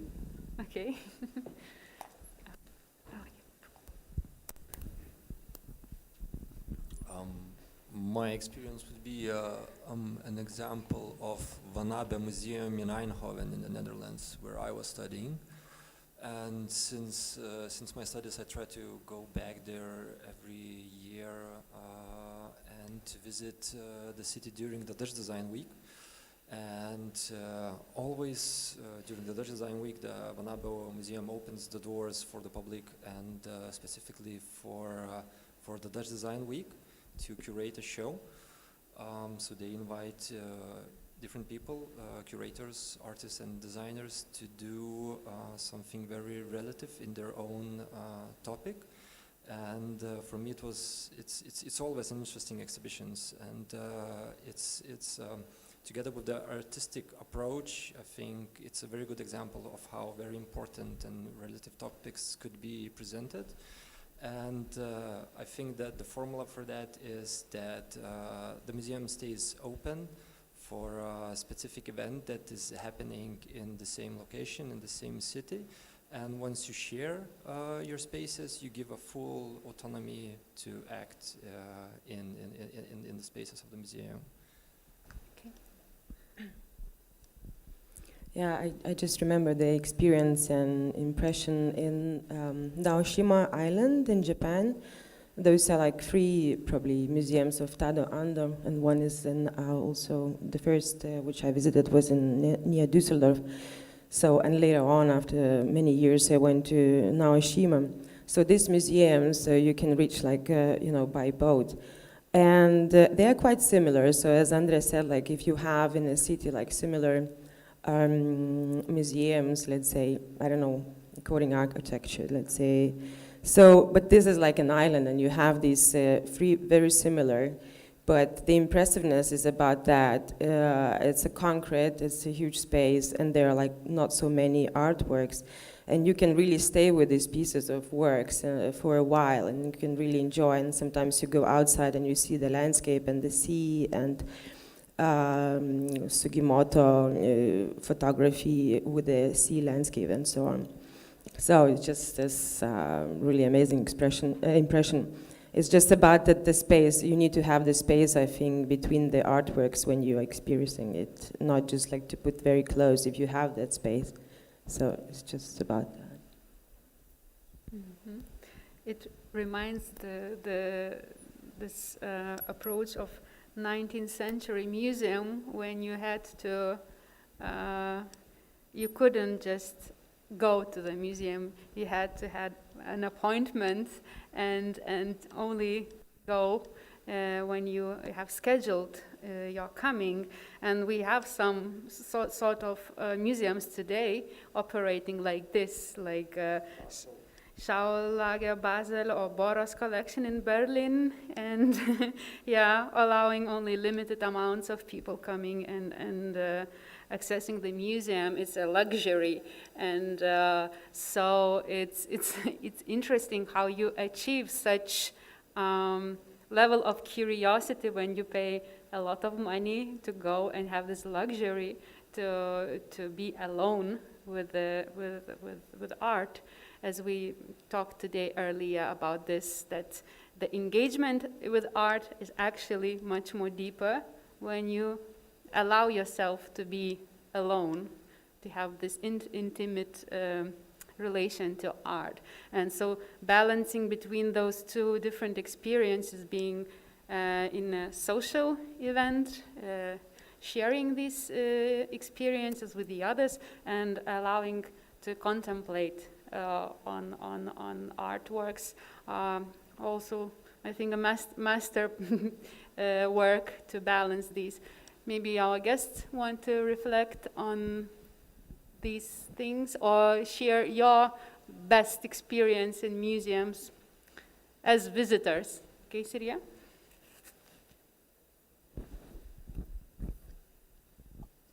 Takes time to unmute. No, I can't say my favorite museum actually, but I would say that I've seen so wonderful, beautiful, and very rich small museums. I would like to not talk even these big museums we all know because the collections are so important. But on my travels, I've seen tens of wonderful new museums. I even didn't know that they are existing. And what I saw, it was an absolute fantasy, how to build up, how to use these, I don't know, less than 1,000 square meters, maybe 300 square meters you have only for museum, and how it used the space and how important is this visionary part of the museums. So I just wanted to stress that also, besides these big museums we are representing here, are small and absolutely wonderful museums. But according to this solitude in museums, it's actually a very good marketing idea, which I think many museums are already using again. So you pay a lot of money and you can be alone or with your friends, 5 friends, in after this working day in museums, looking this being in your private private discussion with this artwork. So this is very nice marketing idea. Thanks. Thank you. Okay, and going back to architectural questions and challenges, what we might face with our museum, with Radvila and the competition. We were talking about competitions a lot, and it seems that sometimes it would be so much easier when you just pick one architect that you like and you can have a great architecture. But but on the other hand, yeah, we go through this designing all together and and collecting various ideas for architecture, but the processes might be really complicated, as we understood from other examples. And we all, I think, agree that the competition for this museum should be 2 stages, but can we actually afford ourselves to have 2 stages? I'm looking at Ruta and would like you to comment on the situation and possible challenges that we might face, just bureaucratic ones, that how can we assure that such important building would come in a correct process in the as the Western world do, and can we allow ourselves to have such process? Now it turns out that I'm representing the bureaucrats. No, it's just the challenges. Yeah, someone has to be the party spoiler. We at Architects Association have done quite a few architectural competitions, and we have dealt a lot with the Lithuanian legal basis and also public procurement office. And the idea of two stages competition is not new, and we were trying to make some two stages competitions, especially for the most important buildings, such as, for example, National Concert Hall in Vilnius. And it seems that right now our legal basis doesn't allow that. Because as I was telling you, Inga, before, let me see if I can use my English about talking about law. The administrative law doesn't allow you anything that is not described in the law. And in our law, there is not a description of two stages competition. That's why we were not able to do that for the National Concert Hall in Vilnius. We were told, if you want to make a two stages competition, you have to negotiate with the Ministry of Environment and to change the rules. When in the rules you have two stages competition, then you have to do, you can do it. So that was the reality. We didn't find a way to do that. And I would say that all the public competitions that we did with the public procurement law were one-stage competitions. Of course, if a client is private, then you can do two stages competition, three stages competition. It doesn't matter. So Arūnas, my advice, the easiest way is to become a private institution. I don't know which way is easier, to change the law or your status. Well, but probably, you know, time goes and everybody sees good examples of architectural competitions, then we are not in a real hurry, I guess. You don't have money breaking your pocket, right? You do have, okay. Then maybe you use that money to change the law. As I told to Inga, we didn't succeed to make two stages competition legally, but we can start those discussions over again. Maybe we succeed this time. But I just wanted you to be careful with that, not to plan everything already thinking that there's no problem with that. Optimistic. Thank you, Ruth. Really a spoiler. But we have to be realistic, yeah. Because on the one hand, we want the best process and to do everything right, but each day we face different challenges. I somehow felt this tension in the hall, you know, this atmosphere heating up. And as the Lithuanian National Museum of Art, one of the 9 national institutions, of course, we need to function in the legal framework of the Lithuanian Republic. So it's no way that we can somehow think about the activities outside the legal framework or break the public procurement regulations or not to orchestrate our moves with the Ministry of Culture, which is really has generously accepted us in this VIP program with Valstybės investicijų state investment program for the culture objects. So of course we have the pressing needs from the outside. You know, the usage of money schedule, legal framework, this law, another law. And it's really tricky, and it's really, I'm using this word challenge too often today, but believe me, it's no easy task to combine creativity and highest quality with those really formal requirements. So, but we are still hoping at this. What we are having today and what we had in September, these public discussions, I mean, this is already a small victory. It is not being done very often by national culture institutions. I mean, these public discussions, really very open, inviting all the opinions. And Of course, I could call Daniel. Andre is proposing me a cell phone number already, but I don't know. I would call Tadao Ando instead, or Jean Nouvel, that I'm fascinated, or Vytautas Biekša, who is just sitting next to us with the Latvian experience. Yes, thank you. You know, even bearing in mind all those difficulties, I think we are on the right track, and now the task is to formulate this brief for the competition in an as adequate manner as possible, so that to leave space for the architectural expression, but also to formulate the needs of the institution, the needs of the museum that already has collections, and it has imagination about how these parts of the complex, a rather large complex could function, including photography, which has never been in Lithuania before, including those dissident art collections that have never been before, and very spectacular conditions for showing the old art, Barocco, 19th century, which have also been very miserable so far. So we are dreaming about all those things, also design.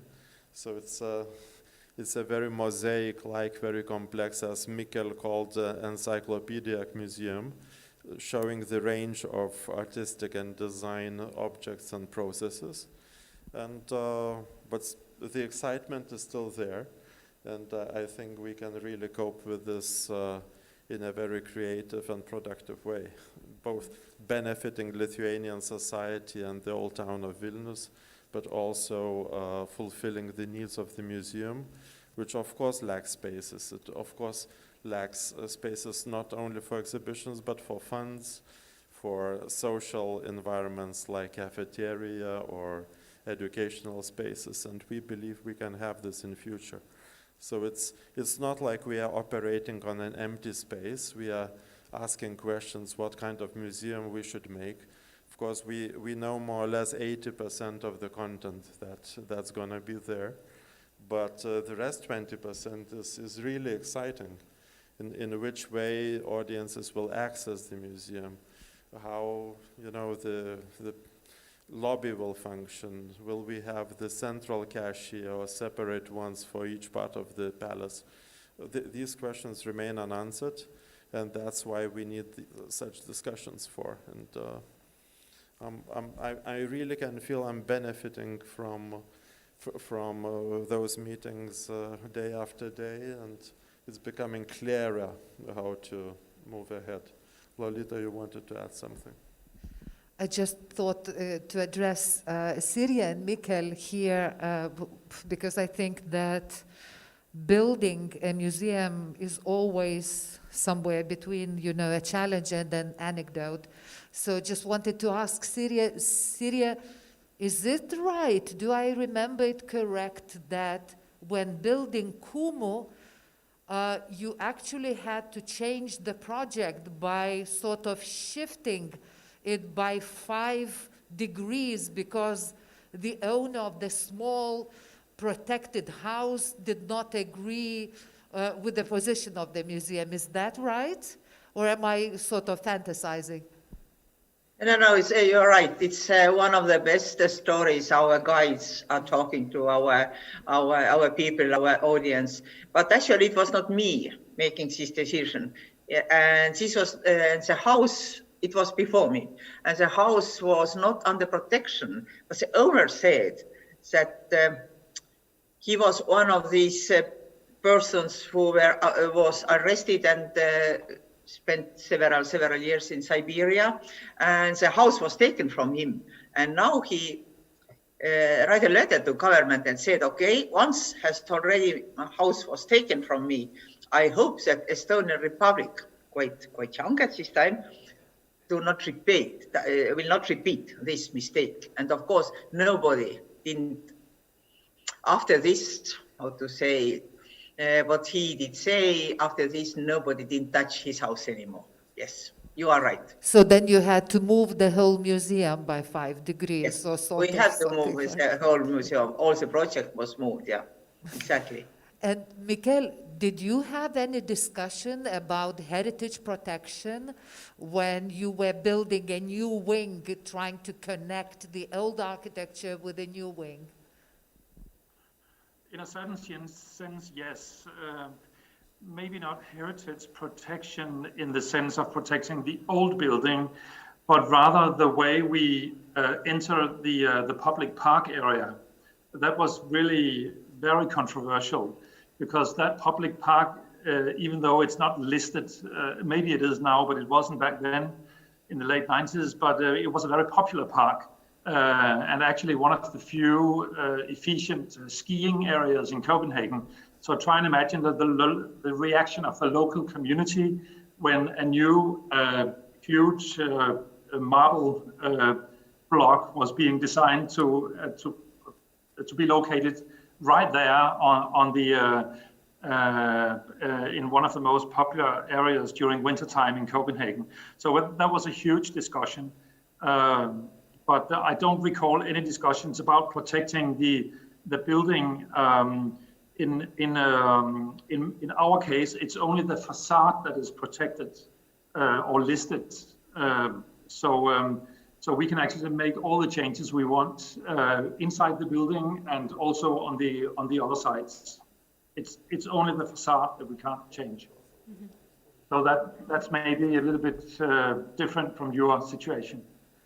Thank you. I just thought that some funny stories or actually quite urgent issues, social issues, related to how you have to integrate the museum both in the urban space and in the space of social connections might be interested, because I can add that I wasn't working in a museum when this building, the former Museum of Revolution, came into the ownership of the Lithuanian National Art Museum, but I know it for sure that it was in 1993 that the beginnings of the National Gallery were already in the hands of the National Art Museum.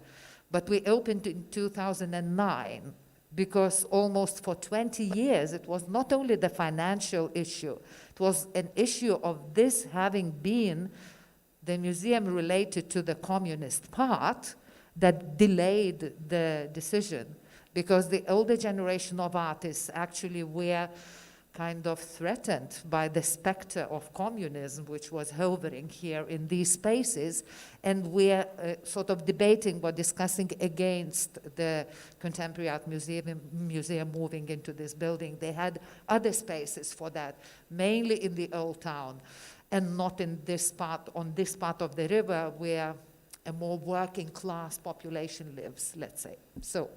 Mm-hmm. I was listening to Mikel and being very envious about the flexible attitude of heritage preservation in Denmark.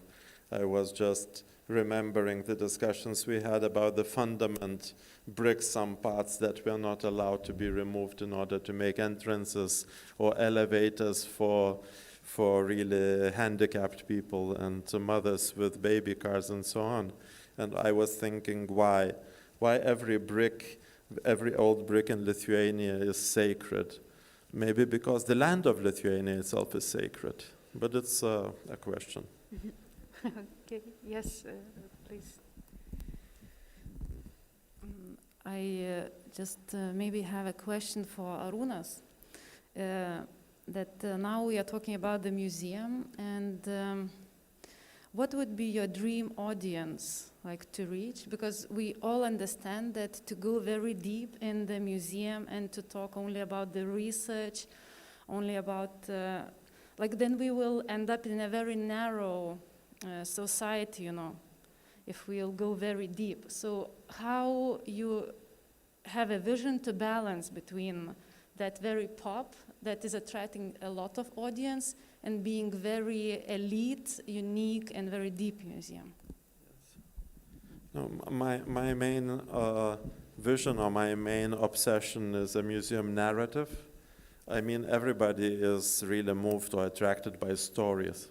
And we need to, I had an experience, I have an 8-year-old daughter, my youngest kid in family, and I had a communication with all her class children inside the museum.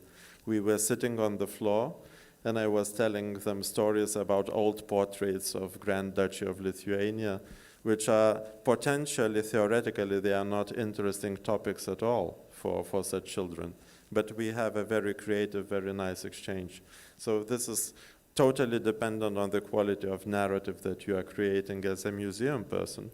And my ideal audience would be teenagers, because teenagers are totally not interested in museums at the moment. But we need to find ways to really involve them. And then second target audience would be families with children. Also having something, finding something interesting apart from pictures hanging on the wall, something else, some sort of stories, some sort of activities and interaction with those objects that would really keep them in place and attract them. Including, of course, cafeterias, including, of course, very high-quality souvenirs, and most surely and definitely educational activities, which was already the case during the Radvila festival we had in September. There were plenty of families with children because we offered nice educational activities. So this would be target audience, but I would really hate to lose the academics. I would really hate to lose art students, architecture students, and the high quality theoreticians.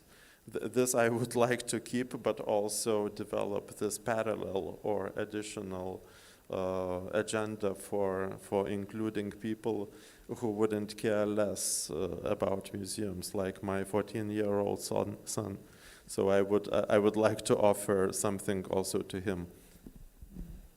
You just reminded me that National Gallery of Australia recently, they made family rooms in between the exhibitions, so that families could reflect and do whatever they want actively with the whole family in those rooms. So those messy, cozy places, they can have a pause and really engage with art in different democratic ways. And I think it's one of the good examples that what you are talking about. Before COVID, I was inscribing on my strategic plan for 2020 to create at least 2 rooms for families with children in at least 2 branches of our museum. But of course, the COVID a little bit, disturbed the things, but still it's on our agenda, and it's a very important task. Just that as you mentioned, to create a very informal, messy, spontaneous, natural places for people to get a little bit relaxed from this very educational, very sacred, very serious agenda of art history and civilizational approach and everything that has to be in the museum. But also side by side, it has to be entertainment side. That's absolutely a must, unless we want to lose those audiences for, computers, entertainment parks, supermarkets, you name it. Okay. I want to invite you to close the session and to share maybe one sentence, but what is your takeaway of today? And maybe we can start with our guests who are online. Maybe Sirje, you could start. You've been with us the whole day. Yes, I really was. And I'm very grateful for this day, actually, because it has been very, not only useful, but also very interesting topics. And I can, first of all, I again could meet my good colleagues, good friends. And secondly, just to go with them again through these same problems we actually are sharing. We had 3 different viewpoints today, the keynote speakers, but basically it was the same. So it doesn't matter from which angle we are looking to the problem, we are talking about the same. So it was very useful, very absolutely interesting for me. And also what I have to say, I'm really looking for this new museum, Arunas, because, as I said, this is kind of lab for me, because we did, I think also, Mikkel, we finished with our new part of museums, or our new museum is Kumu. It was 14 years ago. At this time, it was absolutely fashionable, absolutely a new word, at least in our region, but now it's already 14 years old. Now it's your turn. So looking forward.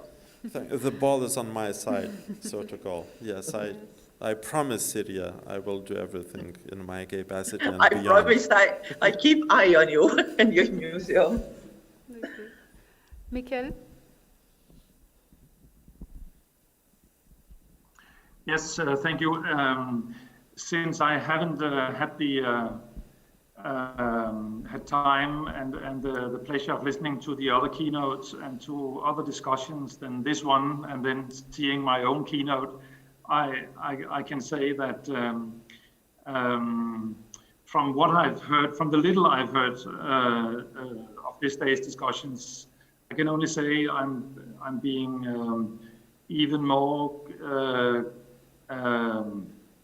convinced of first of all, of course, the importance of discussing relations between audience development, spatial framework, architecture, the institutional surroundings, institutional branding not only the flag and the logo, but even more importantly, the way you understand yourself as an organization and how you live your mission. All this, and as someone said before, it's not about architecture only or about strategy only. It's kind of the totality of it that's so important, and that's why you need many competences, many perspectives, many sorts of knowledge and input in order for us to develop our museums. And I think a conference like the one you have had today, and for what I've heard, is exactly what we need moving forward in a most interesting, but also very challenging, critical point in the history of museums. And I think really we are at a very critical point where we can no longer sustain the classical view of a museum as a shrine, as someone said, or simply as a kind of memory island of things of the past. We are very active and open institutions central to a living democracy, and I think we should live that and include that in our considerations of how the buildings in which we place our collections. And I think you are on the right track. Thank you. So thank you for inviting me. Thank you. Walter?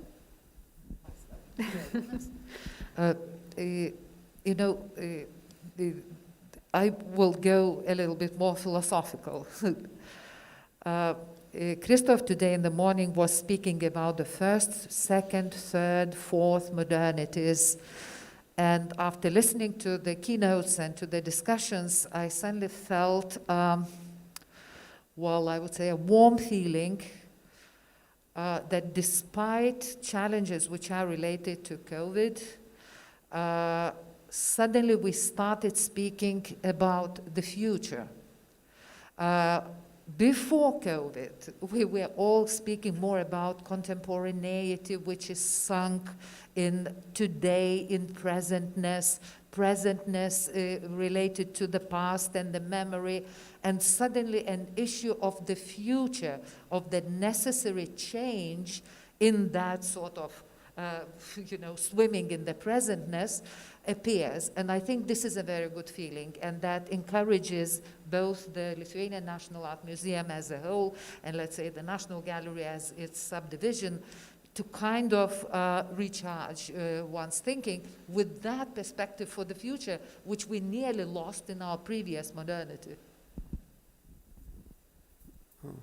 I was really inspired by all the keynotes and by our discussions with the architects, with our colleagues, by their questions, and I would also philosophically and perhaps sociologically wrap up what I heard, what I've been through today. It's all the countries and all the stakeholders today participating are the countries without huge populations. We don't have Mona Lisas, as Mikkel said. We don't have such, enormously important masterpieces in our museums. And we don't have Rockefellers to fund us. Each and every institution, each and every country in question. So what we have is our creativity and the creative and the educational attitude with our societies, and which is we will use in future as this institution. And I believe this is what Danish, Austrian, Estonian museums are capitalizing on. So it's been very useful because you could say that our situations are very different, but in this aspect they are very similar as well. We are not in Paris, London, or New York. We are in a little bit different locations from those power places or powerhouses of museum life. So what we need to do is to be very creative and to be very open to the issues, to the burning issues of today. And I think we are trying to do this with using our minds and hearts. And this is very, very good to know that people, your colleagues, are having same ideas or similar ideas and similar challenges. So I'm leaving this space much richer than before I came. I would say that, to go to a museum, it's probably the same habit as to read books, to do sports, so you have to get used to that. But also it's probably more important, and it's good, it's better to read a good book than to just have a beautiful cover. And it's more important the content of the book than the cover, but of course it's a miracle when you have beautiful cover and very good content. So I would wish for the museum to have that miracle and to have that success. Yeah, for me it was also very interesting to have all these insights, and I hope to discuss this later into the design. When Inga called me, I think it was May or even June, and she said, be sure you don't leave for a long vacation for the summer because we will launch an international architectural competition. And I asked, do you have a program? Do you have a vision for the museum? And she said, well, not yet. So I'm very glad that we are here now with this format. I'm very glad that you took time because the vision as a fruit takes time to get shape and to get the flavor. And I think that maybe if you spend even more time discussing with the society, with your colleagues, with professionals, with non-professionals, with children, with your colleagues about the museum that you are wishing to build, it will help you as well. As for architectural competition, I can see that the success of a competition lies in a very good competition brief, and the most important part of competition brief is the program. So it's all in your hands. I'm very glad also to hear that you know 80%, but you have 20% for flexibility. This will also help. So I think that the architects will face a very intriguing challenge to design a beautiful body for a beautiful mind, but this body will have also to correlate with a very rich history of the building and very rich history of Vilnius Old Town. So I think that this is a threefold task for the architects to tackle, and I am hopeful that the entries that you will get for this architectural competition will be not schizophrenic but very inspiring. Thank you.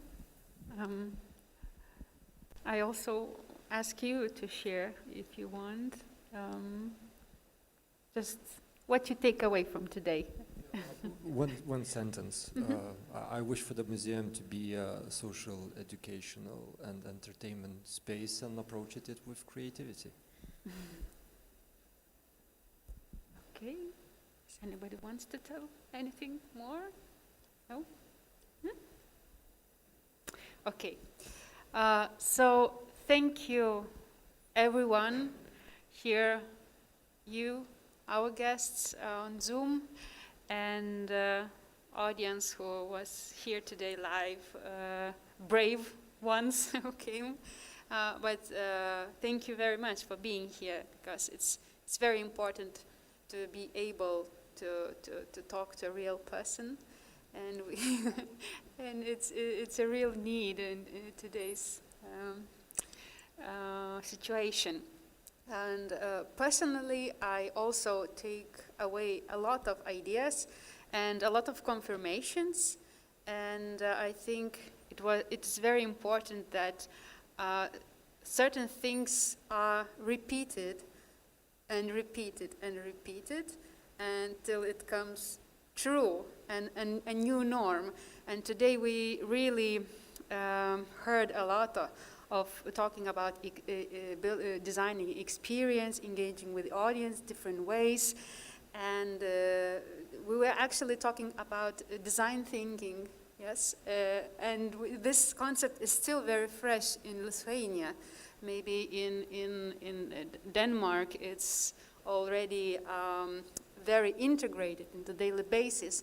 But here, we still, I think we are at the baby stage with this approach, and having this great opportunity to implement this new mindset in the institution that's only being thought of. It's a really great opportunity, and I really loved how Lolita wrapped it up and really grasped this moment that this is an opportunity. We started talking about future. This is a luxury, and that's also our mindset, how we take this situation, this COVID situation, and if we see it as an opportunity, so I think we can win a lot. So thank you very much for being here, for sharing, and I hope that we will come back very soon in other discussions, and we are very open all the time for your insights, your ideas and questions, and critique too, because that's how we can grow and do our best. So thank you, all of you. And thank you also for those who are listening online.